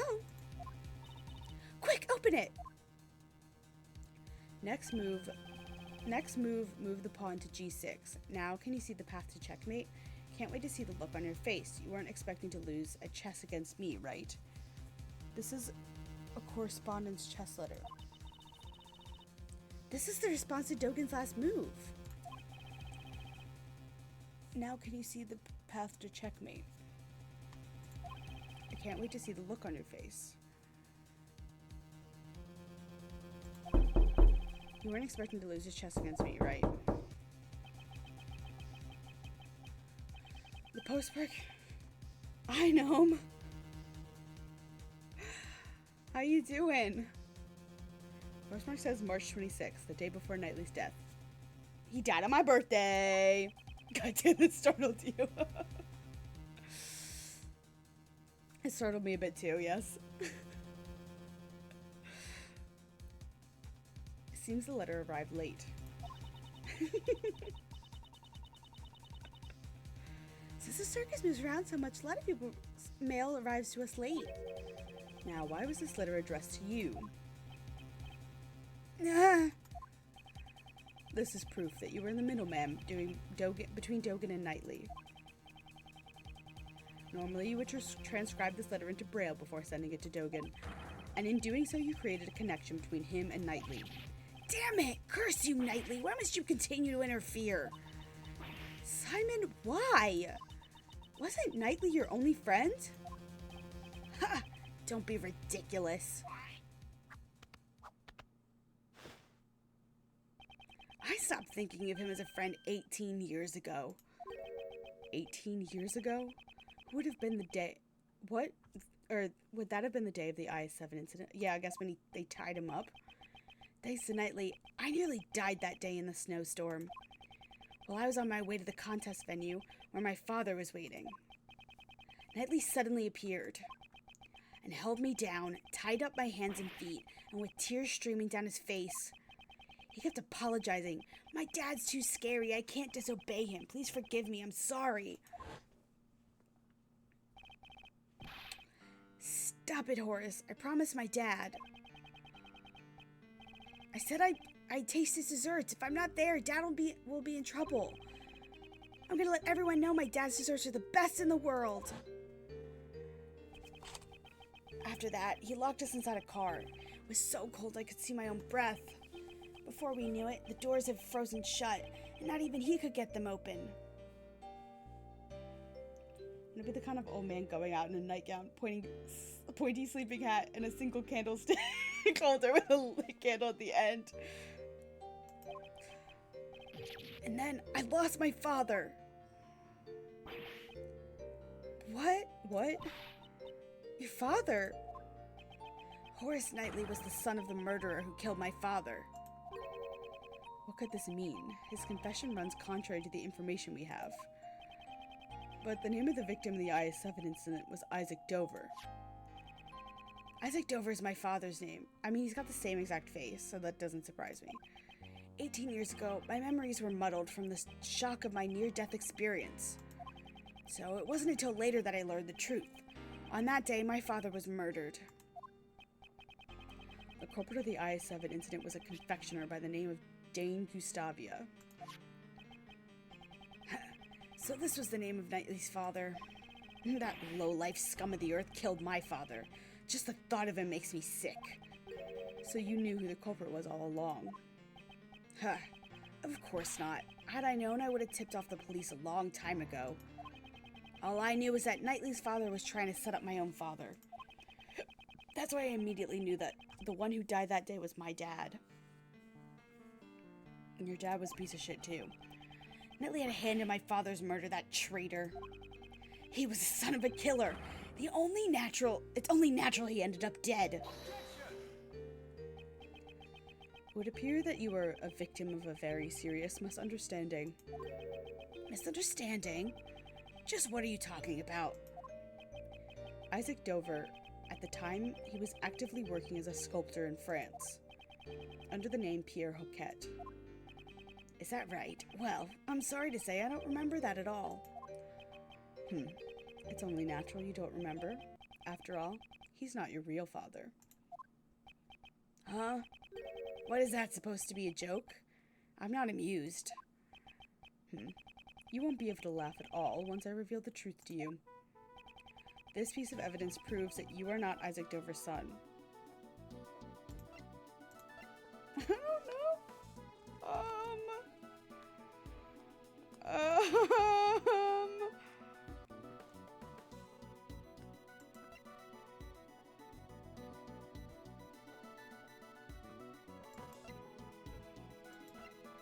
Wait, I know what it is. Oh my god, it's the ring. Because Knightley had the ring. What's that? Isn't that Knightley's chessboard and his ring? I want you to take a good look at this ring's design. There are 2 letters inscribed in it. That is the seal Pierre Hoquet used as his signature. 18 years ago, it was found lying near the body of Isaac Dover. Why would Knightley have my father's memento with him? The police had found Isaac Dover's son and gave it to him. Isaac Dover's real son is Horace Knightley.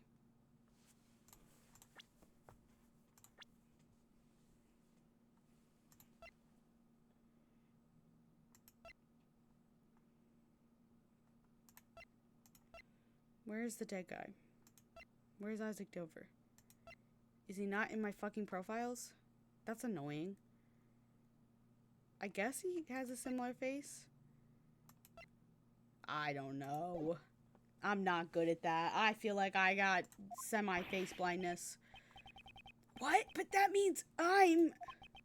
In other words, you are Dane Gustavia's son. That's a lie. After all, my father is... My memories are...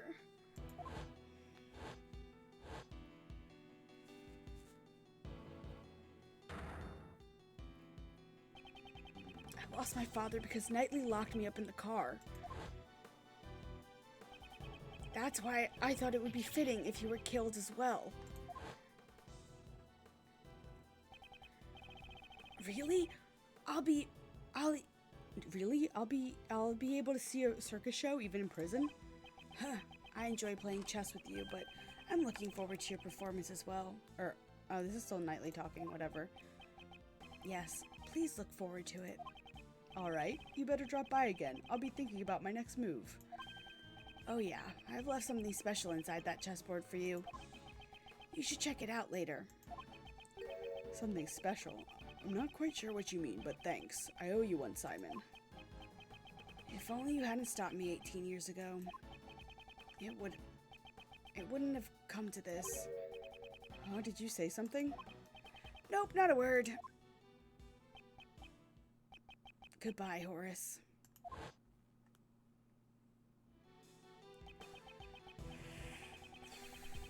After all that, you're saying it was my father who killed Knightley's. Then that means... Was it all for nothing?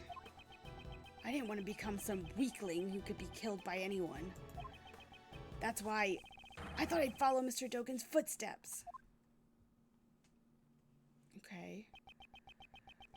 This finally proves it. Simon Keyes, you are Dogen's correspondence chess partner. And the mastermind behind this case.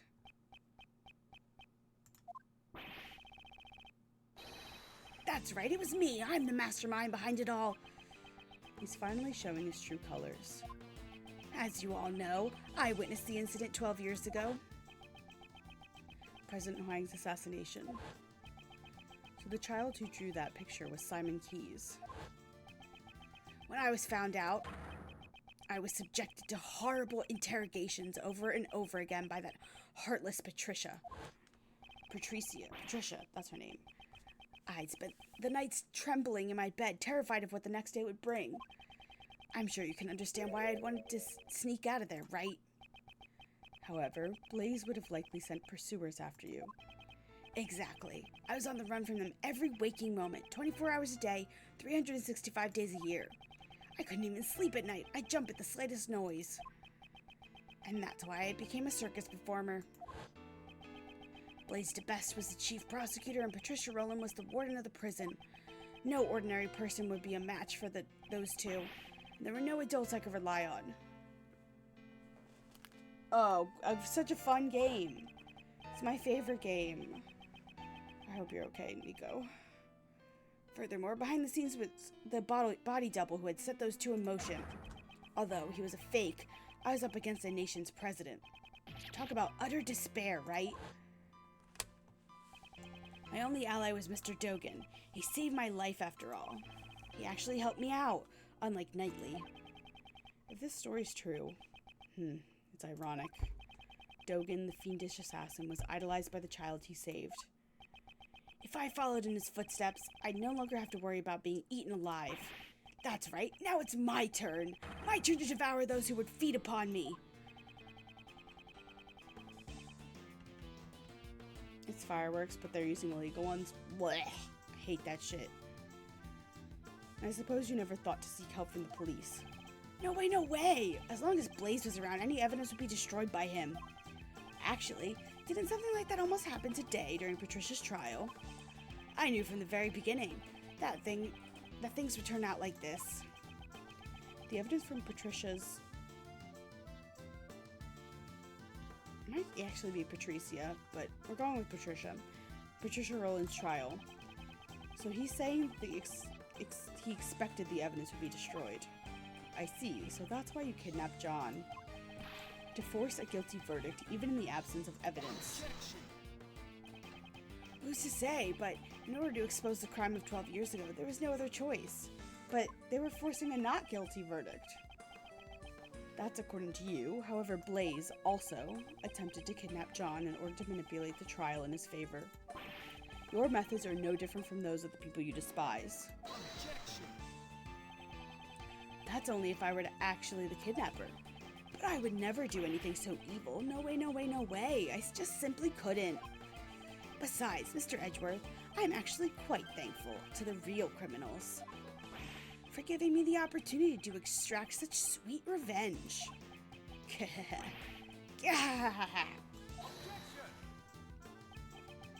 So you admit it. Your motive was revenge. Yeah, I admit it. So what? Sure, I held a grudge against those creeps. But it's not like I'm the one who actually killed them, you know. Truth be told, all I did was send some letters. I let Jill in on Blaze's secrets, I let Blaze in on Jill's secrets, and then the two simply ended up trying to kill each other. Do you mean to say the murder was nothing more than a result of that? Yep, just like the case of Gourd Lake. It's way easier than trying to control wild animals. All I did was come up with the fake assassination plan for Knightley. So that was also part of his plan. If that's the case, then Rook's murder was also yours. Whoa, don't try to pin that on me. Knightley killed him all on his own. Well, it ended up creating the perfect opportunity for me. It's funny how things work out. How can you say such a thing? It was the same for Patricia Rowland. I made it look like there was a connection between Knightley and Dogen. By using the correspondence chess match and the chisel on the chessboard. What? You mean to say that you were the one who prepared that chisel? That's right. I thought it would bring Dogen to mind. Quite a thoughtful little gift, wouldn't you agree? And that was all it took to get Patricia to murder Knightley. Oh, that feeling that everyone around you is an enemy. I know it all too well. The tiniest spark can set off an explosion of fear, resulting in horrific mutual destruction. All I did was watch the comedy of errors unfold from the audience. And you were my final pawn, Mr. Edgeworth. A pawn? Me? When you solved their cases, you brought both Blaze and Patricia to their ruin. And the weapon that delivered the coup de grace was your own logic. I didn't solve those cases for your sake. Oh, I know. You never really cared about saving me. You just wanted to pretend to be a defense attorney, didn't you? What did you... All I had to do was go, no way, no way, no way, and act all scared. And you totally believed me. You were giving it your all trying to save me. So even your arrest was just a ploy to make me use my logic? To be fair, getting arrested wasn't part of the plan. But people began to suspect that chisel I sent was a murder weapon. Honestly, I broke out in a cold sweat. I thought for sure it would be curtains for me. But then, a turnabout of miraculous proportions. The genius prosecutor himself had come to my rescue. Well, Doesn't it feel nice to be thanked by me, the one that you saved? You should be grateful. I gave you this chance to play Ace Attorney. You're wrong. He wasn't pretending to be a defense attorney. Mr. Edgeworth is always serious about saving people. Even the times when he saved me in the past. Okay. Is that so? Are you sure he's not just trying to emulate his own father, the one he admires so much? Absolutely not. That's not true at all. Now, Kay. The person he's talking about now isn't Miles, but rather Simon himself. Clearly, he's not able to trust others. The desire to save someone other than himself is something he cannot even comprehend. Say what you want, but make sure you think about it long and hard. Sure, all my targets for revenge got what they deserved in the end. However... Oh, here we go. Instigating murder. Think about it. Can any one of my actions really be considered a crime? Yeah, I'm pretty sure, yes. I instigated murder. There's not a single word about that in the letter, is there? If I'd said the word kill even once, I guess it could be considered instigation. Well, maybe I did say it, but there's no way for you to prove it. Interesting.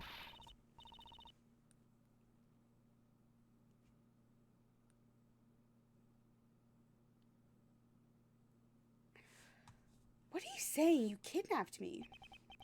I'm sorry, but that hasn't been proven yet, has it? The only thing I admitted to was sending the letters. That's... Besides, those letters contain no threats or coercions. I simply conveyed information. Information that each recipient would find beneficial. You crafty little... Can't we do something about it? That was the wrong voice. Can we do something about it? What was it he said? Integrating murder? Instigating murder is when a person directs someone else to commit murder. The person who directed the murder can be charged as if he committed the crime himself. So we just have to find proof that he directed those murders. You make it sound so easy. To be honest, it kind of pisses me off a little bit. You're all trying to frame an innocent person for murder. Don't you understand? I'm not obligated to waste any more time on this pointless discussion. The police are waiting for you outside this tent. You have nowhere to run. Really now? You think I wouldn't have an escape route prepared? Prepared? For example, let's say I gave an order so that all the animals here attacked you. Now, what if I were to take my leave during the ensuing chaos? What'd you say? You can't be serious. It was just an example. Wouldn't that make it for an interesting show?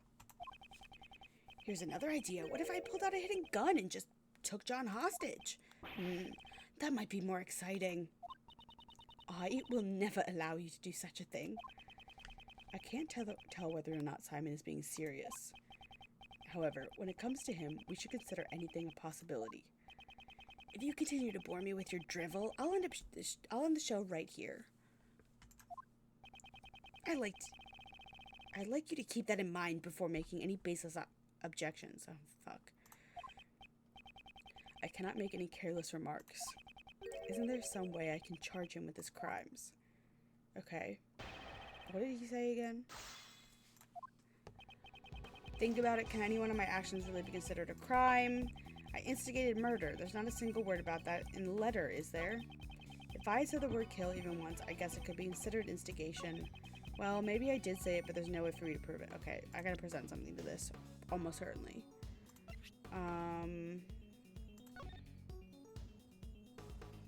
It's like killing two birds with one stone. Okay, that's an option. No. No. No.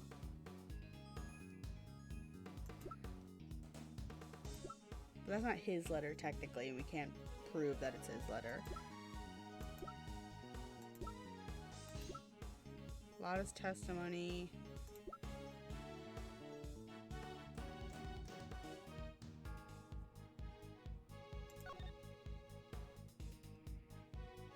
Right.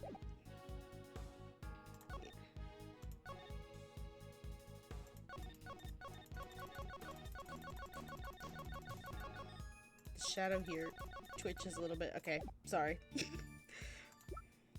Blue truck.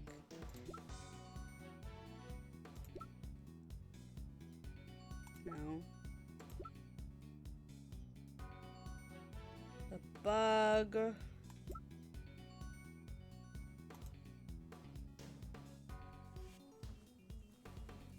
Recording of what was intercepted.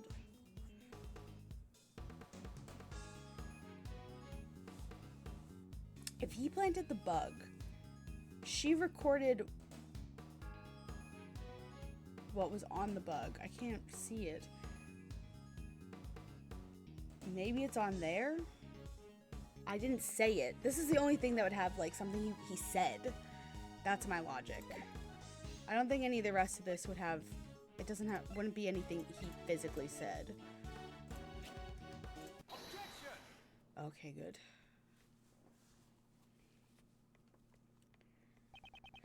It's my firm conviction that you instigated the murders. After all, you told me so yourself. Perhaps I should let you in on this, Mr. Edgeworth. Actually, I was the one who ordered Blaise DeBest to kill Jill Crane. What? Did I say that? I don't really remember. You may think you can deceive us as much as you want, but unfortunately for you, unfortunately, you used a bug to eavesdrop on our conversations. But there was someone else who wiretapped that bug of yours and recorded the whole thing. It was recorded. In other words, the conversation between you and that clown is recorded on that tape. Lang Zi says, a schemer drowns in his own schemes. And this is what he meant. Miss Swift, I'd like to listen to your tape. Roger. It's right about here. Mr. Edgeworth, Judge Courtney's cell phone's ringing. Who is this? Are you the person who ambushed Kay? Mr. Edgeworth, I want to listen to this too. Very well. This is where it starts. Well, I must say...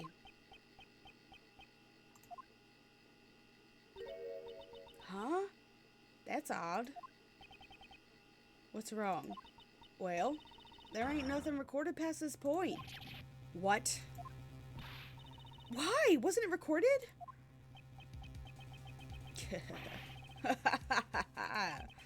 Too bad. So sad. Did you really think I'd leave behind any incriminating evidence? The bug I planted has a special feature. It can be turned on and off with a remote control. What? That sort of thing exists? Well, then why wasn't our voices recorded? Certainly, remote-controlled listening devices do exist, however. Are you saying you switched off the device so your own voice would not be recorded? Precisely! Thanks for admitting to it. Impossible. You couldn't have done that unless you knew you were being recorded. Objection. Isn't it obvious I knew? I guess you just don't get it. You could call it a hunch. I had a feeling I was being wiretapped. Okay, thank you for admitting all of this just now. Miss Swift, was it? I figured things out because you knew about the kidnapping. Don't tell me. You were listening in on that conversation? That's right. Though, come to think of it, I'm surprised you didn't realize it was until now. Some genius prosecutor you turned out to be, Mr. Edgeworth. Oh my, and what was the end result of all this? Since you don't have any proof of the instigation charges, it's game over. Mr. Prosecutor, was my recording no help to you at all? Ain't there something, anything at all in my recording? Miss Swift. Okay. Yes. The bug was planted in your badge, right? Do you have any ideas? How do you expect me to come up with an answer right off the top of my head? You were the only one who came in contact with the culprit. How unsightly. You're all fussing over useless evidence. Let's move on to the next topic. Next! What's this? He seems a bit eager to change the topic of conversation. You're the only one who came in contact with the culprit. Only Kay came into contact with Simon. If any sound was recorded at the time, she was with the culprit. Miss Swift, how long have you been recording? Since 2 nights ago, I reckon.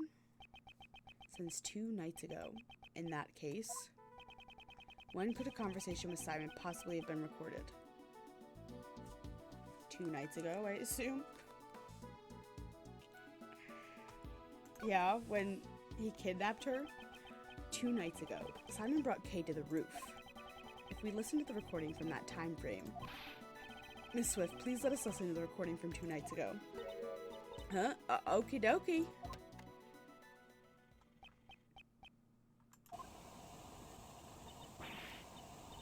This is the sound of a hot air balloon. That's right. At the time, Simon was carrying Kay in a hot air balloon. Ergo, he was near Kay. Isn't there anything recorded?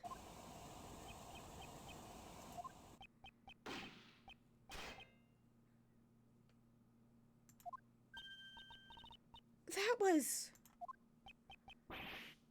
a gunshot.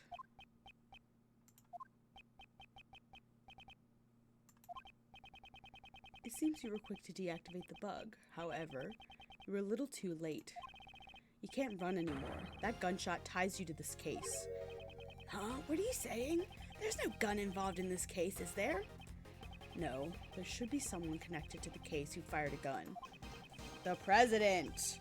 The dead president. The body double. Let's try with the evidence that points to that person.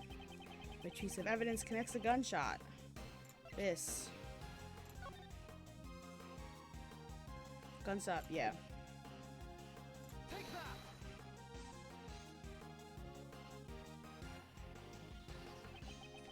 It's written right here in the body double's autopsy report. Gunpowder residue was detected on his right hand. Where was Kay at the time of this gunshot Where was Kay at the time this gunshot was recorded? That's right, she was being carried to the roof of the Grand Tower near Balloon. And as it turns out, there were a few more people on that very same rooftop at the time. You mean the double and me? Ah, certainly, after we talked for a brief moment. The body double noticed something and had me leave before him. Now, what if the gunshot rang out after that? We can clearly hear it in the recording. I doubt you wouldn't have noticed it.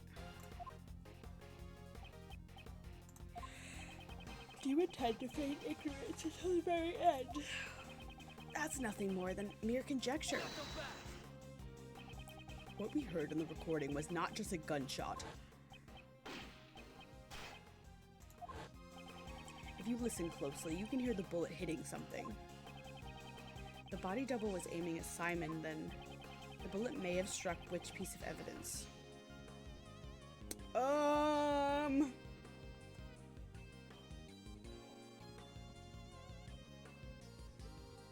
The balloon, I guess? I mean... Body double likely fired the gun at the balloon. If we assume that the bullet hit something, it would have been the balloon's basket. Let's examine it immediately. Okay. Oh ho ho ho! This hole. It's a bullet hole! A bullet hole was found in the basket. You won't be able to talk your way out of this one. Beautiful. How do you intend to explain the gunshot and bullet hole? So you figured it out. You're good. I guess it's impossible to hide anything from you. Spit it out already. Okay, okay. No need to be impatient.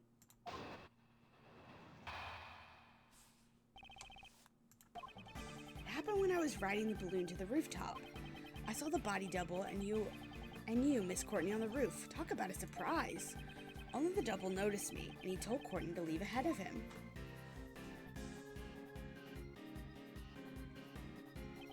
He then pointed a gun at me and fired. Why did he want to shoot down the balloon? It's simple. The body double had intended to kill Miss Courtney. kill me. That's right!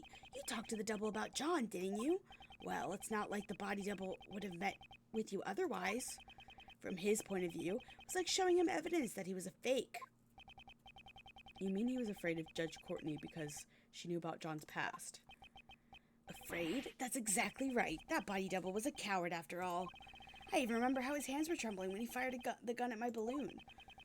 Are we all clear now? I was only there by chance. Just a friendly witness who was passing by. I don't believe any of this.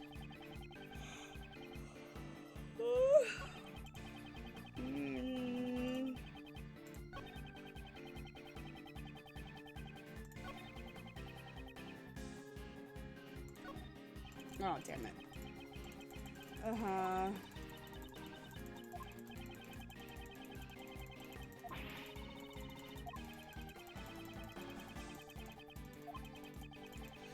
As I committed a crime, just like the fake president who exposes crimes on each. Yeah, I get it.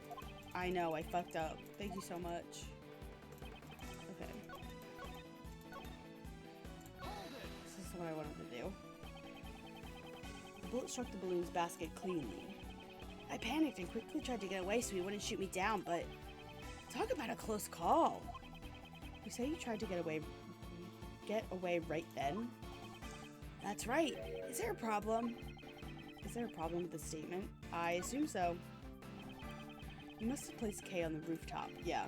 You couldn't have gotten away before then, correct? Yeah, that's right. I forgot. After the body double fired one shot, he entered the hatch to the 51st floor. I looked around for a bit and then landed on the roof. Nope. That's not true. Because Lotta didn't see him. Sure, I don't mind. Nope, no he didn't. Where's Lotta's testimony? Finally coming in handy.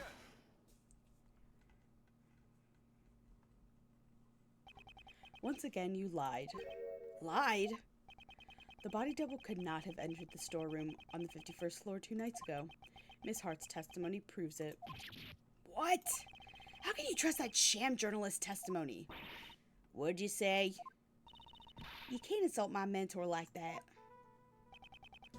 2 nights ago, that lady was staking out the 51st floor. Given that, just how did the body double leave the roof? Indeed, that is what we must now prove. If he did not use the elevator or the 51st floor to leave the roof, only one bit remains. How did the body double leave the roof without using the elevator or the 51st floor? The fucking balloon. The body double flew. He flew? Simon Keyes. He rode in your balloon. Hey, stop joking around. Why would I have needed to give that body double a lift? The elevator had a security camera, and the 51st floor was being watched by Miss Hart. Your balloon was the only way the body double could have left the roof. At the circus, we often perform dangerous stunts in order to surprise the audience. You think you've got me cornered? Sorry, but the show ends here. What?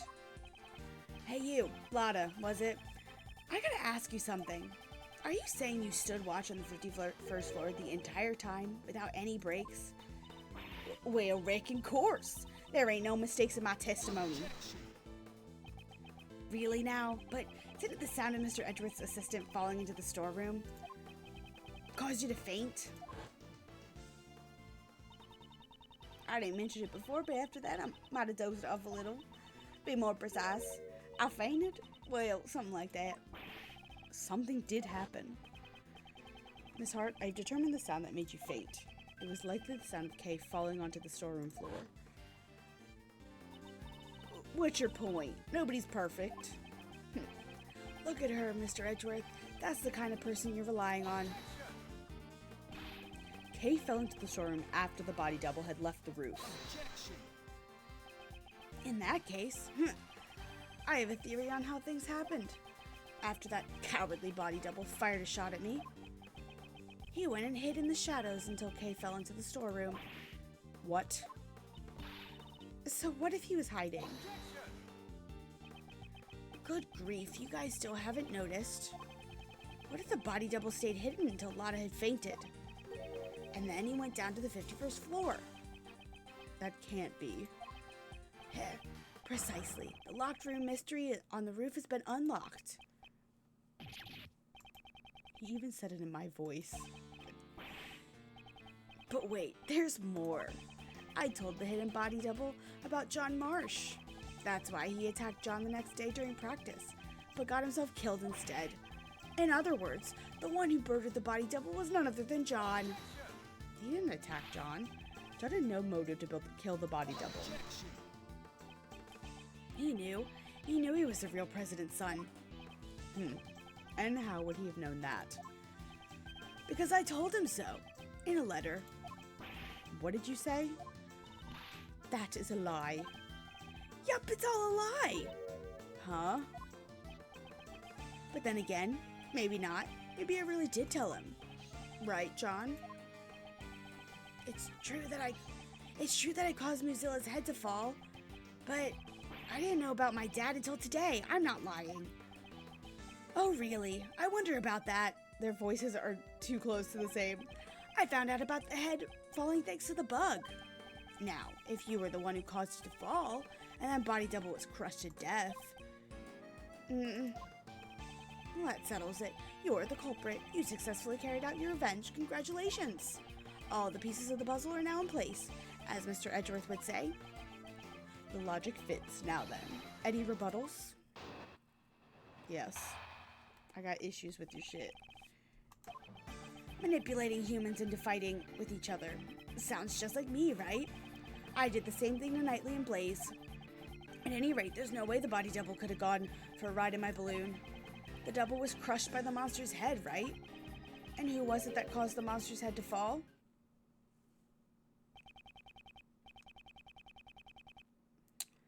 Do you understand now who the body double's real killer is?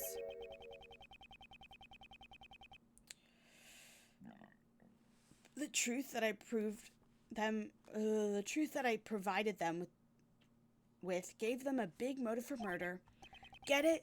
Those two tried to kill each other because of the truth you're so fond of. Impossible. Hey, you detectives over there, hurry up and arrest this murderer. What's wrong? Why aren't you moving? Damn. He's just spouting nonsense. I thought so. Just admit it. In the end, aren't you all the same as Blaze and the body double? You ignore the prime suspect and come after me without evidence.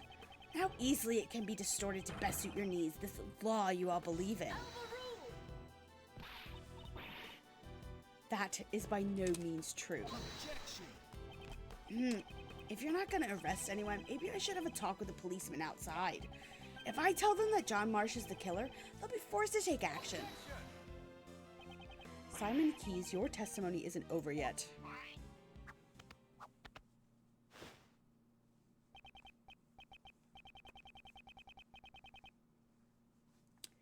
Really? I figured you'd try to stop me, Mr. Edgeworth.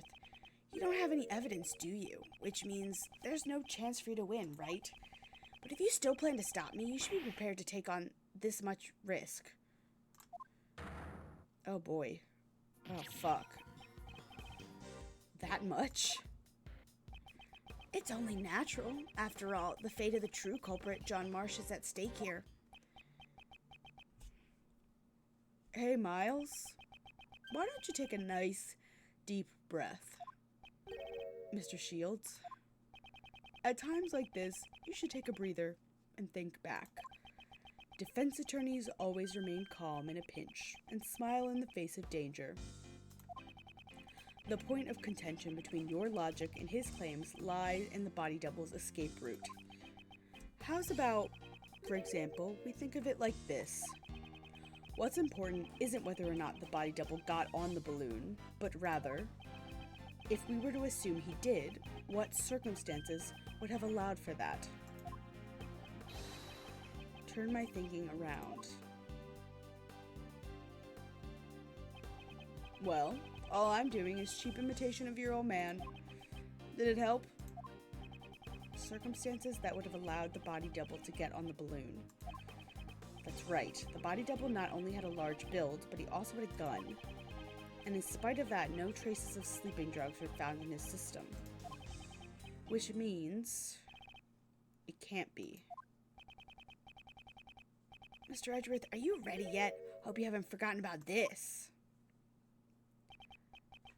This is bad. I must break his testimony somehow. Okay, I probably have to present evidence right away. And I feel like the evidence is the balloon, because that's all we're focusing on. So, which of these statements does the balloon fit to? Manipulating heat, not this one. I did the same thing to Knightley and Blaze. Nope. At any rate, there's no way the body double could have gone for a ride on my balloon. Okay. The double was crushed by the monster head, right? Could be this one. And who was it that caused the monster's head to fall? No, it's not that. It's gotta be this. This is like the only statement that makes sense. Oh, thank God. Thank God. John was not the one who killed the body double. He was crushed by a monster. Quit clowning around. This isn't like you at all. Oh, I get it. Since John is supposed to understand the heart of a monster. The one who understands the heart of monsters is you. Not even I have monsters for friends, you know? Stop being so modest. Didn't you have one very important friend? A monster you control at will. Simon Keyes, you're the one who killed the body double. That's... the lion balloon? A monster made of cloth that expands when filled with hot air. It suits you quite well, wouldn't you agree? Sorry, but I have no idea what you're talking about. You've been fixated on your claim that you manipulated John in the body double. Probably because it's an impossible fantasy of yours. After all, even an animal tamer cannot tame the dead. The body double had already been murdered while he was on the roof. The murder weapon was the balloon you were in. I see. Although it floats in the air, that balloon still weighs several hundred pounds. When the double threatens you on the rooftop, you immediately came up with a plan to defend yourself. And that plan was to crush him with your balloon. Whether the body double wanted to get on or that he was carrying a gun, none of that mattered. Because what you carried in your balloon was the body double's corpse. Objection. Hold on a second, Mr. Edgeworth. You're saying the double was killed on the rooftop 2 nights ago? Well, that simply doesn't match up with the time of death. What did you say? Well, that's not like you at all, Mr. Edgeworth. Take a good look at the autopsy report. The time of death was around 11 p.m. last night. Last night? Yeah, that's true. The very night the Muzilla's head fell. Well, Johnny boy, come on, how about telling us the truth? You killed your father, right? I know the feeling. You hated him, didn't you? Your father who left you all alone forever? Well, no, because his actual father's been dead for 12 years. You're wrong. I had no idea that guy was my dad. They have the same... This is... Not this again. Didn't I personally tell you myself? Was my logic wrong? No. Are they going to be like, you refrigerated him? Which, in real life, they would be able to tell, but whatever. Mr. Edgeworth, allow me to thank you once again for chasing down Blaze and Patricia and bringing them both to ruin. My revenge was a success, all thanks to your logic. If only the time of death matched up, then my logic would fit. Perhaps he did something to throw off the time of death. And what's more, Dane Gustavia, was it? You even took down the culprit of the IS-7 incident. Dane Gustavia and the IS-7 incident. That's it. Gustavia killed Dover and hid his body in a block of ice. Mr. Gustavia intended to freeze the body in order to throw off the time of death. If the time of death had coincided with the Tea Party, Mr. Gustavia would have been suspected. And once again, I tell the game, they can tell when a body's been frozen because the cells, like, explode. That is correct. They couldn't tell, wouldn't be able to tell the time of death from it, but they could tell it's been frozen and defrosted. It's a shame that I didn't get to witness his destruction. How can you say that? Wasn't Mr. Gustavia your father, Simon?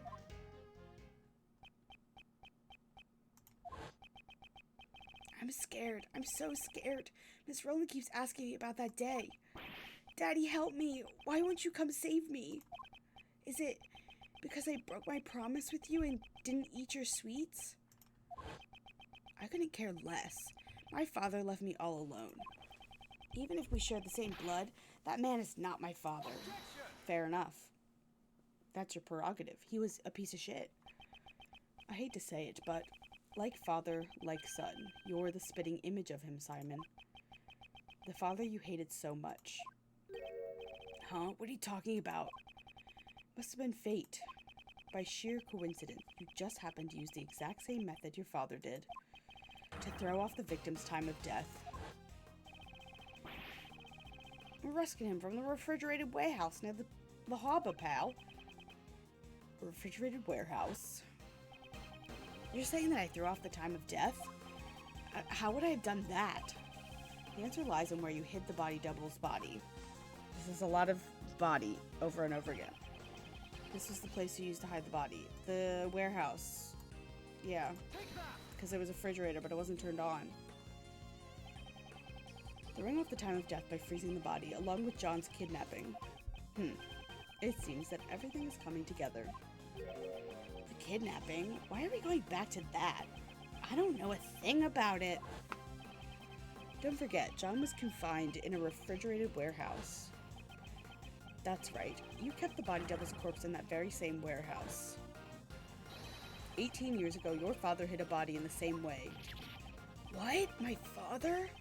The one who abandoned me did the same thing? Who would have guessed that both father and son would use the same method? Objection.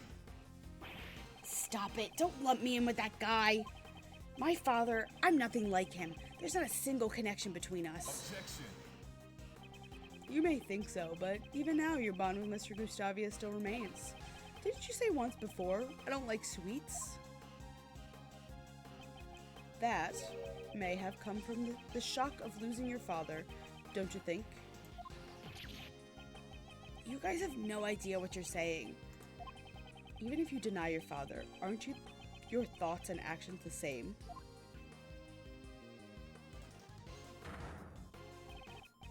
Particularly your belief of sacrificing others to protect yourself. And finally, your crimes were brought to light just as his were.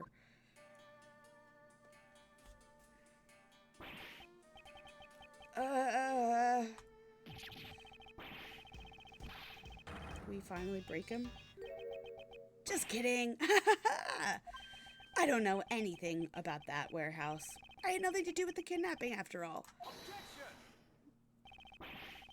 In order to threaten Judge Courtney, it's clear that you partook in the kidnapping. How scary. Those who get involved with you will be charged with all sorts of crimes.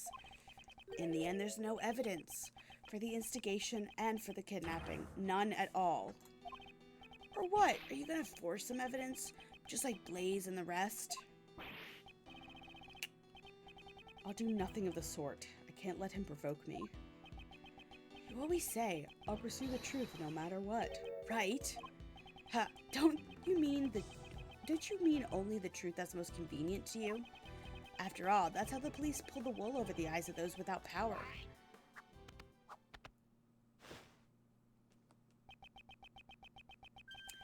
And that's why my revenge was necessary. None of you can catch me. Not Patricia, not Blaze, and not even you. Mr. Edgeworth, at this rate, isn't there anything we can do? Even though all my logic points to this man, I just need evidence. Even a single piece of evidence would suffice. Well, it's been a fun show, but it looks like it's time for the curtains to close. If you'd like, why don't you come see my next performance? I'll let you if you admit defeat. Okay, alright, dude. It's definitely not over. Who said that? Who was that? Gumshoe! Sorry to keep you waiting, Mr. Edgeworth. Gummy, where were you? Where'd you go? I was just doing the job that I'm able to do, pal. Detective Gumshoe, your report, please. I did a quick investigation, sir, about the warehouse John was at.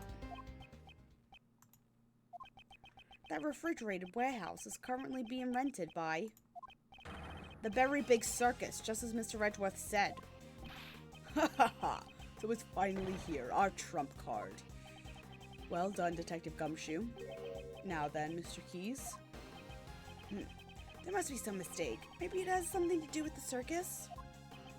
I see. Indeed, we're not well informed with the affairs of the circus. In that case, why don't we get your boss's opinion on this? Regina? We are renting a refrigerated warehouse to store the animals' food, but I don't know much about the place. After all, I let Simon handle everything. Curse you! Simon, how scary. What a shame. Seems your desperate actions after the crime were in vain. If the body was found in the warehouse, suspicion would have fallen on you, the one in charge. That's why you specifically moved the body back to the Grand Tower, wasn't it? However, us finding John confirmed that the warehouse was a fatal mistake on your part. Our resident Grand Thief and Detective are both rather exemplary. What's wrong? Can't even tell I can even tell through your face paint that you're looking pale. It's not over yet, Mr. Edgeworth. Your logic is missing the most important piece of evidence. Oh, please do tell. Isn't it obvious? Evidence that I killed the body double with the balloon. You can't present it, can you? After all, there's no way such evidence could possibly exist. The evidence. It exists. What'd you say? Mr. Keys murdered the victim.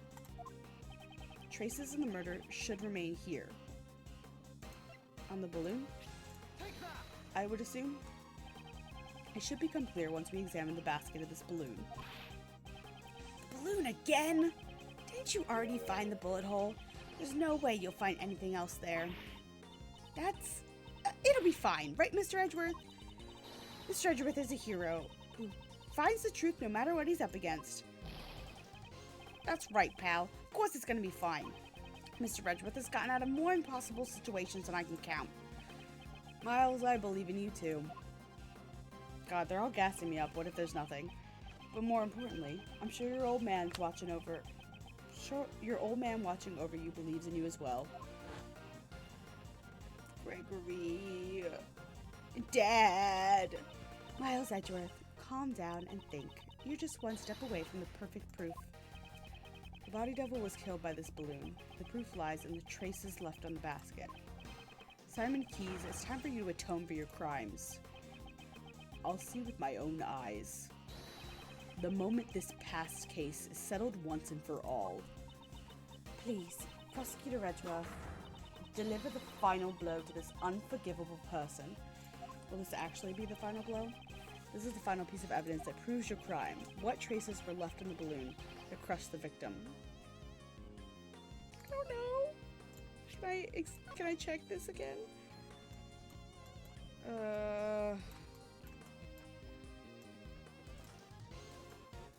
Okay.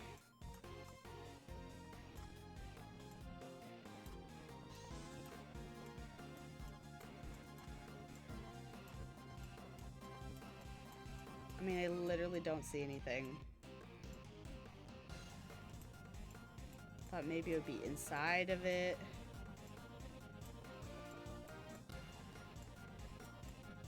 Okay. Okay. Let's think about this. What would be left? The yellow shit. The fucking pollen on the fucking flowers. That would get on it. Because it got crushed. That's my guess. Oh, thank God. When John found the body, a bouquet of lion lilies was there as well. Lion lilies? The flowers from Zhang Fa that represent the bond between parent and child. That's your evidence? Surely they must be buried under a mountain of garbage by now. Moreover, the one who threw it away was John himself. That's not much of a bond now, is it? That language of flower stuff has nothing to do with this. Calm down, John. Certainly you may have thrown the flowers away. However, I believe those emotions remain as strong as ever. Those bonds will surely protect you from that man in the form of my final piece of evidence. What the heck are you talking about? Those flowers were crushed, ergo they must have come into contact with the murder weapon. Perhaps we'll find the very same pollen still stuck to the basket of your balloon. No way! You guys examined the basket just a few moments ago. If there had been any yellow pollen stuck on there, wouldn't you have noticed it then? Mr. Keyes, evidence is not restricted to what you can see with the naked eye. What? Emma? Yes! Would you perform one more scientific investigation for us? Leave it to me. The balloon's basket, right? Ah, a reaction. This is clearly pollen from a yellow flower. I don't know what test this is, but fabulous. We'll find out soon enough whether or not it's from the same flower. What? I'm gonna lose my voice. I'd say this proves that. The body double's death was caused directly by your own hand. No way, it can't be. You crushed the body double to death on the roof of the tower. Then you retrieved the body and hid it in the warehouse. Why did he have to go to such trouble of retrieving the body? 2 nights ago, he knew that a separate incident would occur at the tower. Miss Cranes! Precisely. Leaving the body there would have disrupted his plans. I see, but even so, he couldn't leave the body in the circus warehouse either. Exactly, so the next day, when he was bringing the body back to the tower, once again, he saw the small fire John started, which caused Ruzilla's head to fall. Was that when the idea came to you? Your plan to pin the crime on John? Gah! You made it look like the murder weapon was the fallen head. Such foul, cowardly behavior. For that reason, you carried the body the double's body, this is the worst, in the balloon and lowered it into the, oh my god, whatever. At that time, the figure of the body double being lowered down by a rope was captured in John's video recording. What? Just call him Nico instead? Yeah. Damn, it was all, you saw through it all? Damn it, damn you! You manipulated animals, you manipulated people, and you manipulated cases. Almost as if you were a king. However, it's now all come to an end. Simon, the animals have gotten angry, eaten Money and Astique. You never thought of them as your friends at all. How sad. The animals speak English? Damn it, don't you look at me with those eyes. You committed multiple crimes, including murder. Thank you for your confession, Nico. Guilty. It's about time you went back to being a mere clown. A fitting end to your pitiful Jester's act. Okay. Stay away! Stay away from me! Stop it! Please stop it! Daddy, help me! I'm scared. I'm so scared. I don't know anything. I didn't do anything bad. They were the bad ones, weren't they? Horace, why? Why did you stop me? If you hadn't done that, I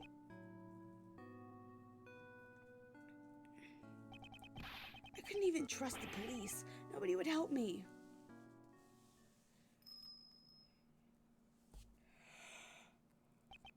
But that man, back then he saved me. The only one who helped me was Dogen, so I used everyone else. What's wrong with that? Stop it, don't come any closer, stop! Oh. Oh. Oh. God.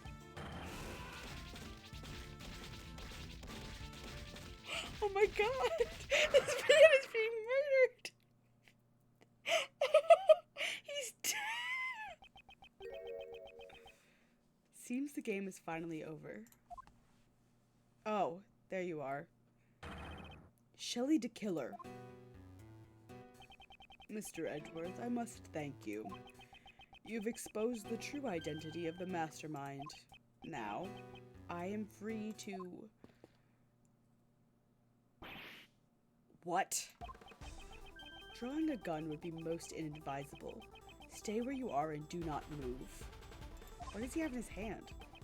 I don't have a gun! You do have a gun, do you not? You intended to draw it and fire without anyone noticing. I must have taken it from the body double when he killed him. This man has betrayed his bond of trust with me. He would have me kill the president while knowing full well he was the body double. Lying about a target is an extremely dangerous thing to do to an assassin. Not having all the cards on the table can seriously jeopardize an assassination. Ugh. However, what is even more unforgivable is your deception and your attempt to manipulate me. The time has come for your retribution. Stop! Oh! You are. It has been far too long, Shelley. Oh my god, they have the same voice again. Please step aside, that man is my prey. I must ask you to spare his life. Please permit this young acolyte to receive his proper punishment in prison.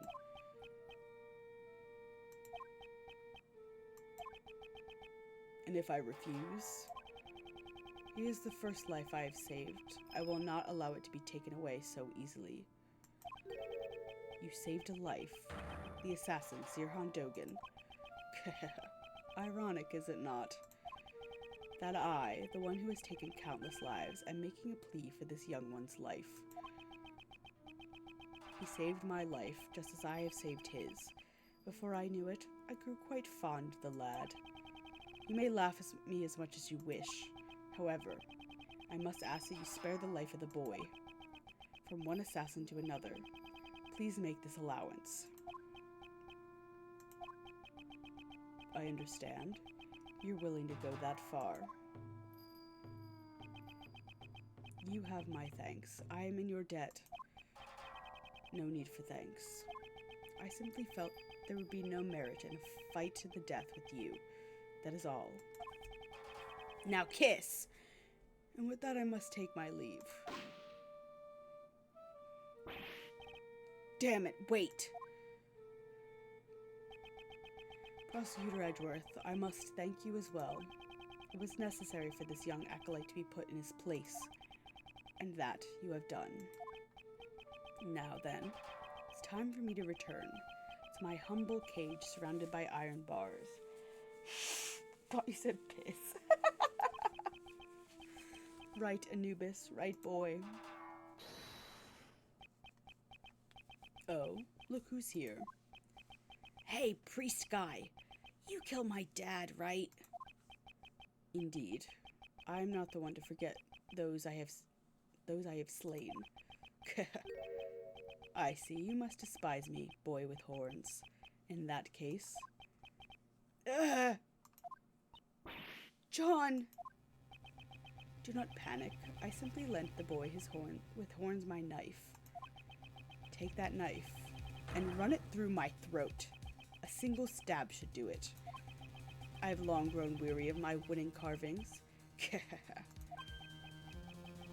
Revenge. John, don't do it! John, please, I beg of you. Until just now, I hadn't intended to seek revenge, no matter how many years it took. Revenge? Revenge is good, really good. This is the worst. All your pain and suffering slips away, everything becomes numb, and you'll feel nothing. Yeah, you may be right. I thought about that while I listened to what you had to say. John. But the only one who would be satisfied with revenge would be myself, right? If I became a murderer, my mom would go through even more pain and suffering. My friends are in the movie too, and all those people who care about me as well. The boy with horns says some interesting things. That's right, I finally get it now. I'll never forgive you, but I'm not the one who should punish you. After all, isn't that what my mom and that prosecutor guy are here for? John. John, you just said some really profound stuff just now. Okay, perhaps you should study up a little more yourself. Is that so? Well then, young one, it's time for us to depart. Where to? To prison, of course. That place would be our home. Our home?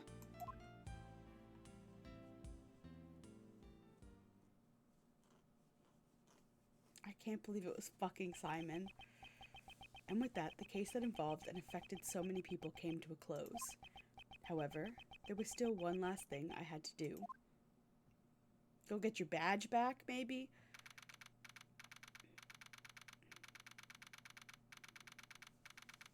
It's a couple days later, I think. POV, go to jail with Dad! Oh my god. Mr. Edgeworth, sorry to keep you waiting. Why'd you call Uncle Ray and the rest of us out here? Mr. Edgeworth, the formal proceedings have just come to a close. What are you talking about? This is the place where I once relinquished my prosecutor's badge. This is your prosecutor's badge. Prosecutor Edgeworth, what is the meaning of this? Father's Day ideas. And you and Nico were to go to Florida together. No. Awful. The worst Father's Day idea I've maybe ever heard. Consider this my resignation. I am no longer a prosecutor.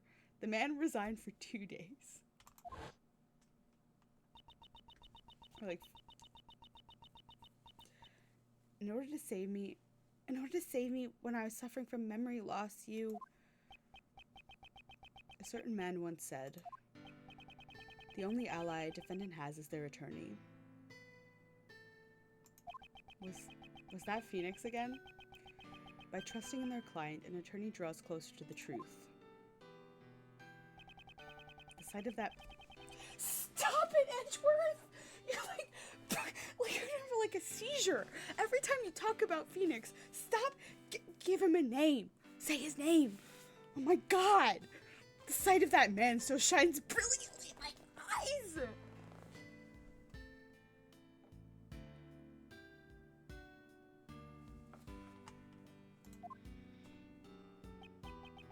Just as the image of my father fighting in court does. Okay, it's a weird comparison, but still. Gregory. However, this is nothing more than that man at my father's... Stop it! Stop calling him that! Why don't they say his name?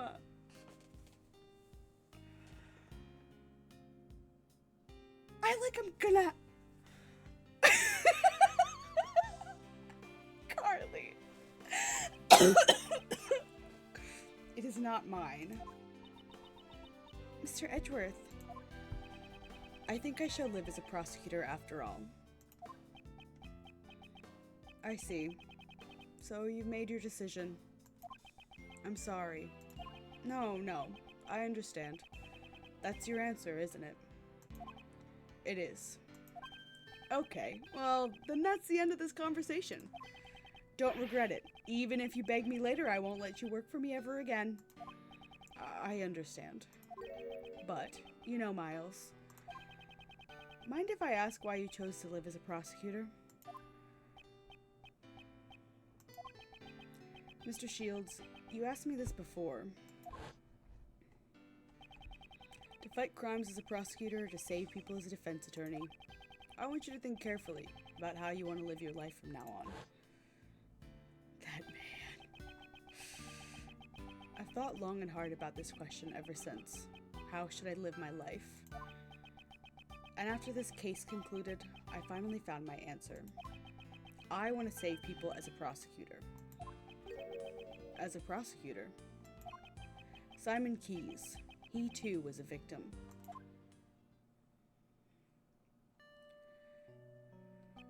He lost a parent in a past murder, and with it, the ability to believe in anything else. I too know that feeling. The feeling of losing what's important to you and being unable to believe in anything. I doubted everything during my lonely battles in those days. All that I can hope to do is get every defendant declared guilty. The one who saved me was Phoenix.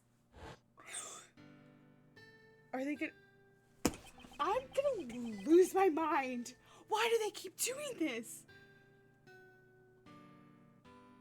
Like, what is the point? Why? Oh my god! I'm gonna lose it! Just show him! Was there a copyright issue? Like, what is the purpose? I can't handle this! Mr. Keys must have been all alone. Unable to find salvation from the law, he had no choice but to turn his hand to revenge. And I suppose you never thought to seek help from the police. No way, no way. As long as Blaze was around, any evidence would be destroyed by him. Actually, didn't something like that almost happen today, during Patricia's trial? Ugh. He's pushing back the gay thoughts. Not in my Pride Month. I want to save those like Simon Keys. So, how would you save him? I'm sure this tragedy could have been avoided if only he could have relied on the courts. But instead, he was cornered by Blaze the Best, who used the power of law for evil. The form of the law can change depending on who wields it. It can be at once a shield to protect and a blade to harm. That too is a contradiction of the law. A contradiction, ah. That's true. It sure is a contradiction in the law. The way the law is right now, it isn't always completely right. The only way to right those contradictions is by joining in the court system. The one who could have saved Simon Keys was not an attorney, but rather a watchman of the law, a prosecutor. Okay, whatever you say. I shall face the contradictions in the law as a prosecutor. I see. That's just like you. But, you know, it'll be tough. It won't just be a walk in the park. You'll be going up against the law itself. You do realize that, right? I do. However, someone must. Yep. Uncle Ray believes in you too. The law evolves and grows, just like all of us do. I'm sure you can pull it off. After all, you're Gregory's son. Your old man would never give up, no matter what. His eyes always saw only what laid straight ahead. Miles, when you chose to live as a prosecutor, your eyes looked just like your father's. Looks like you've grown up a bit. I really wish your old man could see you now. Straight. Carly. Thank you very much, Mr. Shields. So then, Prosecutor Edgeworth, allow me to formally return this to you. Please do. I, Justine Courtney, as a member of the PIC, do hereby return to Miles Edgeworth the rights and privileges of a prosecutor in the name of the Goddess of Law. In my Pride Month? Yes. And with that, Prosecutor Edgeworth is revived. That's great, sir. So then, Prosecutor Edgeworth, it's time for Uncle Ray to make his exit. I have to report to your old man about all about the traitor in the Edgeworth family. Thank you for everything, truly. Next time we meet, just be in the court. Next time we meet, just might be in the courtroom. I hope you're ready. Uncle Ray might not look it, but he's an ace attorney after all. I'll look forward to seeing the attorney my father trained in action. Jesus.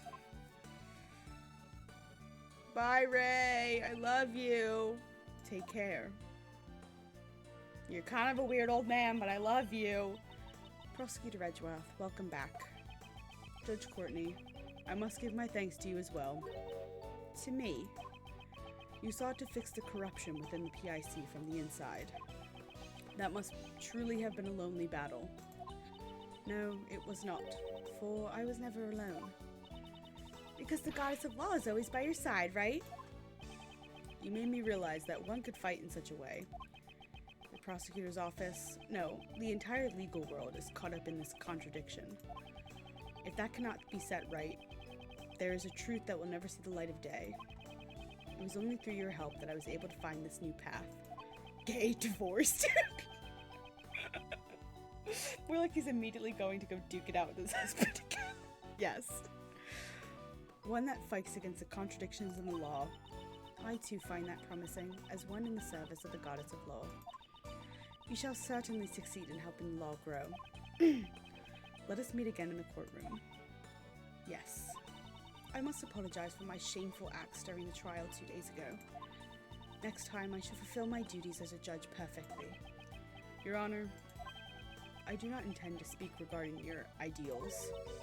Prosecutor Edgeworth, however, the greatest judge I know is one overflowing with humanity.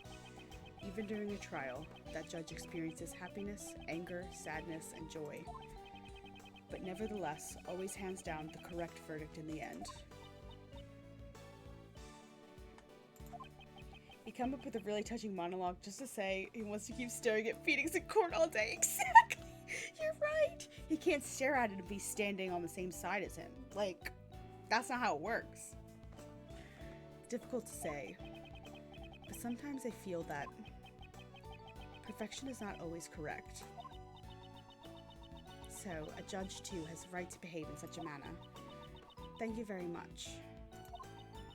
Prosecutor Edgeworth, when I pursued and fought against Best, the goddess of law was not the only one by my side.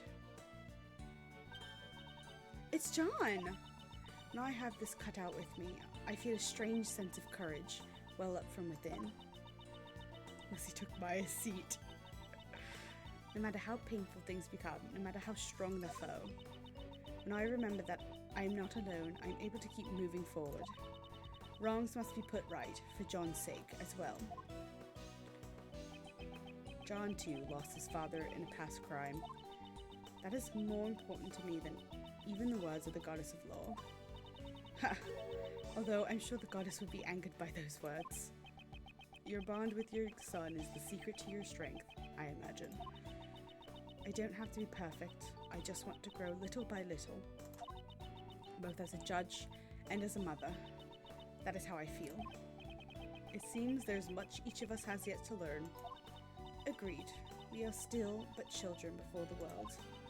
Let us grow in our respective paths until we meet again.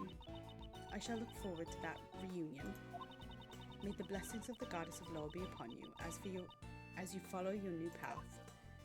Bye, Courtney. I will not miss you. Say it, coward!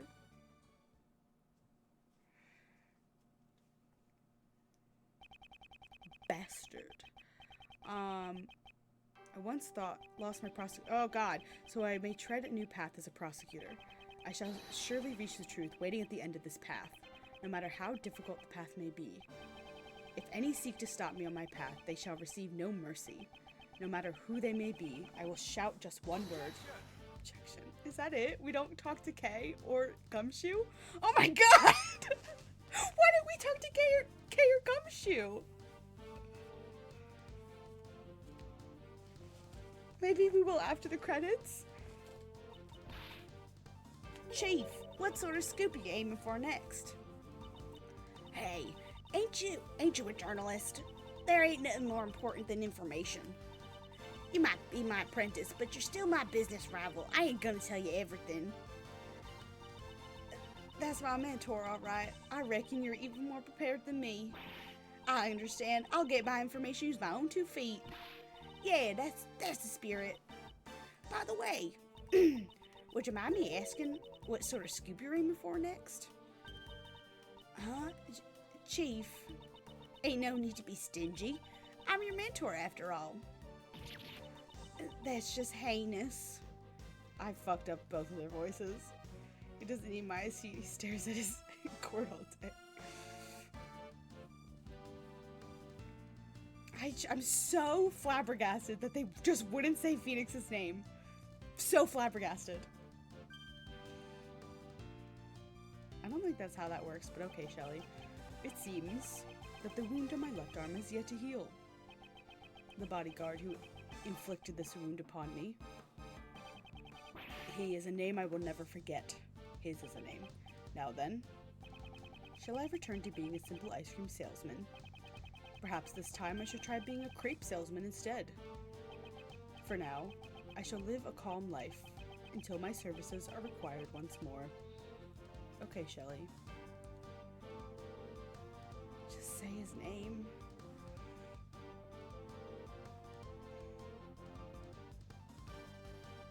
You're gonna make me remember this guy?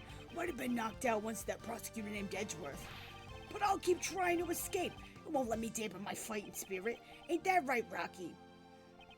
The gongs they'll sound off my next escape will ring out soon enough. Till then, let's keep working out. I don't know if that was his voice. Blood-flavored ice cream. Delicious. Yum. Oh god, it's him again. Are you inquiring into my studies to become a pet groomer? I'm working as hard as ever. I spend every day covered in mud. Gross. Perhaps this suits my true nature far better than the life of a newspaper salesman. Once I leave the prison, I hope to earn an honest wage as a pet trimmer. Huh? My sentence has been extended because I was Warden Roland's accomplice? Oh. Tastes like pennies. Why do you think I've given a rat's ass about these stupid animals' well-being? To hell with the pet trimmer's license. Damn it! They said ass. I don't feel like any other... I feel like there's been more curse words in this game. I mean, they're like low-level curse words. But I definitely feel like there's more curses in this game than the other ones.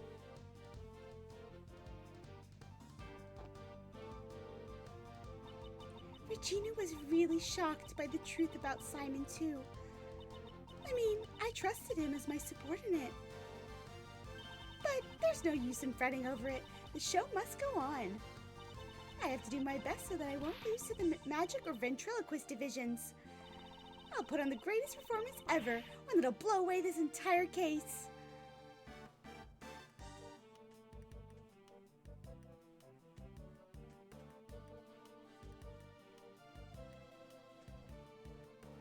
There's Dogan. And the dog.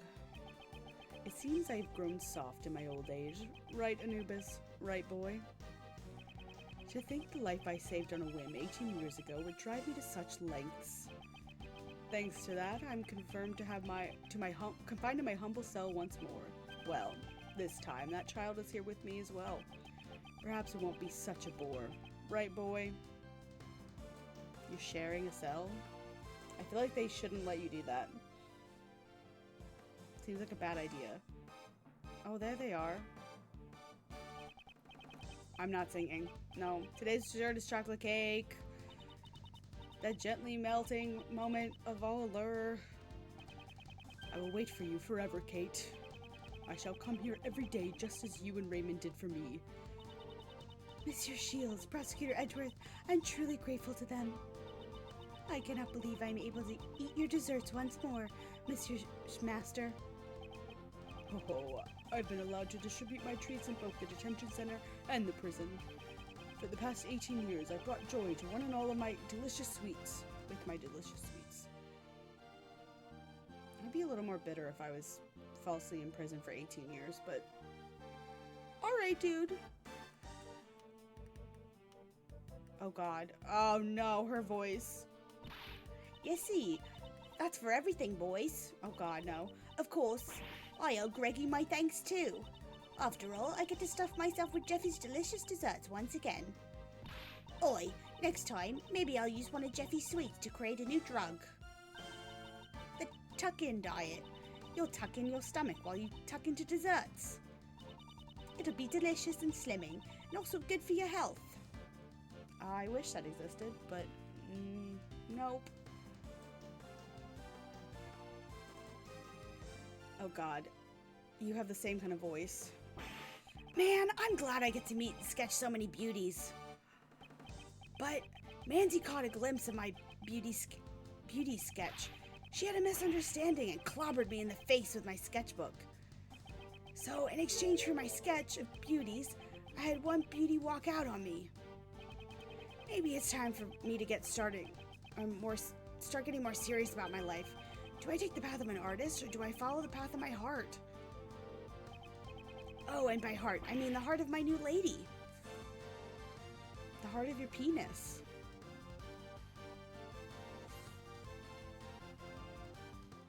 Oh, hi, Bad. Talking to Bad, or are we talking to both of them? Mr. Bad, thanks for all your help today.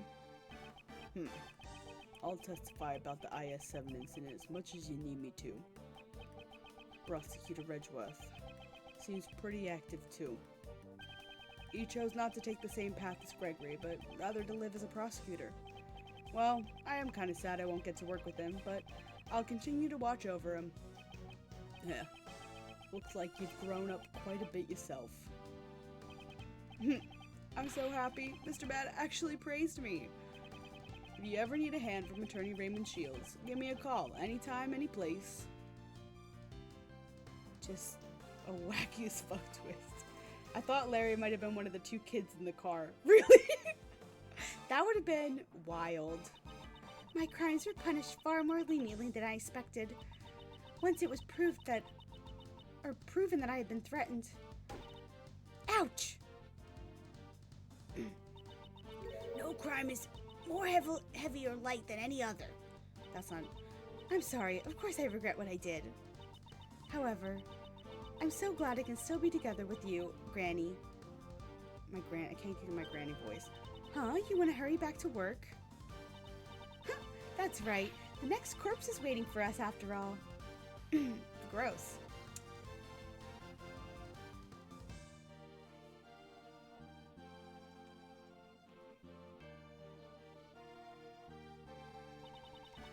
I'm glad my scientific investigation came in handy this time around as well. Good thing I rushed back here all the way from Europe. And now, I have to leave again. That kind of takes the fire out of a girl, as you can imagine. But this is also I can become an actual forensic scientist. So then, I guess it's time to go. If anything comes up, be sure to call me right away. The second I get word, I'll dash right over. In my mind, this lady sounds like the chocolate old lady from SpongeBob. Yes, same. Look at all these localizers. Good job, guys. You're great. The greater the father, the greater the expectations are for their children. Prosecutor DeBest, was it? His way of life shall be tested henceforth, just as mine was. Miles Edgeworth chose to live a different life from his father, as a prosecutor. I suppose that too is an answer. I love Francis. Look at this shot! Wasn't expecting that.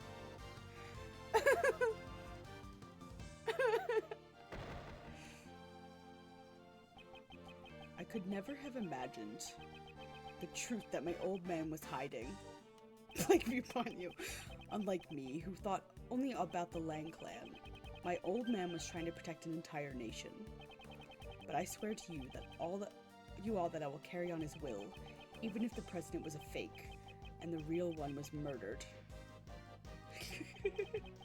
I swear that I, together with my men, shall revive Zhang Fa. Someday I will surely show you all a Zhang Fa brimming with life. I love you.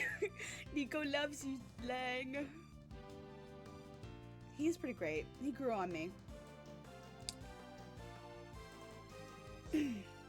Now that he isn't just like bitching at me because I'm a prosecutor, like... Okay. I've asked everyone to stop calling me the best. Good. I don't like it. It makes me feel like I'm just borrowing Pop's power. Good for you, my man. I shall study even harder than before and triumph over Pops. I'll become strong enough that I won't ever lose even to Mr. Edgeworth. Now then, let's start by thinking up a new nickname. Good for you, Sebastian. I'm proud of you. Show your dad what for. I'm talking to Penny? Or both of them. A lot has happened, but thankfully, the film was a roaring success. The gossip articles about the murder made our movie the talk of the country. A monstrous man appears from the mighty Mozilla. This is the true face of the monster who murdered the president of Shangfa. Huh? Isn't that you in the photo, Mr. Powers? Huh? How could something like this happen? Now, it's fine, isn't it? It's thanks to those articles that our film is a big hit. Much obliged. Poor dude. Testing, debugging.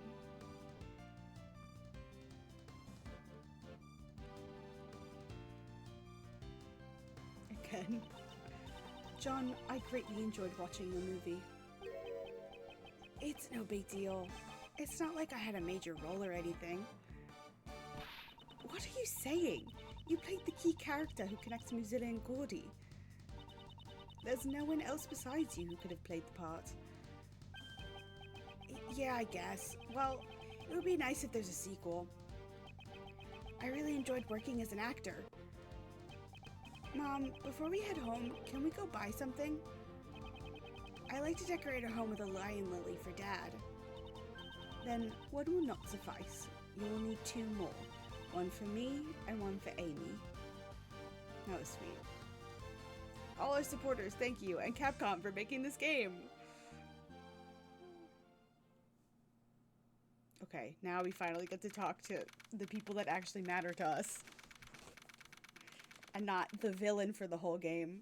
I mean, our uncle matters to us, but we talked to one of the main antagonists of the game for so long.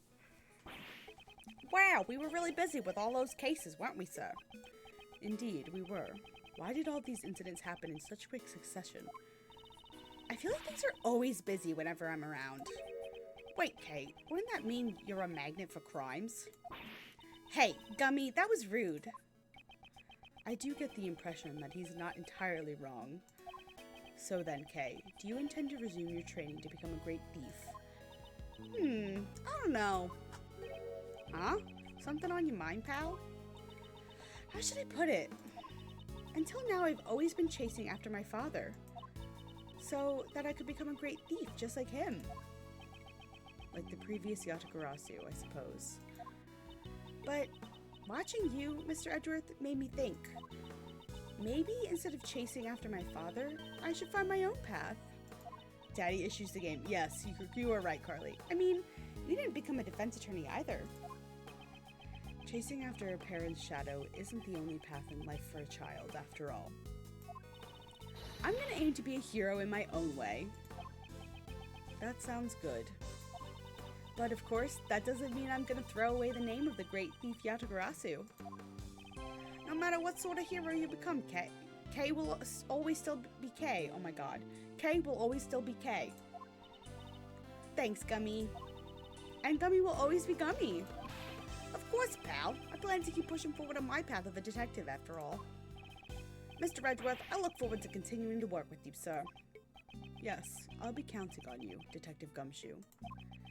Detective, you saved me many times during these past cases. You have my gratitude. I suggest you look forward to your next salary assessment. Huh? What? Does that mean what I think it means? What's wrong? I'm saying your next salary ought to be raised. Really, sir? I can't believe it. Isn't that great, Gummy? It's like a dream come true. I can finally say goodbye to my instant noodle lifestyle. However, that doesn't mean you can start slacking off. The real work begins from here on out. You should prepare yourself. Yes, sir. Roger that. I'll devote my body and soul to following after you, Mr. Edgeworth. Path Mr. Shields and Judge Courtney taught me is to take a stand against the contradictions in the law and to reach the truth at the end of that road. What am I able to do? That is a question I must continue to dwell upon. Certainly this path will not be easy, however. Prosecutor Edgeworth, when I pursued and fought against Blazed Best, the goddess of law was not the only one by my side. It's John! Right. Yeah, okay, we just did this. His strange sense of courage. Woo! But I remember that I'm not alone. I'm able to keep moving forward.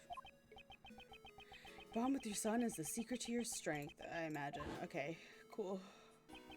Going back to Phoenix. Bonds, huh? Are we gonna say his name finally? I completely forgot! That was sudden. What's wrong? I was searching for members for the new Yatagarasu team. Now that you mention it, I do remember you saying something to that effect. But in the end, I wasn't even able to find a single person. Can you imagine it? A team combining their powers in order to steal the truth? I mean, that's what the first one did. I wanted to create an invincible team like that, but... What are you saying, pal? Don't you already have a team? Together, the three of us can solve any case that comes our way. Yeah, you're right. A prosecutor, a detective, and a great thief. We're the invincible trio of heroes that steals, captures, and pursues the truth. Hearing all that kind of makes me feel sorry for the truth. As long as the three of us are together, there's nothing to fear.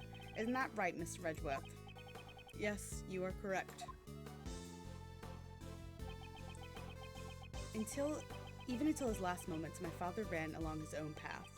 I too shall advance along mine. Accompanied by my somewhat boisterous comrades. As long as they are by my side, I can walk forward without hesitation. On this new path as a prosecutor.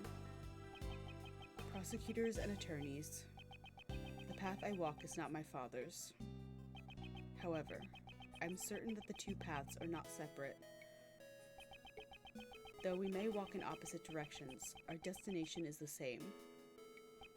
Why, you may ask? Because both paths lead to the one and only truth.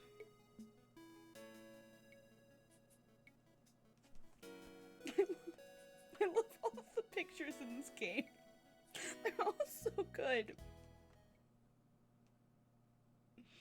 Ah! Oh, I'm gonna pass away.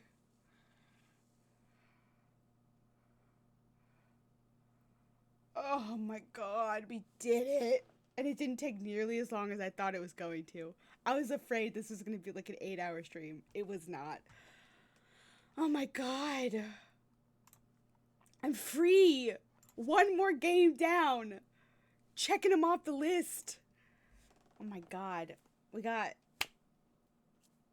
4 more games left. 2 mainline games.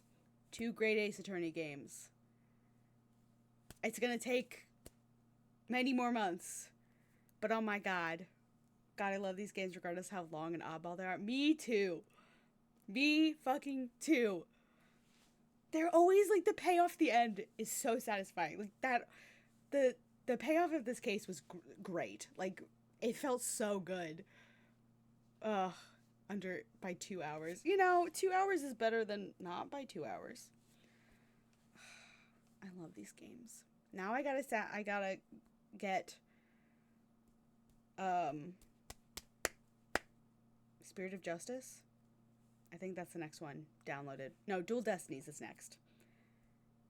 Get that downloaded and ready to go. So, okay, here's the schedule. I will not be streaming next Friday because I will be in a wedding during stream. I might stream Saturday or Sunday, depending on my schedule when, like, Cody and Carly are streaming and schoolwork and all of that. But I would like to stream.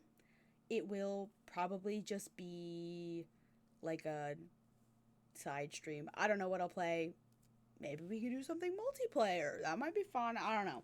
But I'm going to do that. Then I'll have 1 week of normal.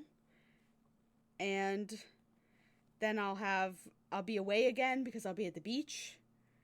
And then we'll be back to normal. I don't know that we're going to start Dual Destinies right away, like on the 30th. Maya and I might do a multiplayer night where we play a bunch of the two-person multiplayer games that we've been trying to play or been wanting to play for like months. So we'll see. Nothing's set in stone, but that's like at least for next week. Nothing Friday, maybe Saturday or Sunday, depending on everybody's schedules.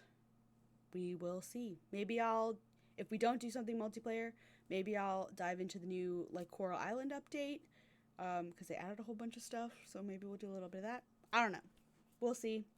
But yeah, thanks for sticking it out through this game.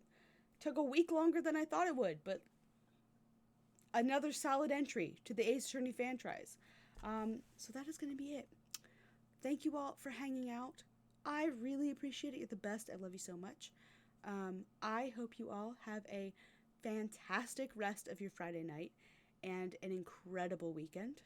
And I will see you guys all maybe next week. Okay? Goodbye. Good night.